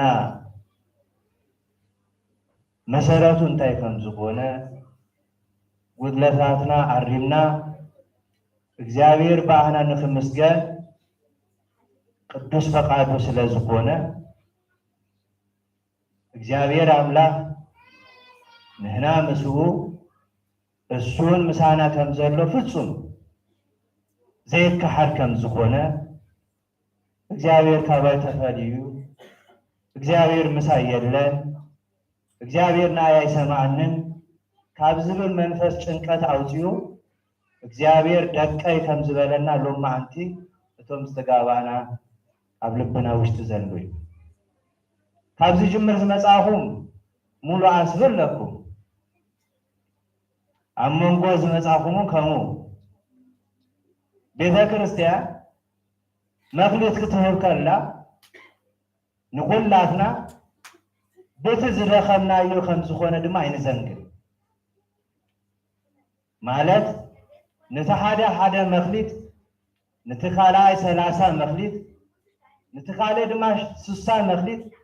ነቲ ሓደ ናይ መወዳእታ ድማ 100 መክሊት ይህብዎ ስለዚ እዚ ዓመት መፀ ዝግበር ዘሎ ጉባኤ ናይ ትምህርቲ ሰንበት እስከ ንዝመፀ ዓመት ኣነ ሓንቲ ቃል ክዛረሞኒ ብድሕሪኡ ቃል ክኣተውኩሞ ብድሕሪኡ ንትምህርቲ ክኸይድ ተሓሙዶ ሓሚምኩም ካብ ትምህርትኩም ዝተረፍኩም እስከኢልኩም ሓፍ ኣቢሉ ካብ ስራሕኩም ሓሚምኩም ካብ ስራሕኩም ዝተረፍኩም ካብ ትምህርትኩም ዝተረፍኩም ብዙ ህዝቢ ኢና ዘለና ዝርኢ ዘለኹ ዓደው ግን ውሕዳት እዮም ሓፍ ኣቢሉ ኢልኩም እራይ እግዚአብሔር አምላክ ክብሩ ምስጋናን ይብፅሕ እዩ እዚ ናይ ስጋ ሕማምኩም እዩ ፈቲኹም ዘይኮንስ ከይፈተኹም ሓሚም የለኹ ኢልኩም ትተርፉ ኢኹም ሓቀ ብነፍሲ ዝሓመመ ሰብ ዓመት መፀት ንዛ ጉባኤ እዚኣ ክንሳተፋ ገሌና ስራሕ ኮይና ንብል ናይ ዓመት መደብ እንተነውፅኦ ኣብቲ ናይ ዕረፍትና ኣብኡ ክነእትዎ ይግባአና ነየነይቲ ንዛ ዕለት እዚኣ እዛ ዕለት እዚኣ ክሳተፍ ኣለኒ ንብል እስከ ኢልክና ሓፍ ነብል ካብዚ ጅመር ክሳብ ዝውዳእ ሙሉእ ኣስቡ ካብ እግዚአብሔር ክትቅበሉ ንዝመፅእ ዓመት ንከብፅሓና መን ዘብፅሓና እግዚአብሔር ካብ ኮነ እስከ ኢልኩም ሓፍ ኣቢሉ ብምሉእ ልብኩም ኣነ ተጠራጢሩ ዝልመን እግዚአብሔር ኣይህቦን እዩ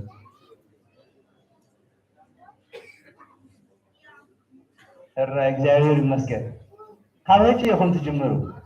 ኣብዛ ሃገር እዚኣ ከምዚ ዝፈልጦ ኣነ ብመደብ እዮም ዝኸዱ ዓመታዊ ዕረፍትኩም ኣበና ይሕሸኩም ይብሉ ገሊኦም ሰራት ኣብ ስራሕኩም ሓቀ እግዚአብሔር እንታይ ሂቡኩም ድማ እዩ ኣብዛ ዓለም እዚኣ ናይ ምንባርና ትርጉም እግዚአብሔር እንታይ ገይሩና ጥራይ ሎማ ኣንቲ ክእመን ኣለና ኣብ ቅድሚ እግዚአብሔር ኣቦይ ፅባሕ ናተይ ኣይኮነት ሎማ ኣንቲ ዝዓከብክዋ ገንዘብ ፅባሕ ናተይ ከም ዘይኮነት ኩላትኩም ትፈልጡ ኢኹም ሎማ ኣንቲ ዝዓከብክዎ ፅድቂ ግን ፅባሕ ናተይ እዩ ናትኩም እዩ ናይ ኩላትና እዩ ስለዚ እዚ ጉባኤ እዚ መንእሰያት ደቅና ከምቲ ዝጀመርዎ ክሳብ መወዳእታ ብኡ ክሳብ ዕለተ ሞቶም ኣቦታትና ካህናት ርኢኹሞም ዶ ኣብዚ ዘሎ ዝበዝሑ ኣቦታትና ገለ ሂደት ጥራዮም ኣብ ቤት ዘለዉ እቲ ዝበዝሐ እንታይ መንእሰይ ኣብ ዓድና ዘሎ ኣቦታትና 89 ዓመት ገይሮም ንሳቶም ኣብቲ ቤት ጥምቀት እንተኸልኩም መፅሓፈ ጥምቀት ሒዞም ዝደግሙ መን እዮም እቶም 90 ዓመት ዘለዉ 80 ዓመት ዘለዉ ኣቦታት እዮም ኣብ ቤተ ክርስቲያን መፂኹም ስብሓተ ፍቁር ኣብ ዝበፅሓሉ ግዜ እቶም ሕዱራት ኣገልገልቲ ኣይኮኑን ኣብኡ ጠጠው ኢሎም ዝርከቡ ኣረጋውያን ኣቦታትና መሪቆም ናብ እግዚአብሔር ዘብፅሑ እዮም ክሳብ ዕለቶም ሞቶም ድማ መሓሌት ኣብ ዘለሉ ግዜ ድማ ንእግዚአብሔር ኣምላክ ብመሓሌት ከም ዝረኽብዎ ኣሚኖም የመስግንዎ እዮም ክሳብ መዓስ ክሳብ ዕለተ ሞቶም መን እዮም እዚኦም ተተባሂሉ ናይ እግዚአብሔር ኣገልገልቲ እዮም ንሕና ኸ ናይ መን ኣገልገልቲ ክንከውን ንደሊ ናይ ዓለም ዶ ናይ እግዚአብሔር ትምህርቲ ሰንበት ተማህሮ ደቅና ቀደም አብዛ ቤተክርስቲያን ወስሎ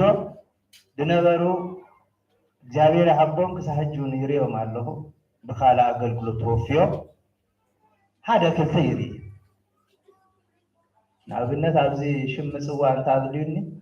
ዮሃንስ ኣሎ ጆን ቀደም ኣብዚ ኣብ ቤተክርስቲያን ኮይኑ ክዝምር ከሎ ሕጂ ደቁ ኣብ ፅቡቅ ኣውፅሑ ደቂ ደቁ ዝረአየ ኣብዚ ድማ ኣሎ ሕጂ እንታይ ክብል ስለ ዝደለኹ እንተተባሂሉ ዋላ እኳ ኣብዛ ኣውደ ምህረት ወፂኡ ይዝምር ዶ ኣይዝምርን ኣብ ጎየሽዳዊ ዝያደ ይፈልጥዮ እንተኾነ ግን ኣብዚያ ቤተክርስቲያን ዝያደ ሕጂ እውን ኣብ ቤተክርስቲያን መዘምራን ዝነበርኩም ናይ ቀደም ዓበይቲ መዘምራን ተባሂልኩም ሰብ ሓዳርን ጓላ ንእግዚአብሔር ምምስጋን ጽድቅ ድዩ ኃጢአት ንአምላክ ምዝማር ዓበይቲ ንኣሽቱ ይብል ድዩ ምፍልላይ ኣለዎ ድዩ የብሉን ከምዘይብሉ ኣሚንኩም ክተገልግሉ ኣለኩም ናይ መጀመርታ እዚኣ ኣነም ቤተይን ንእግዚአብሔር ኢና ነመስግን ይብል ስለዚህ ዝሓለፈ ዓመታት ንቤተ ክርስቲያን ብዙ ተስፋ ዝነበረኩም አገልገልቲ ቦታት ካህናት አገልገልቲ ቤተ እግዚአብሔር ዲያቆናት ካብ ፍቅሪ ቤተ ክርስቲያን ካብ ፍቅሪ ቤት ትምህርት ሰንበትኩም ፈሊኩም ዘሎ እንታይ ከም ዝኮንኩም መርምርዎ ናይ እግዚአብሔር እንተዘይኮኑ ካባኩም አርሕቁዎ ብካልእ ከገልግሉ ንእግዚአብሔር አምላክ እንተበልኩም ወንም አይትረክብዎ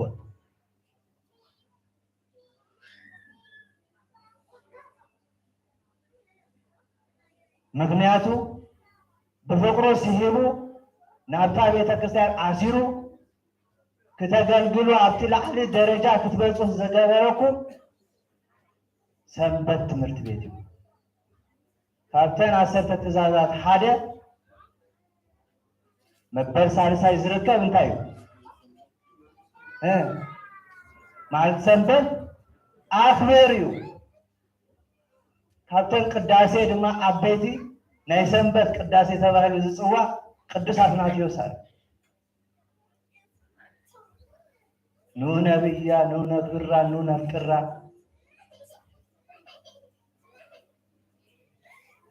ኑ ንወድሳ እንተ ይህ ሰንበተ ክርስቲያን ናይ ክርስቲያን ሰንበት ዝኮነት ካብ ኮነት ቤተ ክርስቲያን ቅዱስ ሲኖዶስ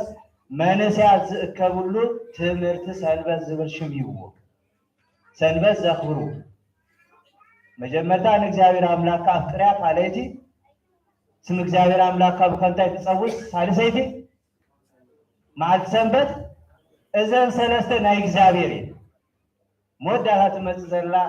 ኣቦኻን ኣዴኻን ኣክብር ዝብል ነቡ ዘኽብር ነድዩ ዘፍቅር መን እዩ እንተተባሃለ ኣብ ቤተ ክርስቲያን መጽኡ ዝመሃር እዩ ከምዚ ዓይነት ውሉድ እዩ ኣብ ስደትና ዘብለየና እግዚአብሔር ምሳና አሉ ስለዚህ መዓልቲ ሰንበት ንእግዚአብሔር ኣክብር ካብ ተባሃለ ኩላትና ቤተ ክህነትና ኩኑ ዲያቆናት ይኹን መዘምራን ይኹን ናይዚ ፍረ ምንጭ እዩ ስለዚህ ቤተ ክርስቲያንና ቅዱስ ሲኖዶስ ኦርቶዶክስ ተዋሕዶ ቤተ ክርስቲያን ኤርትራ ካብ ደግሞ ዘይወፀ ካብ ቀኑኑ ካብ ስርዓቱ ዘይወፀ በህግን ስርዓትን ዝመላለስ መንእሰይ የድልዩ ብምባል ቡ ድማ እዚ ናይ መንእሰያት ጉባኤ ክግበር ቅዱስ ቤተ ክርስቲያን ንኩለን ተዘኻኽር እያ ስለዚ እዚ ጉባኤኹ ሲኖዶስ ብምልዓት ኣብዚ ምሳኻትኩም ኣሎ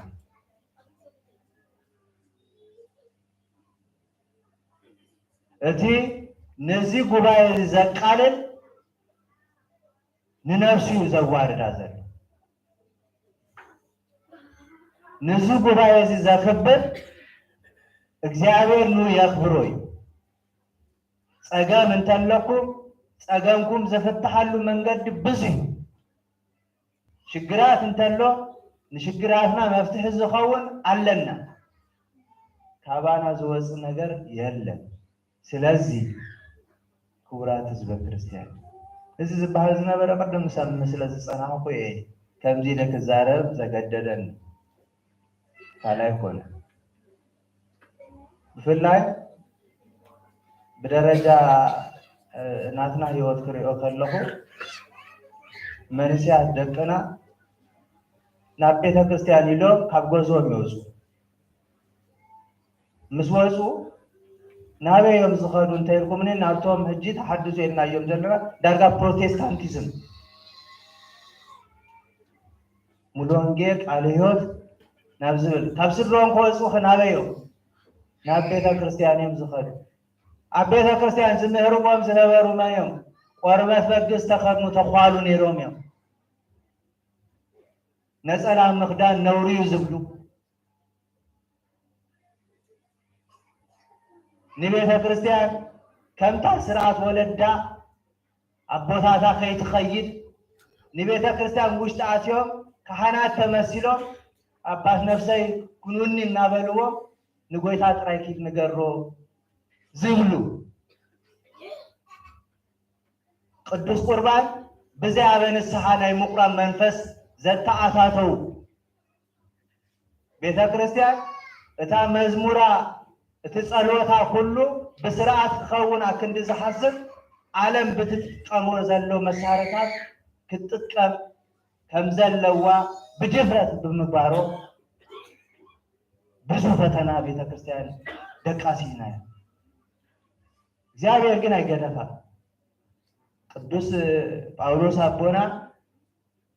ንሰብ ቆሮንቶስ ካብ ዝነገሮም ቃል በዋጋ ይኹም ተዓዲኩም ይብል። ብምንታይ ተዓዲኩም? እንታይ ትዋጋና? ካብ ሰማያት ሰማያት ሙራዱ ካብ ኣዴና ቅድስተ ቅዱሳን ድንግል ማርያም ካብ ስጋዓ ስጋ ካብ ነፍሳ ነፍስ ተዋሂዱ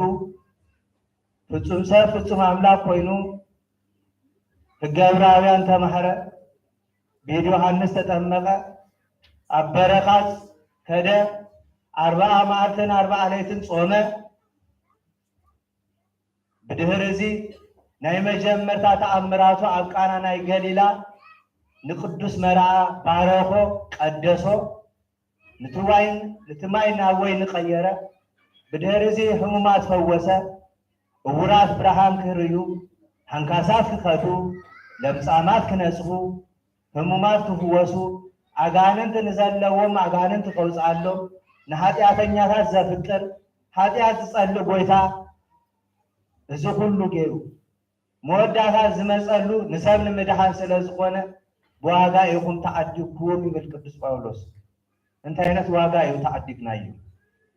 እዚዩ ኣብ ልብና ዝነብር እምበር በሊና ሰቲና ብንነብረሉ ናብራ ወይ ብዝሓዝናዮ ፍልጠት ወይ ብዝሓዝናዮ ገንዘብ ኣብዛ ዓለም እዚ ምንባር ኣይኮነን። ቢዚ ዘብለና ነገር ካባና ነርሕቆ ካብ ቤተ ክርስቲያን ዝፈልየና ንገንዘብ ክንብል ፍቅሪ እግዚአብሔር ካባና ዘርሕቅ ነገር እንተደኣ ኮይኑ ንየበልዎ ናይ እግዚአብሔር ኣይኮነን፣ ንደቅኹምን ኣይከውንን። መዓልቲ እግዚአብሔር ሰሪቕኩም ገንዘብ ዋላ እንተኣከብኩም ንነፍስኹም ኣይከውንን፣ ንደቅኹም ኣይከውንን፣ ንናብራኹምን ኣይከውንን። ንናብራ ቅዱስ ዝገብሮ፣ ንናብራ ንጹህ ዝገብሮ፣ ንናብራ ሓጎስ ዘለዎ ክገብሮ ዝኽእል ናይ እግዚአብሔር መንፈስ እዩ። ስለዚዩ ቤትና ቤተ ክርስቲያን ኣብ ገዛና ትጀመር ዝብሉ ዝነበሩ ቅድም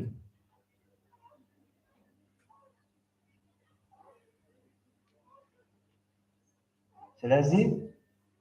እዚ ትምህርት ሰንበት ጀሚርኩም ዝነበርኩም ዘቋረስኩም እንተለኹም ናብ ቦታኩም ተወች ንቶም ዘለዎ ዓበይቲ ኮይንኩም ዘለኹም ቁልሕ በልዎም ንቶም ሕጂ ዘለዉ እንታይ ጎይልዎም ዘለዉ እንታይ ሸግርዎም ዘለዉ እንታይ ክንገሮም ኣለዎ። እቲ ፍልጠት ዘለዎ ነቲ ፍልጠቱ ኩሉ በብቲ ዝተዋህቦ መክሊቱ እንታይ ይበል የገልግል።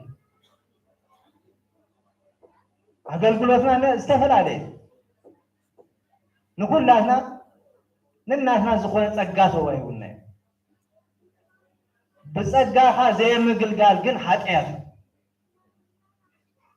ከምቲ መክሊት ተቀቢሉ ዝቀበረ ሰብ ኢዱ ንግሩን ኣሲርኩም نابت زي طفحو دربي واستبهاله كمون نخو نمنتا يعني مخليتي كيغلغل كله تاريخين بلج لو ما انت كلاتكم مسيكم لا يالكم እንኳን ደሃን መጻፉ ከብሮ ጀምራ አብዛ ቤተ ክርስቲያን እዚህ አለው ጉባኤውን ቅዱስ ከምዝሆነ ያምን አነውን ተባሪኸልኝ ናይ መጀመርታ አስተራፈብናሉ አክልተሽ ሸሙንተን ትጫት አሰርተሪ ስታባንገር ዝነበረትና አባ ዝነበረት አርስቱን አይረሳሪ አሰር ሰለስተ እንታይ ትብል ነራ አፍታ አዋን ተያዝ ነበረት አርስቶ ወጎይታ አብግራት ካሲ እንከዳን ንሪ ያለና መንኮን ዘሪው ዝብል ከምዛ ሕጂ ዘላ መጽያትና ኣብቲ እዋንቲ ዝተወቀስና ንሕና አገልገልቲ ኮይና ኣብዛ ሰዓት እዚኣ ድማ ንሕና ክንውቀስ ኣይንደሊና እንታይ ትብል ዘላ ጎይታ ኣብቲ ንጹህ ግራቱ ስርናይ ዘረ አገልገልቱ ድማ ደቀሱ ድህሪው እቶም አገልገልቲ ካብ ድቃሶም ተበራቢሮም ናብታ ግራት ምስከዱ ኣብታ ስርናይ ተዘሪአትላ ዝነበረት እንታይ ሪኦ እንክርዳድ ሪኦ ድህሪዚ ናብቲ ጎይታ ከይዶም ጎይታ ኣብቲ ግራትካስ ንጹህ ስርናይ ዘሪእኻ ነርካ እንተኮነ ግን ሕጂ እንክርዳድ ንሪኢ ኣለና መንኮ ዘሪእዎ ኢሉ ስድማ እንታይ ኢሉ መሊሱ አገልገልቲ ምስ ደቀሱ ተጸላኢ መጺኡ ንትንክርዳድ ዘሪእዎ ኸደ ኢሉ ማቴዎስ ወንጌል 13 ዘሎ ካብ ኮነ ሕጂውን ዝያዳ ናብ እግዚአብሔር ንቐርበሉ ዘመን ዓለም ድማ ዝያዳ ካብ እግዚአብሔር እናረሓቐትሉ ትኸደሉ ጊዜ ከምቲ ዝቐረብናዮ እግዚአብሔር ድማ ዝያዳ ዝባርከና ጊዜ ዓለም ኣብ ሓጎስ ዘየላትሉ ጊዜ ናይ እግዚአብሔር ዝኾኑ ድማ ምስ ብዙ ፈተናታት ምስ ብዙ ተስፋ ምቁራጽ እግዚአብሔር ንኣታቶም ዝሕግዘሉ ጊዜ ተስፋ የብለይ ጅምሮ ዝመንፈሳዊ ህይወት ይገርፎ ኣለኹ እንዳበልና ግን እግዚአብሔር ሰሂቡ ድማ አገዙ የንብረና ነዚህ አገዙ ዘንበረና አምላክ ሁሉ ጊዜ ከነመስግኖ ዲዝግባና ዋላስ ጊዜ ማዕንታት ንፍለሉ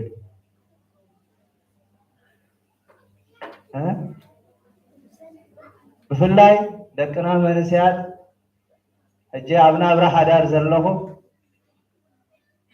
ምስና አብራኹም ኮይንኩም ንስኻትኩም ንደቅኹም አብነት ኮይንኩም ከምቲ ቀደም ተመስግንዎ ዝነበርኩም ንእግዚአብሔር ከተመስግኑ ቤተ ክርስቲያን ትጽዋዕኩም አለ አብነት ኩንዎ ምቶም ቆሉት አብነት ዝኸውን ወለዲ የድልያ ቤተ ክርስቲያን ቅዱስ ቁርባን ከነቀብል ከለና ህፃውንቲ ደቅና ነቀብል ወለዲ ደቅና ከነቀብል ኢልና ኮይና ንመጽእ ዘለና እዩ ንኣታቶም ንኸይቅበሉ ዝኽልክሎም ነገር የለን እኮ እንታይ እግዚአብሔር ካባና ዝደሊ እንታይ ኢልኩም እኔ ክንስሓ ጥራይ ካልእ ካባና ዝደልዮ ነገር የብሉ አንታ ጸላዬ እንተወደኩ ክትሴ እንተተጋገፉም ክምለስ ይባይ አይተተሐጎስ ይብል ጸላይና መን ኣብዚ ሰዓት እዚ ጸላይና መን እንተተባሉ ነንህርና ኢና ኣብቲ ትርጉም ጸላይና ዝተባህለ ግን ዲያብሎስ እዩ ዘጻለ ዘይብልና ከለና ንጻለ እቲ ሓደ ብፍጹም ልቡ ከኣምና ይኽእል ስለዚ እተን ሓቲተን ዝነበረ ሰበካ ጉባኤ ወይታ ቤተ ክርስቲያን ንትምህርት ሰንበት ከማእኻል ቤተ ክርስቲያን ገይሮም ክርእይዎ ይግባእ እወ ማለት ኣብ ሰበካ ጉባኤ እንታይ ኣሎ እንተልኩምኒ ምርጫ ናይ ሰበካ ጉባኤ ምርጫ ኩላትና ተሳቲፍና ንፈልጥ ዶ? ካብ መን ይምረፅ? ካብ ቤተ ክህነት፣ ካብ ምእመናን፣ ካብ ትምህርት ሰንበት ሓቀ ሰለስቲኦም ክፋል እዮም ዝምረፁ። ሰለስቲኦም ድማ ሓደ ኣካል ኮይኖም ነታ ቤተ ኣምላኽ ደቂ እግዚአብሔር ዝኾነ ህዝቢ ዓይኖም ኣውዲቖምሎም እዚኦም ከገልግሉና ይኽእል እዮም ኢሎም ክመርሑና ይኽእል እዮም ማለት ንካህናት ብሓባር ኮይኖም እቲ ቤተ ክህነት ከዘራርቦም ንምእመናን እቲ ምእመን ድማ ናይ ምእመን ህይወት ዝፈልጥ እሱ ስለ ዝኾነ ከምኡ ንመንእሰያት ድማ ነቲ ትምህርት ሰንበት ድማ ከምኡ ስለዚ ቆላሕታ ክገብሩ ኣለዎም እያ ትብል ቤተ ክርስቲያን ከምዚ ዘይትገብር ሰበካ ጉባኤ ነታ መክሊት እግዚአብሔር ተቀቢላ ዘይገልገለት 3 ዓመት እኮ ክትገብር እያ ብድሕሪኡ እውን ከወርዱ እዮም ሓቀ ቀሊል ኣይኮነን እዚ 3 ዓመት ኣይኮነን 3 ዓመት 3 መዓልቲ 3 መዓልቲ ኣይኮነን 3 ሰዓት ኣይኮነን 3 ሰዓት 3 ደቂቃ ነፍሲ እግዚአብሔር ብከንቱ ክትሓልፍ የብላ ጸሎታ ከይጸለየት ስም እግዚአብሔር ከይዘከረት ክትሓልፍ የብላ ስለዚ ሰበካ ጉባኤ ንክኸውን ዝሓስብ ሰብ ትፈልጡ ኢኹም ገለገለ ኣብዚ መንፈሳዊነት እናጠፈ ይኸይዳሉ ተፀዋዊና እግዚአብሔር ይምረፀና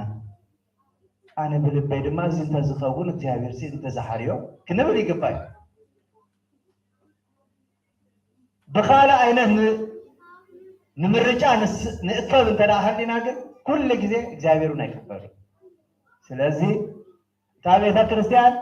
ቆላሓታ ንመንእሰያት ክትገብር ኣላ ኣለዋ ኣብቲ ትምህርት ሰንበት ውሽጢ ድማ 3 ክፋል ኣሎ ህፃውንቲ ኣለዉ ንኣሽቱ ኣለዉ ዓበይቲ ኣለዉ ከምቲ ኤርምያስ ኣብ ከርሲ ድዩ ዝተሓረ ብሩኻት ዝኾኑ ቆልዑት ድማ ኣሎ ኣብ ማሕፀን ኣዴዮም ከለዉ ዝተቐደሱ ተባሂላ ቤተ ክርስቲያን ትነግሮም እዚኦም ካበይ ይመፁ እንተተባሂሉ ካብዚ ህይወት እዚ ዝመፁ ኣብ ደገ ዝመሃርዎ ካልእ ኣብ ቤቶም ዝመሃርዎ ካልእ ይኸውን እሞኒ እቶም ደቅና ኮንፊዝድ ይኾኑ ካብዚ ክድህኑ እንተ ደኣ እንደሊ ኮይና ወለዲ እንታይ ክንገብር ኣለና ደቅና ኩሉ ግዜ ክትስኡ ናብ ቤት ትምህርቲ ክኸዱ ከለዉ ፅቡቕ ኣስማዕዮም ክፉእ ኣይተስማዕዮም ናትካ ግበሮም ዘይናትካ ርሕቐሎም ኣምላኽ ኣቦታተይ ንዞም ደቀይ ባርኸለይ ቀድሰለይ መረቕቲ ንኩን ወለዲ ዝተመረቑ ክኾኑ ዋላ ኣብ ፈተና እንተለዉ እግዚአብሔር ይህልዎም ኣምላኽ ቅዱስ ሚካኤል ድማ ይረድኦም ክፉእ ኣይተስማዕየልካ ንደቅኻ ባሪኽካ ተሰደዎም እንተ ደኣ ኮንካ ክፉእ ኣይሰሙ ብእምነት ዝለመንኩሞ ይግበረልኩም ስለ ዝብል ስለዚ ብእምነት ንመርቆም ንደቅና እሱ እንተ ደኣ ኮይኑ ኣስብለና ከምዚ ካብ ኮነ ሃደራኹም ሕጁን ደግሜ ብስም እግዚአብሔር ልምን ኣለኹ ኣነ እውን ትሕቲለ ነዚ ጉባኤ እዚ ኣይነቃልሉ ሓላፊነት ንውሰደሉ ሓላፊነት ድማ ናይ ኣቦታትና ካህናት ጥራይ ኢልኩም ሸለል ኣይትበሉ ወይ ናይቲ ትምህርት ሰንበት ጠርነፍቲ ኢልኩም ሸለል ኣይትበሉ ወይ ናይ ዲያቆናት ኢልኩም ሸለል ኣይትበሉ ናይ መንእሰያት ጥራይ ናይቶም ደቅና ናይቶም ቆልዑት ኢልኩም ድማ ወለዲ ሸለል ኣይትበሉ ኩላትኩም ክትሳተፉ ይግባእ ወስሎ እዚኦም ጥራይ ይኮኑን ህዝቢ ወስሎ ብምሉእ ከም ተገብሩ ኣይ ናይ ደቅና እዩ ተባሂሉ ተሪቦም ዘሎ ዝያዳ ገነዘባ ተሕፅረልኩም ኣላ ኣብ ገዛኻ ከይድካስ ምርኣይ ኣነ እኳ ብዙሕ ግዜ ንኣምላኽ ዝልምኖ ብሁሉም ተኣታትዩና ሲ ካብ ቤተ ክርስቲያን ከይንርሕቕ ቃል እግዚአብሔር ክንሰምዕ ንኽእል ኢና ቅዱስ ቁርባን ግን ክንረኽቦ ኣይንኽእልን ሓቀይ ኣበይ ዝርከብ ቅዱስ ቁርባን ናብዚያ ምምፃእ እዩ ጎይታናን ኣምላኽና መድሕናን ኢየሱስ ክርስቶስ ተፈጸመ ኢሉ ብፍቃዱ ነፍሱ ምስ ሃለፈት ዮሴፍን ኒቆዲሞስን ካብ መስቀል አውርዶም ክገንዝዎን ከለው ወሲዶም ድማ አታ ጎልጎታ ክቀብርዎ ከለው ፀሐይ ጸልመተት ወርህ ደም ኮነት ከዋክብት ወደቁ መቃብራት ተከፍቱ ሙታት ተስዮም ብድህር እዚ ንሳቶም ናብ ቦታኦም ምስ ተመልሱ ብዘይ ምቁራፅ ድንግል ማርያም ናበይ ትኸይድ ነይራ ናብ ጎልጎታ ናብቲ መቃብር ጎይታ ማርያም መንተ እፍረት መግደላዊት ማርያም አቡ ብምኻደን ንእግዚአብሔር ወልድ ኢየሱስ ክርስቶስ ንመን ትደልያለኽን እሱ ተሲኡ ኣብዚ የለን ክበሃላ ከለዋ አታክልቲ ወይኒ ዝህሉ መሲልዋ ንስኻ ወሲልካዮ እንተደኣ ኮንካስ ንጎይታይሲ እስከ ንገረኒ ኢላ ምስ ተዛረበት ማርያ ኢልዋ እሳ ድማ ብዕብራይስጥ እንታይ ኢላቶ ረቡኒ መምህራይ አቦታትና ካህናትና ትብሉ ምእመናን ይግበርኩ ነቦታትኩም ተወቅሱ ውሉድ አይግበረና ስለምንታይ እንተተባለ ብዘይ ተስፋ ዝገደፈና አምላክ የብልና ንሕና ደቂ ተስፋ ኢና ንጹሃን ልቢና አምላክ ክርእይዎ እዮም ሞኒ ብፁዓን እዮም ተባሂልና ኢና እዚ ማንም አይሃበና ቅዱስ መጽሐፍ በአሉ ንስኻትኩም ሲ በዋጋ ኢኹም ተዓዲግኩም እሞ ስጋኹም ቤተ መቅደስ እቲ አባኻትኩም ዘሎ ካብ አምላክ ተቀበልኩሞ መንፈስ ቅዱስ ምዃኑ ናይ ርእስኹምን ከም ዘይኮንኩም አይትፈልጡም ኢኹም ይብል ስለዚ ብስጋኩም ንአምላክ አመስግንዎ ይብል ብምንታይ እግዚአብሔር ይመስገን አመስገንት እግዚአብሔር ክንከውን ዓመት ዓመት ኣብዚ ክንመፅእ ኣለና እዚ መደብ እዚ ኣብ ርእሲኡ ከዘኻኽርኩም ዝደሊ እግዚአብሔር ፍቃዱ ኮይኑ ንዝመፅእ ዓመት ከብፅሓና ንደሊ ሰባት ኢልና እስከሓፍ ነበር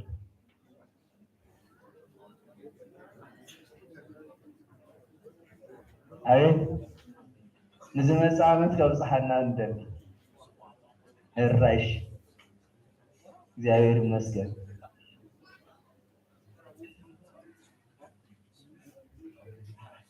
ናትና ምእካብ ንዝመፅእ ዓመት ንመን ደሊና ኢና እራይ ብዙ ጊዜ ንዓመታ የብፅሓና ንዝብል ኣብ ሂወተይ ክትርጉሞም ከለኹ ኣነ ካልእ ትርጉም ህወይ ጎይታ የብል ክድቅስ ከለኹ ብፅቡቅ ኣፀዋዋ ፀውዓኒ ባይለ ይድቅስ ብምንታይ ደስ ይብለኩም ዶ ዝፀረት እስከ ብፅቡቅ ኣፀዋዋ ካብ ኣቦታትና ኢና እዚ ቃል እዚ ሰሚዐ እዩ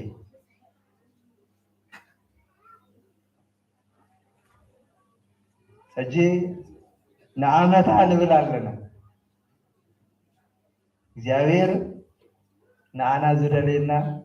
ብዙሕ ንዓይና ንዓመታ እንተዳ ክንፅበይ ኮይና ዓመት ሙሉእ ክህበና ኮይኑ 365 መዓልትታት ፀብፂቡ ከየጉደለ ከምኡ ገይሩ ንዘብፅሓና መን እዩ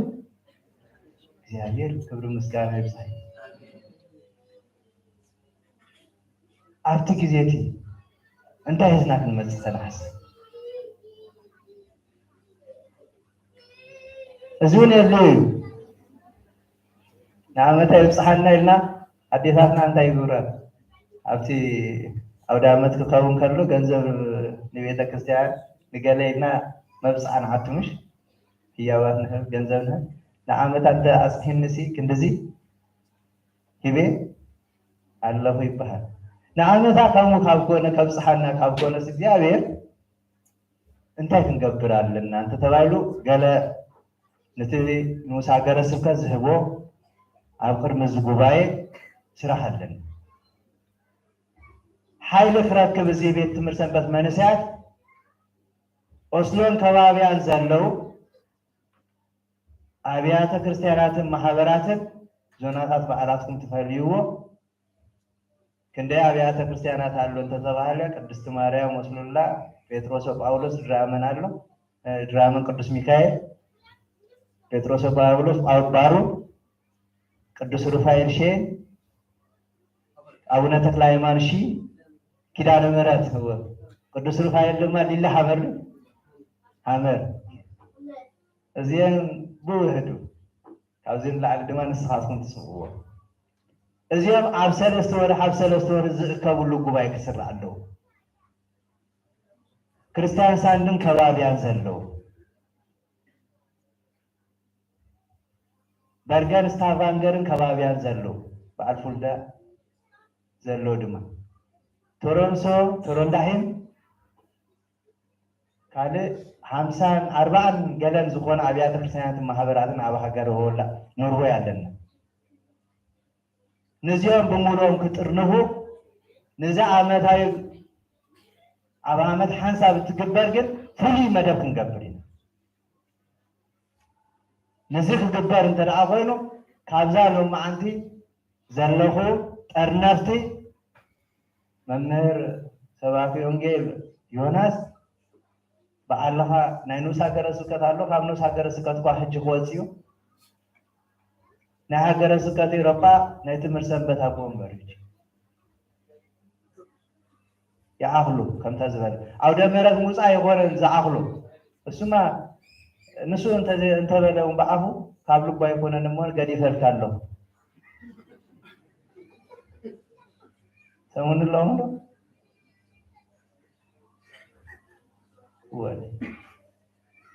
ምሄር ከምዚ ዘበሎ እንታይ ከም ዝኾነ ንዓይ ይርዳእኒ ይፈልጡ እየ እቶም ተገልግሎ ዝነበርኩም ግን ሕጂውን መንፈሰይ ልበይ ይዛረበኩም ኣሎ እንታይ ንድሕሪት መሊሱኩም ኣሎ እንተተኻኢሉ ኣብዛ ከለኹስ ክንራኸቡ ንደሊ እዚ ጉባኤ እዚ ክካየድ ከሎ ናብቶም ትምህርቲ ሰንበት ደቅና ንግደፋ ይበሉ ነይሮም ኣብቲ ስታቫንገር ዝነበረ ጉባኤ በዓልና ቤተ ክህነት ክንሕዞ ኣለና ኢሎም ቤተ ክህነት በዓልና ሒዝና ነዚ ጉባኤ እዚ በዓልና ክንሕዞ ኣለና ተባሂሉ ብፁዕ ኣቦና ኣቡነ ማርቆስ ጳጳስ ሃገረ ስብከት ኤውሮጳ ኣብታ ዕለት ድያ ናባ ሂድ ኢሎምን ንዓይ ኣነ መፅአ ኣጋጣሚ ሰም ተሪፎም ኣብታ ሻዓ ግዜ ዝነበረ ኣኼባ ካብቲ ዝዝክሮ እየ ስለዚ ሕጂ እውን ናብኡ ንመለስ ዝያዳ ሕጂ እዩ ጉስነትና ክሕይድ ዘለዎ ምክንያቱ እግዚአብሔር ከይለመናዮ ኣይኮነን ለሚናዮ ዝኣከበና ከይለመናዮ ካ ያእኸኽበና ብዙ ናብ ህይወት ዝምለስ ሰብ ኣሎ ስለዚ ታሃንቲ እዚኣ ሰበካ ጉባኤ ሓላፊነቱ ነፍስ ወከፍ ግዴቱ እዩ ንትምህርቲ ሰንበት ዘይሓስብ ሰበካ ጉባኤ ነፍሱ ክፍትሽ ኣለዎ ምክንያቱ ካብ እግዚአብሔር ዝተዋሃቦ ሓላፊነት ስለዝኾነ እግዚአብሔር ክሓቱ እዩ መጀመርታ እግዚአብሔር ከም ዝሓተና ናይ ቤተ ክርስቲያን ኣገልገልቲ ምዃን ሚስጥሩ ትርጉሙ ሃገረ ስብከት ንኡስ ሃገረ ስብከት እዚ ተወሰኽቲ እዮም መጀመርታ መን ክረኣይ ኣለዎ እግዚአብሔር ክሓተኒ እዩ ኣብዚ ቦታ እዚ ዘቐመጠኒ እግዚአብሔር ስለዝኾነ እንታይ ጌርካ ኣብዘን 3 ዓመት ኢሉ ክሓተኒ እዩ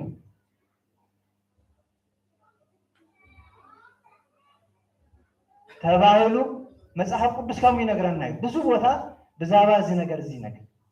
ኣታ ንኡስ መጓሰ ዘለካ ኣጆኻ ትባዕ ይብል ኣንቲ እዚኣ ጋላይ ገለ ካብ ቤተ ክህነት ነቶም ተማሃሮም ናብ ቤት ትምህርቲ ሰንበት ከይኸዱ ይኽልክልዎም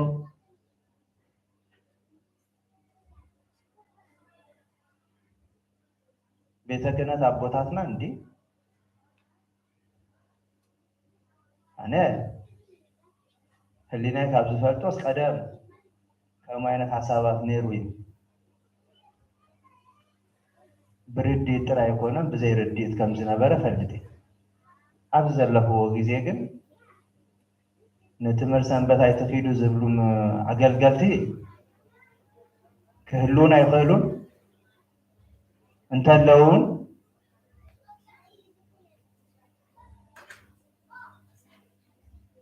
ኣነ ደይፈልጦ እየ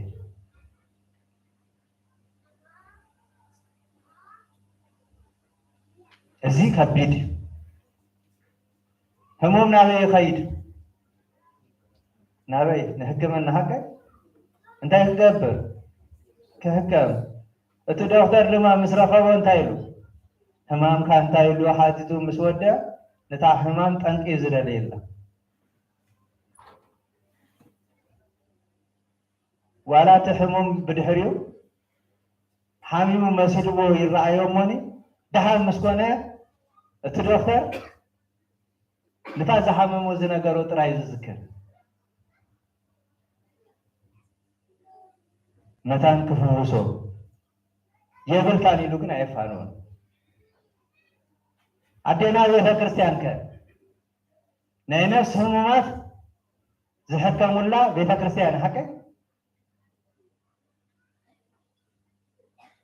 ስለዚ ካብቲ ናይ ሕክምና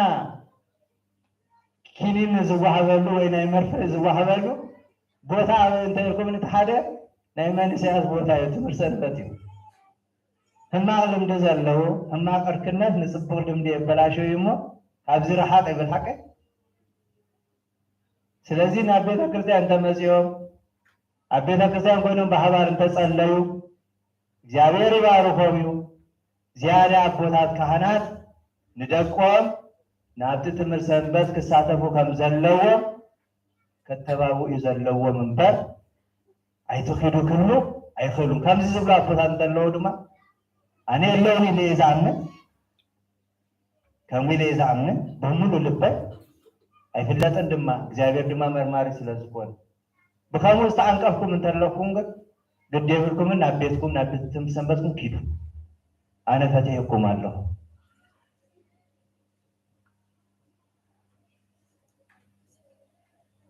ናብ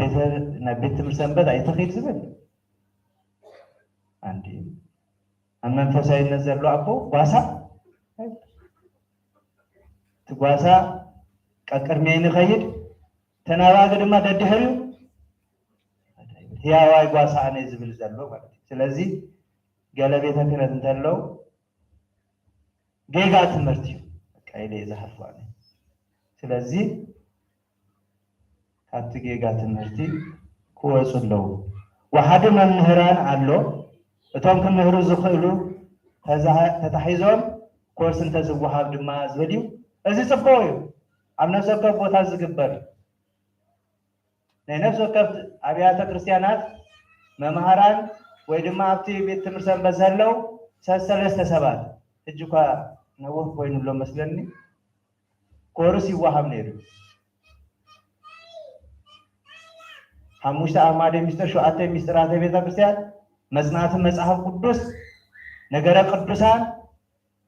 ከምኡ ድማ ሜላ ስብከት ዝብል ኣገልግሎት ይወሃብ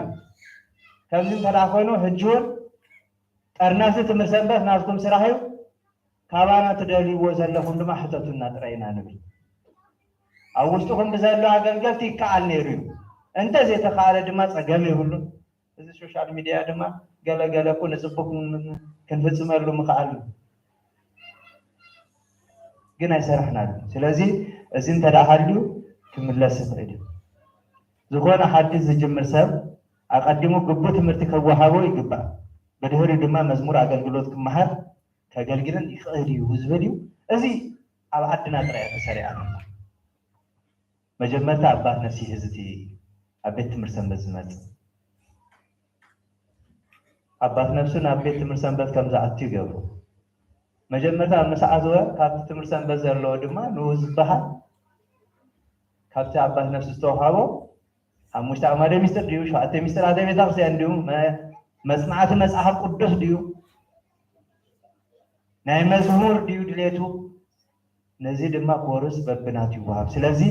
ቅድመ አገልግሎት ይመሃሩ ይዝባሃል ዘሎ ጽቦዩ ይትረፍ ፍሳቶም ሲ ንህና ንባዕሉ ሲ ከመጠምጠም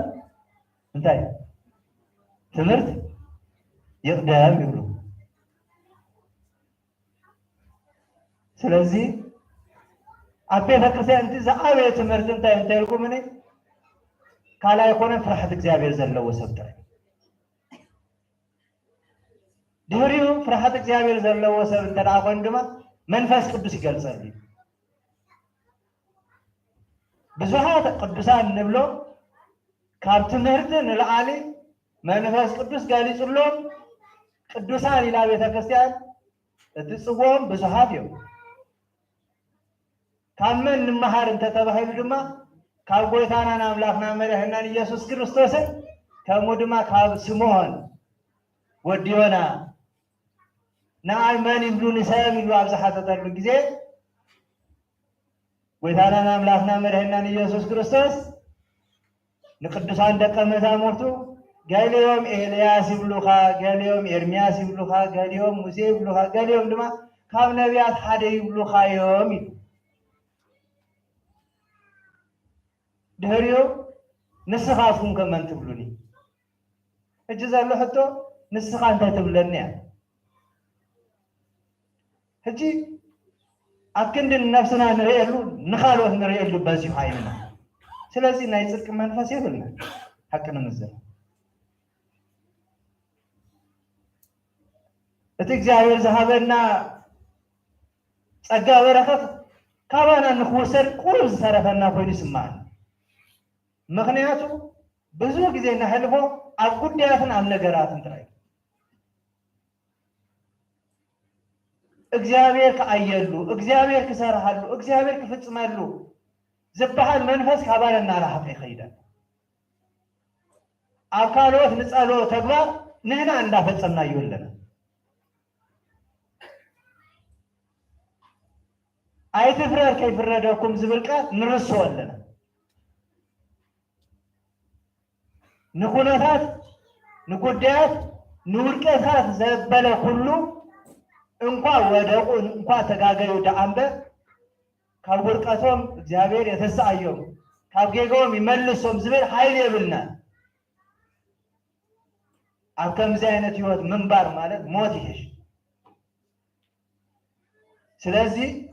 አይን እግዚአብሔር ካልተባለ ናይ እግዚአብሔር አይኒ ኣብ ደቁ እንታይ እንተተባለ ሰላም እዩ ምህረት እዩ ካብ ጥፋት ምምላስ እዩ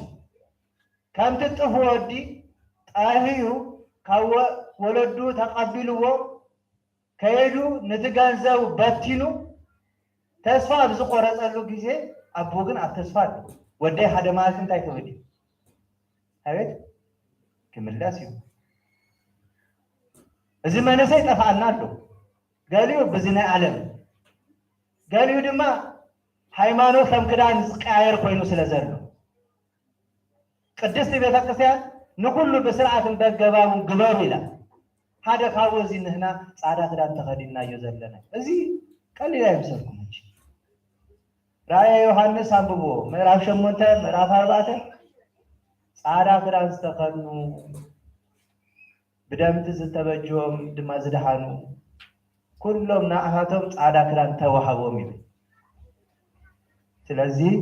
እግዚአብሔር አምላክ ነዚህ ክንገብር ቅዱስ ፈቃድ ይሁን ስለዚህ ክንመሃር ኣለና ወቅት መሃሩ ለኩም መን ይመሃርኩም እንተተባይሉ ኣብ ትምህርት ሰንበት መማህራን ኮይኖም ዘለው ዘገልግሉ ዋላ ብታ ዘላቶ ንሕና መፂና ኣለና ምንም ኣይንፈልጥና ክንመሃር ይግባእና ትብሉ ይግባእ እቲ ምህደራ ቤተ ክርስቲያን በዓሉ ግቡእ ተሓታትነት ዘለዎ መደባት ኣውፅኡ ነቶም ትምህርት ሰንበት ክከታተሎም ይግባእ ኣብ ክንዲ ዝኣተወ ዝወፀ ገንዘብ ጥራይ ምፅብፃብ ዝብል እዚ ንትምህርት ሰንበት ዘለኩም ጠርነፍቲ ፀገም ኣብ መንጎ ትምህርት ሰንበትን ኣብ መንጎ ሰበብ ሃዋይ ዘሎ ሽግር እዩ እዚ ዓይነት ካብዚ ወፂናሲ ግቡና ክንፍፅመሎም ኣለና ማለት ናይ ትምህርት ሰንበት ከበሮ የድልዮም ዶ ከበሮ የድልዮም ናይ ቅዱሳት የድልዮም ዶ የድልዮም ካብቲ ዘይብሎም ንባዕሉ መንከፍ ኣለዉ ቤተ ክርስቲያን መን ኣድዮም ስለዝኾነ ስለዚህ እዚህ ቤተክርስቲያን የተቀበሉ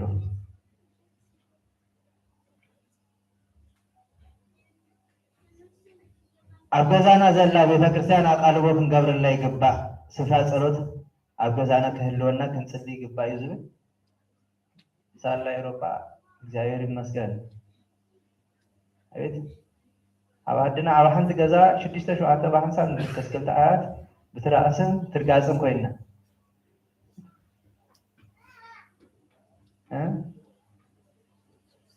አነ ፈጽኔ ልጅ ሁሌ ያከብርካለሁ አነ ከድቅ ሲያጥፋያ ይባል በፍቅር ደግሞ አለው ወለዲ መጹ አቦይ መጽ ማዕዲ ቅረብ ተባረኩ ድማ በሐሳብ ንስገበላ አንስገበላ በዘይ ገድስ ፍርክትን ይራ ናይ ጸሎት አይነት ከመገደ ክጽሊ እንታይ እንተዝገበርኩ ናይ ጸሎት ገዛ ምግባር ጽፎ ደስ ይብለኒ ናይ ጸሎት ልብ ግን ካብ ይበልጽ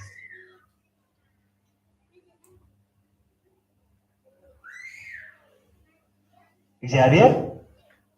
ልብኩም ሀቡኒ ስለዚህ ከምታ ቤተ ክርስቲያን ዘላ አጎዛና ቤተ ክርስቲያን መስገድት ክንገብር ይገባል ጽፎ እግዚአብሔር ይመስገን እግዚአብሔር ከምዚ ዝገበሩ ስራበት እስፍን ድርብን ገይሩ እግዚአብሔር ድማ ክባሩ ሆሚ ግን ሳሪሃው ሙሉ ዘይ ጽርሊል እንተዳ ኮይኑ ድማ ከቢድ አላሁን ነው እዚህ ዘለና የሰዓት ከቢድ በቃ ከምዚ አፍንገብሪና እና ሰሙን ምንጉን እንዳለው ደህሪው ሰራሃ ታገዛ ንሰሙን ጽልየላ በደህሪው አቦይ ድቅስ አደክ ጽልይ ትጀምር መስደቃ ስለምን ታይ መስይልኩም እቲ ዝጻላአና ዘሎ መንፈስ ስጋ እንደምን አይኮንም አላሁን ነው ቀለስኩም ስጋ እንደምን አይኮንም ምስማኒ ምሳጋንንቲ ይልወኮ ስለዚህ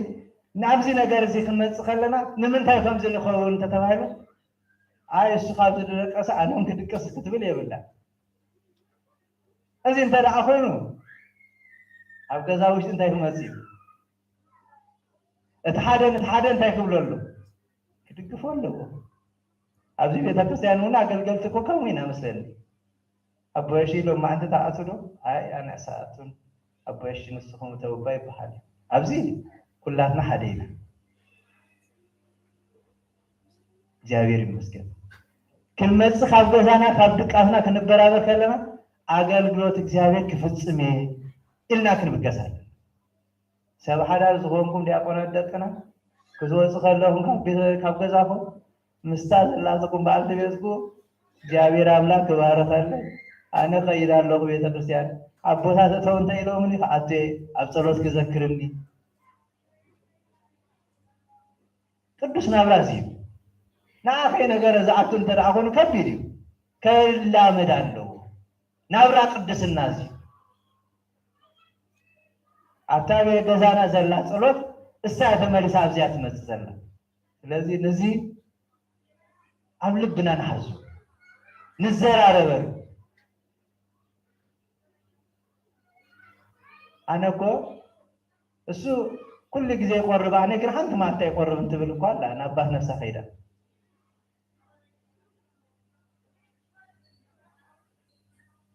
سلازي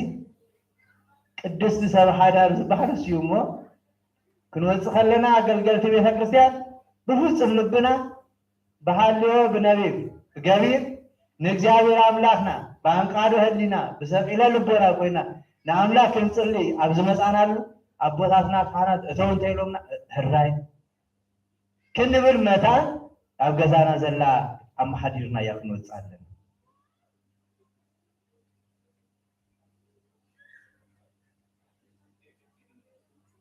السائل كمل زخ إلى أبزيا سلازي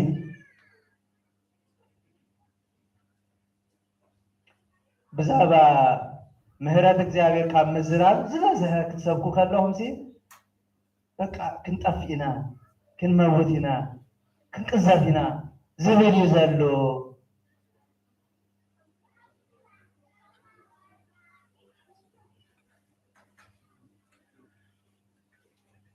ኣለኹም ዶ መሳይ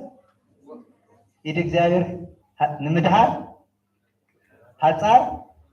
ኣይኮነትን ይብል ነብይ እግዚአብሔር ልዑል ኢሳይያስ ትንቢተ ኢሳይያስ 53 ኢድ እግዚአብሔር ንምድሃር ሓፃር ኣይኮነትን ይብል ፈኑ ዴከ ማርያም አድህነኒ ወባላህኒ የማይብዙ ኢልካ ካብ አርያም ሰይድካ ናይ ካብዚ ማዕበል ዝበዝሁ አድህነኒ ቤተ ክርስቲያን ምህረት አምላክ እያ ትነግረኩም እስመ ለዓለም ምህረቱ ንዘላለም እዩ እሞ ይብል ስለዚ ካብቲ ናትና ኃጢአትን በደልን ንላዕሊ ካብቲ ናትና ጽድቅን ጸሎትን ስግደትን ንላዕሊ ናይ እግዚአብሔር ምህረት ኣብ ልዕሊና ብዙሕ እዚ እመኑ እዚ ተኣምኑ እንተደኣምኩም ተስፋ ይትቆርጽ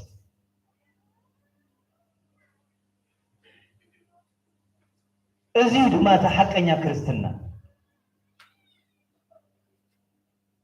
ግን እግዚአብሔር መሐሪው እናበርኩም ኣብ ርእሰ ኃጢአት ፈጽሙ ማለት ግን አይኮንም ግን እግዚአብሔር ካብቲ ናትና ኃጢአት ንላዕሊ ናቱ ምህረት ብዙሕ መንከር እግዚአብሔር በልዓለ ቅዱሳን ይክባሃል ከሎ ንመን እንተተባለ ነቶም ጻድቃን አይኮኑ ነቶም ኃጥአን ድንግል ማርያም አንብቦ ቅዳሴ ማርያም እስመ ለነ ለኃጥአን ናና ኃጥአን ምህረት ለምን ንጻድቃን ግን አይኮኑ ነቶም ርስሓት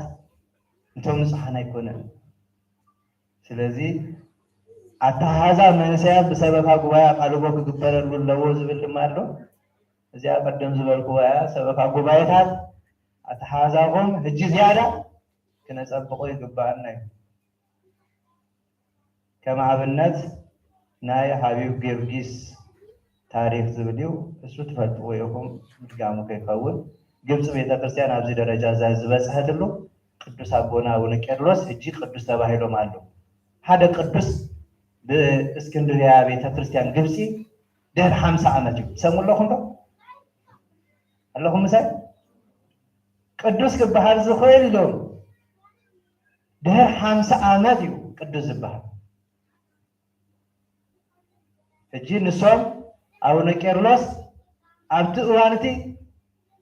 ናትና ቤተክርስቲያን እኳ እግዚአብሔር ይመስገን ኣነ ብዙ ፈተና ኣሎ ኢላ አይሐስብን ብዙ ምህረት እግዚአብሔር ግን አለው አባላ ክንድናትና ግብሪ ዘይኮነስ ናይ አምላክ ግብሪ አባና ልዑል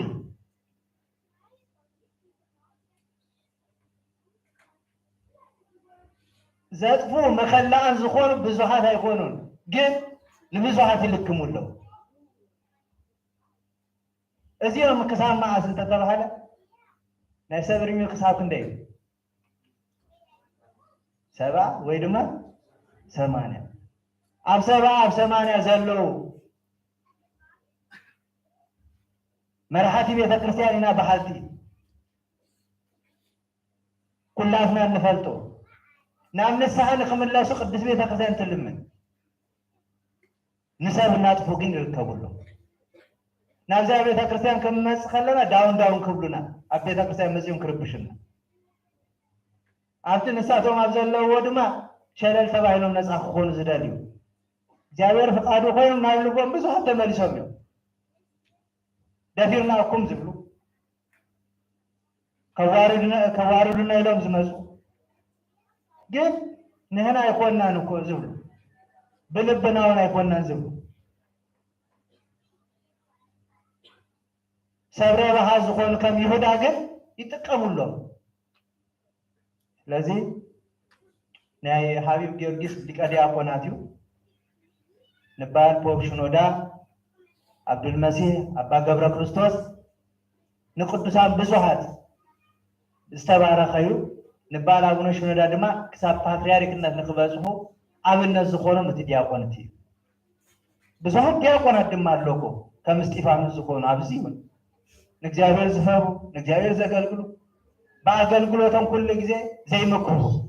ክንዲዛ ዓመት ኣነ ኣገልጊለ ወይ ይኣኽለኒ ዘይብሉ ብታ ዘላቶ ንእግዚአብሔር ኣምላኾም ከስምርሉ ብዝኽእሉ መንገዲ ዝፅሩ ኣለው ስለዚ ሕጂ ከምዚኦም ኣብነት ዝኾኑ ክህሉና ኣለዉ ዲያቆናት ኮይኖም ዲያቆናት ዘፍረዩ ብዙሓት ኣለ ሊቀ ዲያቆናት ተባሂሎም ዝተፀውዑ ቤተክርስትያን ብከምኡ ትፅውዑ ነቶም ኣብዛ ዓዲ ተወሊዶም ንዘለዉ ብትናታትን ቋንቋ ንኣብነት ኣብ ሃገረ ሾደን ኣሎ በዓሎም መላክ ገነት ኣቦየሺ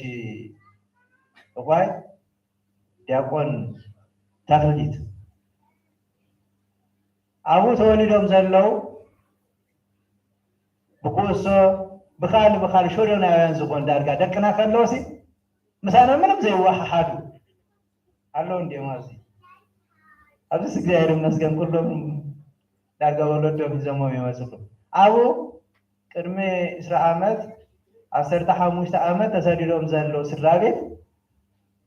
ደቆም ሕጂስ በቃ ደቅና ክጠፉ እዮም እናበሉ እናሓሰቡ ከሎ ከምዚ ዲያቆን ድማ ተረኺቡ ድማ ንኩሎም ኣኪብዎ ድሌታቶም እንታይ ከም ዝኾነ ኣብቲ ቦታኦም ሓደ ኩሶ ተፃዋታይ ይወድሎ ኤርትራዊ ነታ ቤተ ክርስቲያኖም ዘሕግዞም ብሾደን መንግስቲ ብኩሶ ቀዳማይ ዝወፀ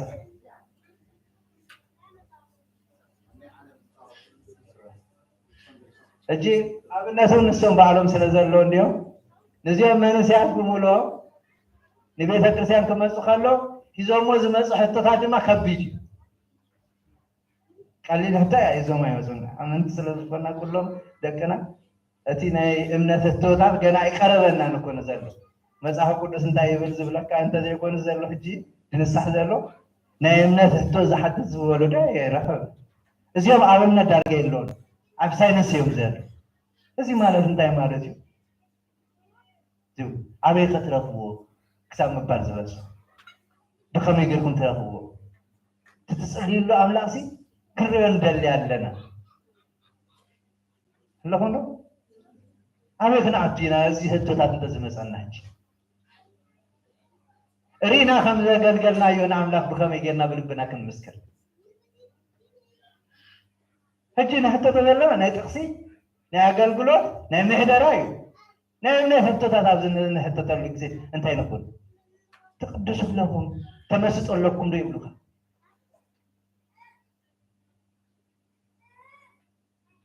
ምስ ዘለኩም ርክብ እንታይ ይመስል እስከ ክፈልጦ እንደሊ ኣለና ክትገልፁላይ ትኽእሉ ዶ ናብኩም እዚ ቆወኹም እንታይ ይመስል መን ትበሃሉ ንምንታይ እዚ ጌርኩም ካብ ኣቦ ዕሹዝ ብምንታይ ተፈሊኹም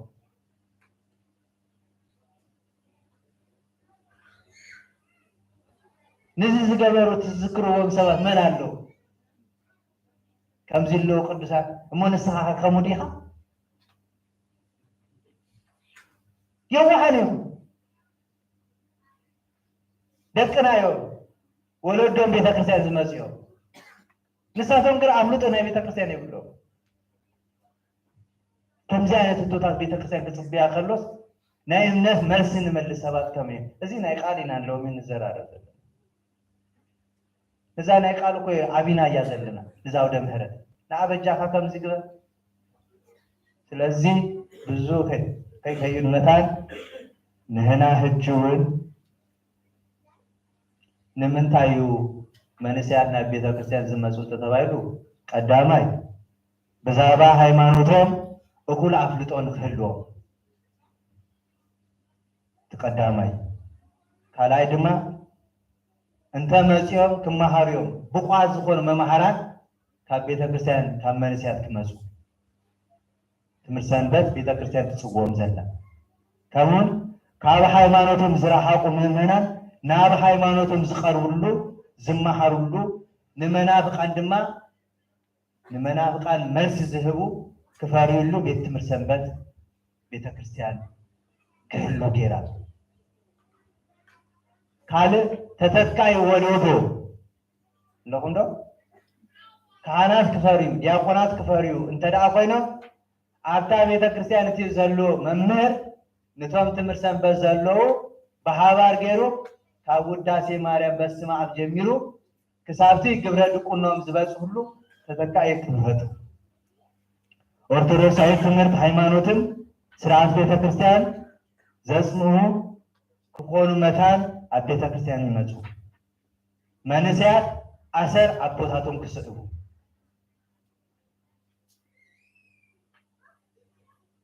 ቤተክርስቲያኖም ንምግልጋል በኃላፊነት ናቶም ከም ዝኾነ ክስምዖም መታን ትምህርት ሰንበት ክመፁ ኣለዎም። ስለዚህ እግዚአብሔር አምላክ እዚ ጉባኤ ቅዱስ ጉባኤ እዩ። አታ ቅድስተ ቅዱሳን ንጽሕተ ንጹሐን ድንግል ማርያም ምዕራብ ጸሎት አቁራሪተ መዓት ሰዓሊተ ምሕረት በረከታ ዘለዎ ቦታ ስለዘከበና እግዚአብሔር ክብርን ምስጋናን ይብጽሐዮ። ንዓመታ በሰላም ከብጽሐና በዓል ሙሉ ተስፋ ኢና እቶም ብጽቡቅ አጸዋዋ ጸዋዕና ንብል ድማ እግዚአብሔር ኣብ ዝፈቅዶ ጥበቡ ናብቲ ንሱ ዘዳልያ ቦታ ከብጽሐና ድማ ንልምን ኩላትና ለመንቲና እግዚአብሔር ድማ እንታይ እዩ ክህበካ እንተደሊኻስ እንታይ በል ጸልይ እግዚአብሔር ክህበና እንደልይ እስከ ኢልና ሓፍ ነብል እሞ ጸልዩ እግዚአብሔር ክዛረበኩም እትደልዩኸ አንብቡ ወይ ድማ ቦታት ካህና ጸዊኡኹም ህተቱ። ስለዚህ አብዘያ ዘጉደልና ኩላትና ንእግዚአብሔር ናብ አባት ነፍስና ጌርና ክንሳ ሓደራ ንብል አገልገልቲ ቤተ ክህነት ንዝመጽእ ዓመት ቅድሚቶም ትምህርት ሰንበት ደቅና ቀዳሞት ኣብዚ ክንርከብ ኣብ ሕጂ ነቶም ዘስፉልና ዓመታዊ ዕረፍትና ንሕተት እንታይ ኢለኩም ኣለኹ? ዓመታዊ ዕረፍትና ንሕተት። ኣነ ንዝመጽእ ዓመት ዕረፍተይ ካብ ሕጂ ሓቲተ ኣለኹ እንታይ ክገብር ኣለኒ ብጽሕተይ ድማ ሃውኒ ሎማዓንቲ ኣብዚ ኣብ ዶ ምሕረት ወፅአ 3 መዓልቲ ንስኻትኩም ግበሩ ኢልና። ስለዚ እግዚአብሔር አምላክ ብሩኽ አውደ ዓመት እዩ፣ ቅዱስ ዕለት እዩ። ስለዚ ንዓመታት ካብዚ ኢሉ ብሰላም ይዓክበና ዝያዳ ካብዚ ንላዕሊ ሕጂ ድሕሪ ሓደ ወርሒ ዓብዪ ጉባኤ እውን ኣለዎም በዓላቶም ንኡስ ሃገረ ስብከት ዝያዳ ትምህርት ሰንበት ድማ ካብ ኩሉ ኣብያተ ትምህርት ሰንበታት ዝመጽኣኹ ዝያዳ እዚያ ምስ ተወደበት መደብ ነዚ ኣብ ግብሪ ክነውዕሎስ እንታይ ክንገብር ኣለና ኢልኩም ድማ ተሞከልትኩም ዘታ ክትገብሩ ድማ ሓደራ ይብል እግዚአብሔር አምላክ ነፍስናን ቅዱስ ቤተ ክርስቲያንናን ህዝብናን ሃገርናን ክልልቲ ብግርማ ህፅርት በመንፈስ ቅዱስ ይግበረና። ብርሃነ ልደቱ በሰላም ይብጽሐና። አምላከ መድኃኔዓለም ኢየሱስ ክርስቶስ ንመንስያት ዘፍቅር ህፃናት ናባይ ክመፁ ኣይተከልክልዎም ህደግዎም ተባሂሉ እሞ እዞም ህፃውንቲ ደቅና ኢሉ እግዚአብሔር ንኣና ይመሃረና ንኣታቶም ድማ ብጸጋ በረከት ይእቤልና እናሓስቦ ዘበለ ኩሉ ሲፈጽመልና። ወስብሐት ለእግዚአብሔር ወለወላዲቱ ድንግል ወለመስቀሉ ክቡር አሜን። እግዚአብሔር ይባርኩም።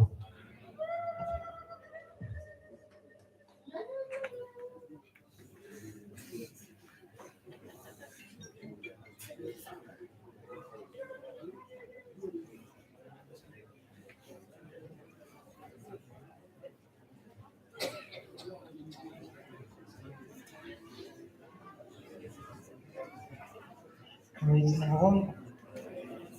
አሜን። ስለ ለባህሪ እግዚአብሔር አምላክና ስለዘለስ ተመስገነው።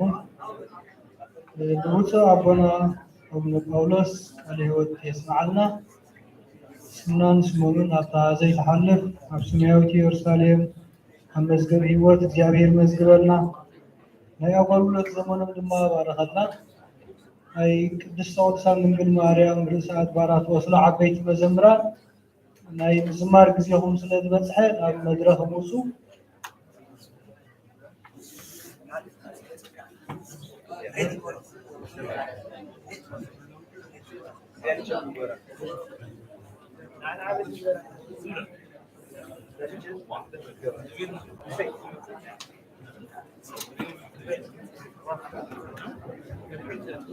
ቻው ቻው የሚልኩም ዶ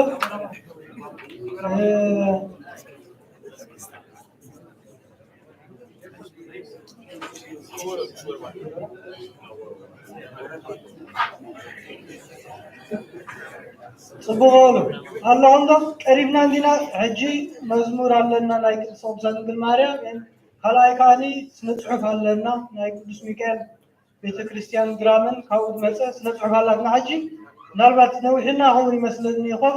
ግን ንእሽተይ ዓቕሊ ንግበር እተን ዘሪፈን ዘለዋ መደባት ክንወስደን ምእንታን ትዝበሃልና ዘሎ ከዓ ብምስትውዓል ንቀበሎ ብቀጥታ ናብታ ስነ ፅሑፍ ከብለኩም እየ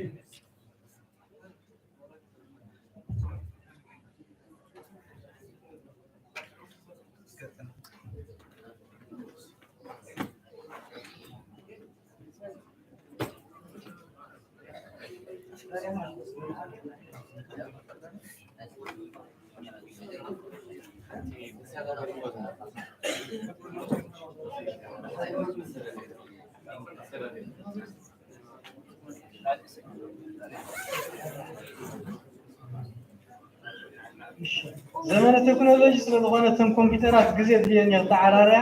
ክሳብ ዝዳሎ ሕጂ ሓንቲ ሓፃር መዝሙር ካብ ጉባኤ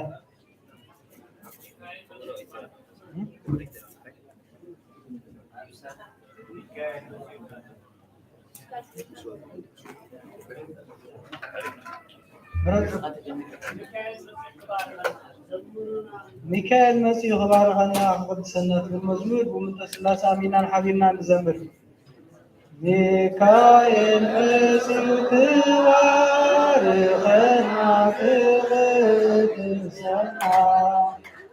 ሚካኤል መሲሑ ክባርኸና ክቅድሰና ተላኢኹ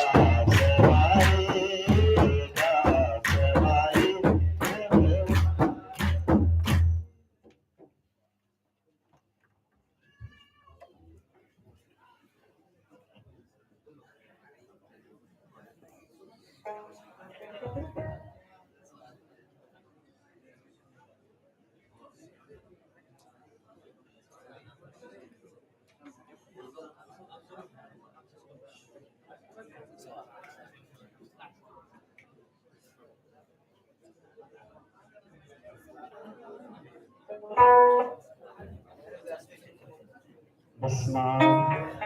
ወወልድ ወመንፈስ ቅዱስ አሐዱ አምላክ አሜን።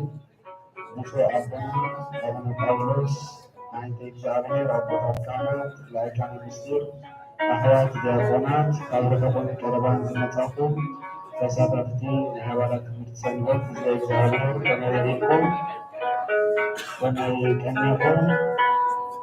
አሜን። በረከት ዝኮነ እግዚአብሔር አምላክና በአማልቶቹ ዝተበረከ ዝተመስገነ ይሁን። እሽን በዓል ከም ፈቃድ እግዚአብሔር ምስል ቴማ ትኸይድ ነዚ ግዜ ፍለጥዎ ትብል ሓፃር መንፈሳዊ ግጥሚ ኣዳሊና ኣለና። ኩላትና ብፅሞና ንከታተል። نتي جزء فلتو رومي مرات 13 فقد 11 وتفري هوريا زدوم قداماي مسجد مدفع زجدوف سباخاي استتندول بإذن لب نسمع مهياوي قالاتو كريستياناوي سبنت زيتنا كميك مخرنا نزرحقي أقربو نزدققي أبلحو تنكل سيطان أيسحبكم إنابل نقحو كنتنت تسلونكي كي قتلو أمنتكم كم ديماس مالي كي ترسعو تلأخكم كم ديماس مالي كي ترسعو تلأخكم نقدميت نتأميت ناب سماي من ملكت داوتنا نفت وردنا محرت حلونا ملاك بحر القبط فمن نلني مستيرو منفقنا قدسنا كم معاس يحبرو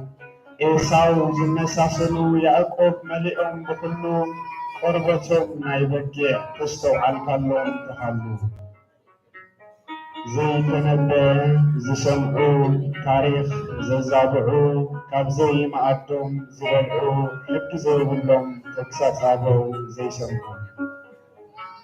نقوم بهلاوينا نهروم عين قلبنو كم أقار بقطعة أم مدربدا تخللو تقلي يقولون قادس سمخا زرويلو أتوم دك يروسالم أتوم دك هاجر السلام كملوس يوم من البيت بيتهم نجزئون لألو مع اسمه ريحهم زتفو زفغملو مئتاو موزادة نايدك أقار لألو نتكزي نفلتو ممر نبعلو نتكزي نفلتو ممر نبعلو أي تنقل علم من أستو على الله بتعم قالات كحاحيكا نتنت نتبهلي كم دلايكا بزبط كيما بمسلمات زمستيو نبرسدهم كزرعونا وعيلهم زحادرو ودن ودي نموسبو كلالي إتاقالون كمو كاب نور كتفله كاب زعب موت بمنتاي كقتلنا امنتنا كبرزو النار أي عيننا نورهم كان مقبالسي موت يشنا نورهم كان مقبالسي موت يشنا صدومن بمران بإسات كمز تقسعو إنا ذكروا كنينيو كنيلهم زرسعو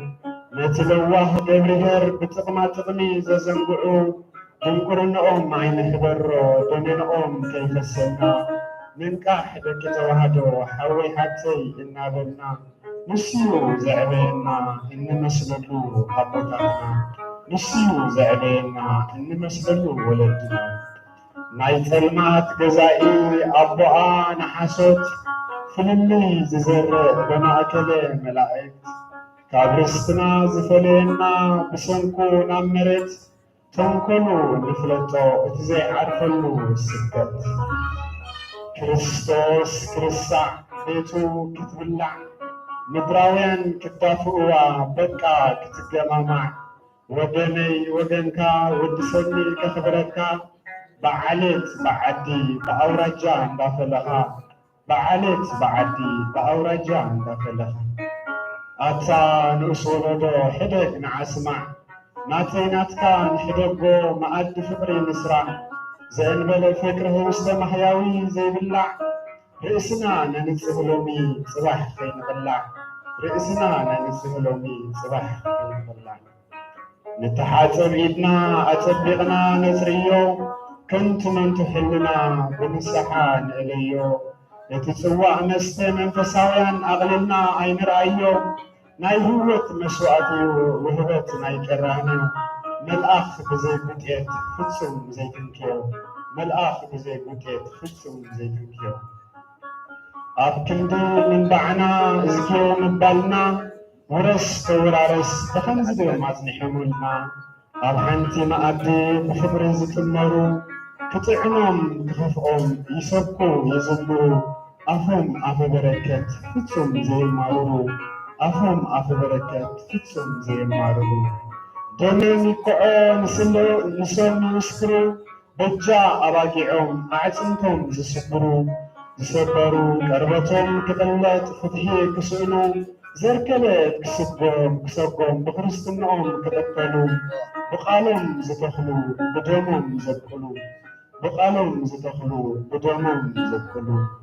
አቡነ ደስቄሮስ አስናኖም ክስበሩ አቡነ ቶማስ ዘመርዓስ አካሎም ክመታፈሩ ቅዱስ አግናጤዎስ በአናብስ ክስበሩ ንውልቀይ ከይበሉ ንሓድሕዶም ዝከባበሩ ምስቲ ጎይታ ሞጋሴ ብክብሪ ዝሰፈሩ ንውለድ ወለዶ እንሆ ይዝከሩ ንውለድ ወለዶ እንሆ ይዝከሩ እምነት ወልድ ዋሕድ በዓላውያን ከይትድፈር ቤቶም ከይትፈርስ ክሳዶም ዝምተር ብሞደሻ እምነት መናፍቅነት ዝሰባብሩ ንአረማውያን ናብ ክርስትና ብጸሎቶም ዝቕይሩ መዓስ እዚ ጥራይ ከም በዓል ናቡቴ ንርስቶም ዝመቱ እነ በዓል አትናቴዎስ ቄርሎስ ብርትዒ ዝምጉቱ መንፈሳዊ ሓላፍነት አጢዖም ዝፈልዩ ብቃሎምን ብግብሮምን አእላፍ ዘፍረዩ ብቃሎምን ብግብሮምን አእላፍ ዘፍረዩ ክርዳድ እናዘርአ ሰማያዊ ቤትና ዘረስዕ ፍቅሪ ኣሕዋት በቲኑ ብጽድቂ ዝትክእ ሰይጣን ኣይዓረፍን ክዘርግ ሓድነትና ስርዓትና ክፍሕቕ ክቕንጥጣ ክብርና ስርዓትና ክፍሕቕ ክቕንጥጣ ክብርና ነዚ ዘመን ፍለጥዎ ስብሐት ለእግዚአብሔር ወለወላዲቱ ድንግል ወለመስቀሉ ክቡር ወኃያል አሜን።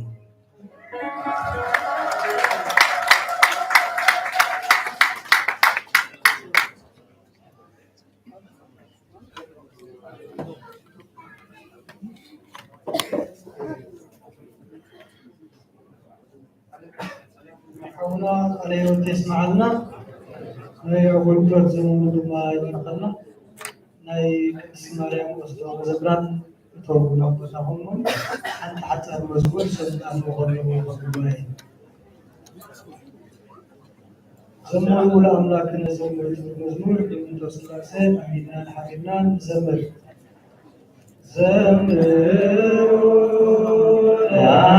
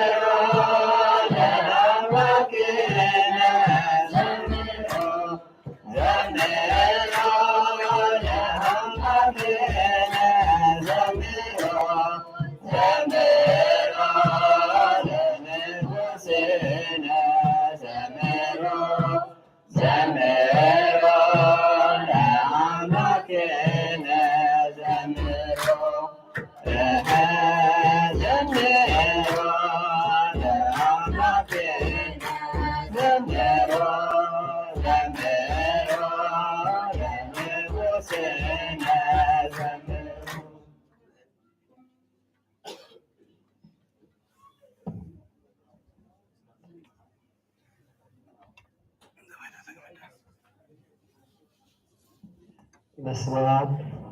ወወልድ ወመንፈስ ቅዱስ አሐዱ አምላክ አሜን። ብፁዕ አቡነ ጳውሎስ አይንተ እግዚአብሔር ካህናት ነተወልቆ ምስጢር ትነጥፉ አሃው አሓት ዲያቆናት መዘምራን መዘምራት አቦታት አዴታት ብስም እግዚአብሔር ከመይልኩም ከመየለኹም ከመይቀንኹም አሜን። ሙሉ ባህሪ እግዚአብሔር አምላኽና በአና ብድኹም አትደቁ ዝኸበረ ዝተመስገነ ይሁን። እሺ ሕጂ ድማ ናይ ጽርሐ አርያም ቅድስት ድንግል ማርያም ቁሽሎ ናይ ዕለቱ ሰለስተ መዝሙር ሒዝናሉ ቀሪብና ኣለና። ተተቐዳሚት መዝሙርና ንምዝማር بسم آبን ወልድን መንፈስ ቅዱስን አሚን ሓቢርና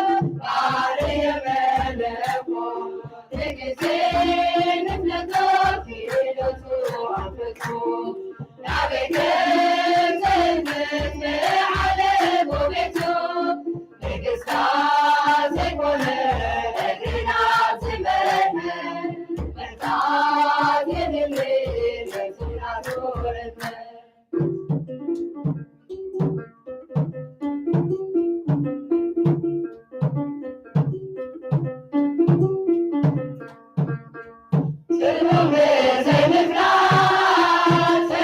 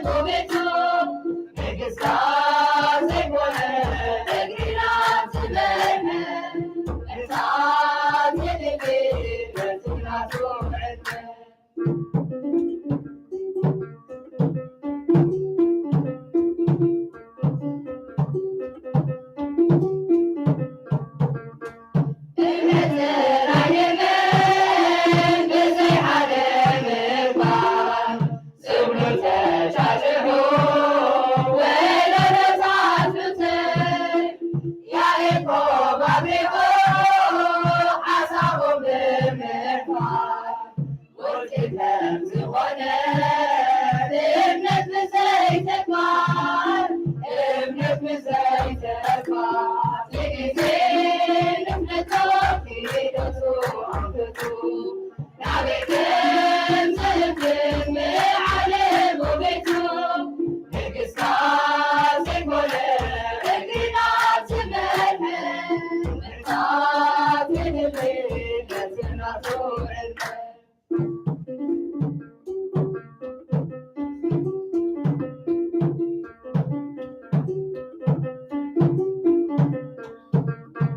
سمعنا كبيرون سجد بزازهم وعزنا كثيرون سلام لهم ابنتنا زبتين حيكون بيانا لا معمل وبعدي سالزة ونا عسالزة ونا تجزين نتوكيرتو عفتو نابكم سيفن علم وبيتو نقصاص يكون اقرنا زمنهم احتاج للبيت نصور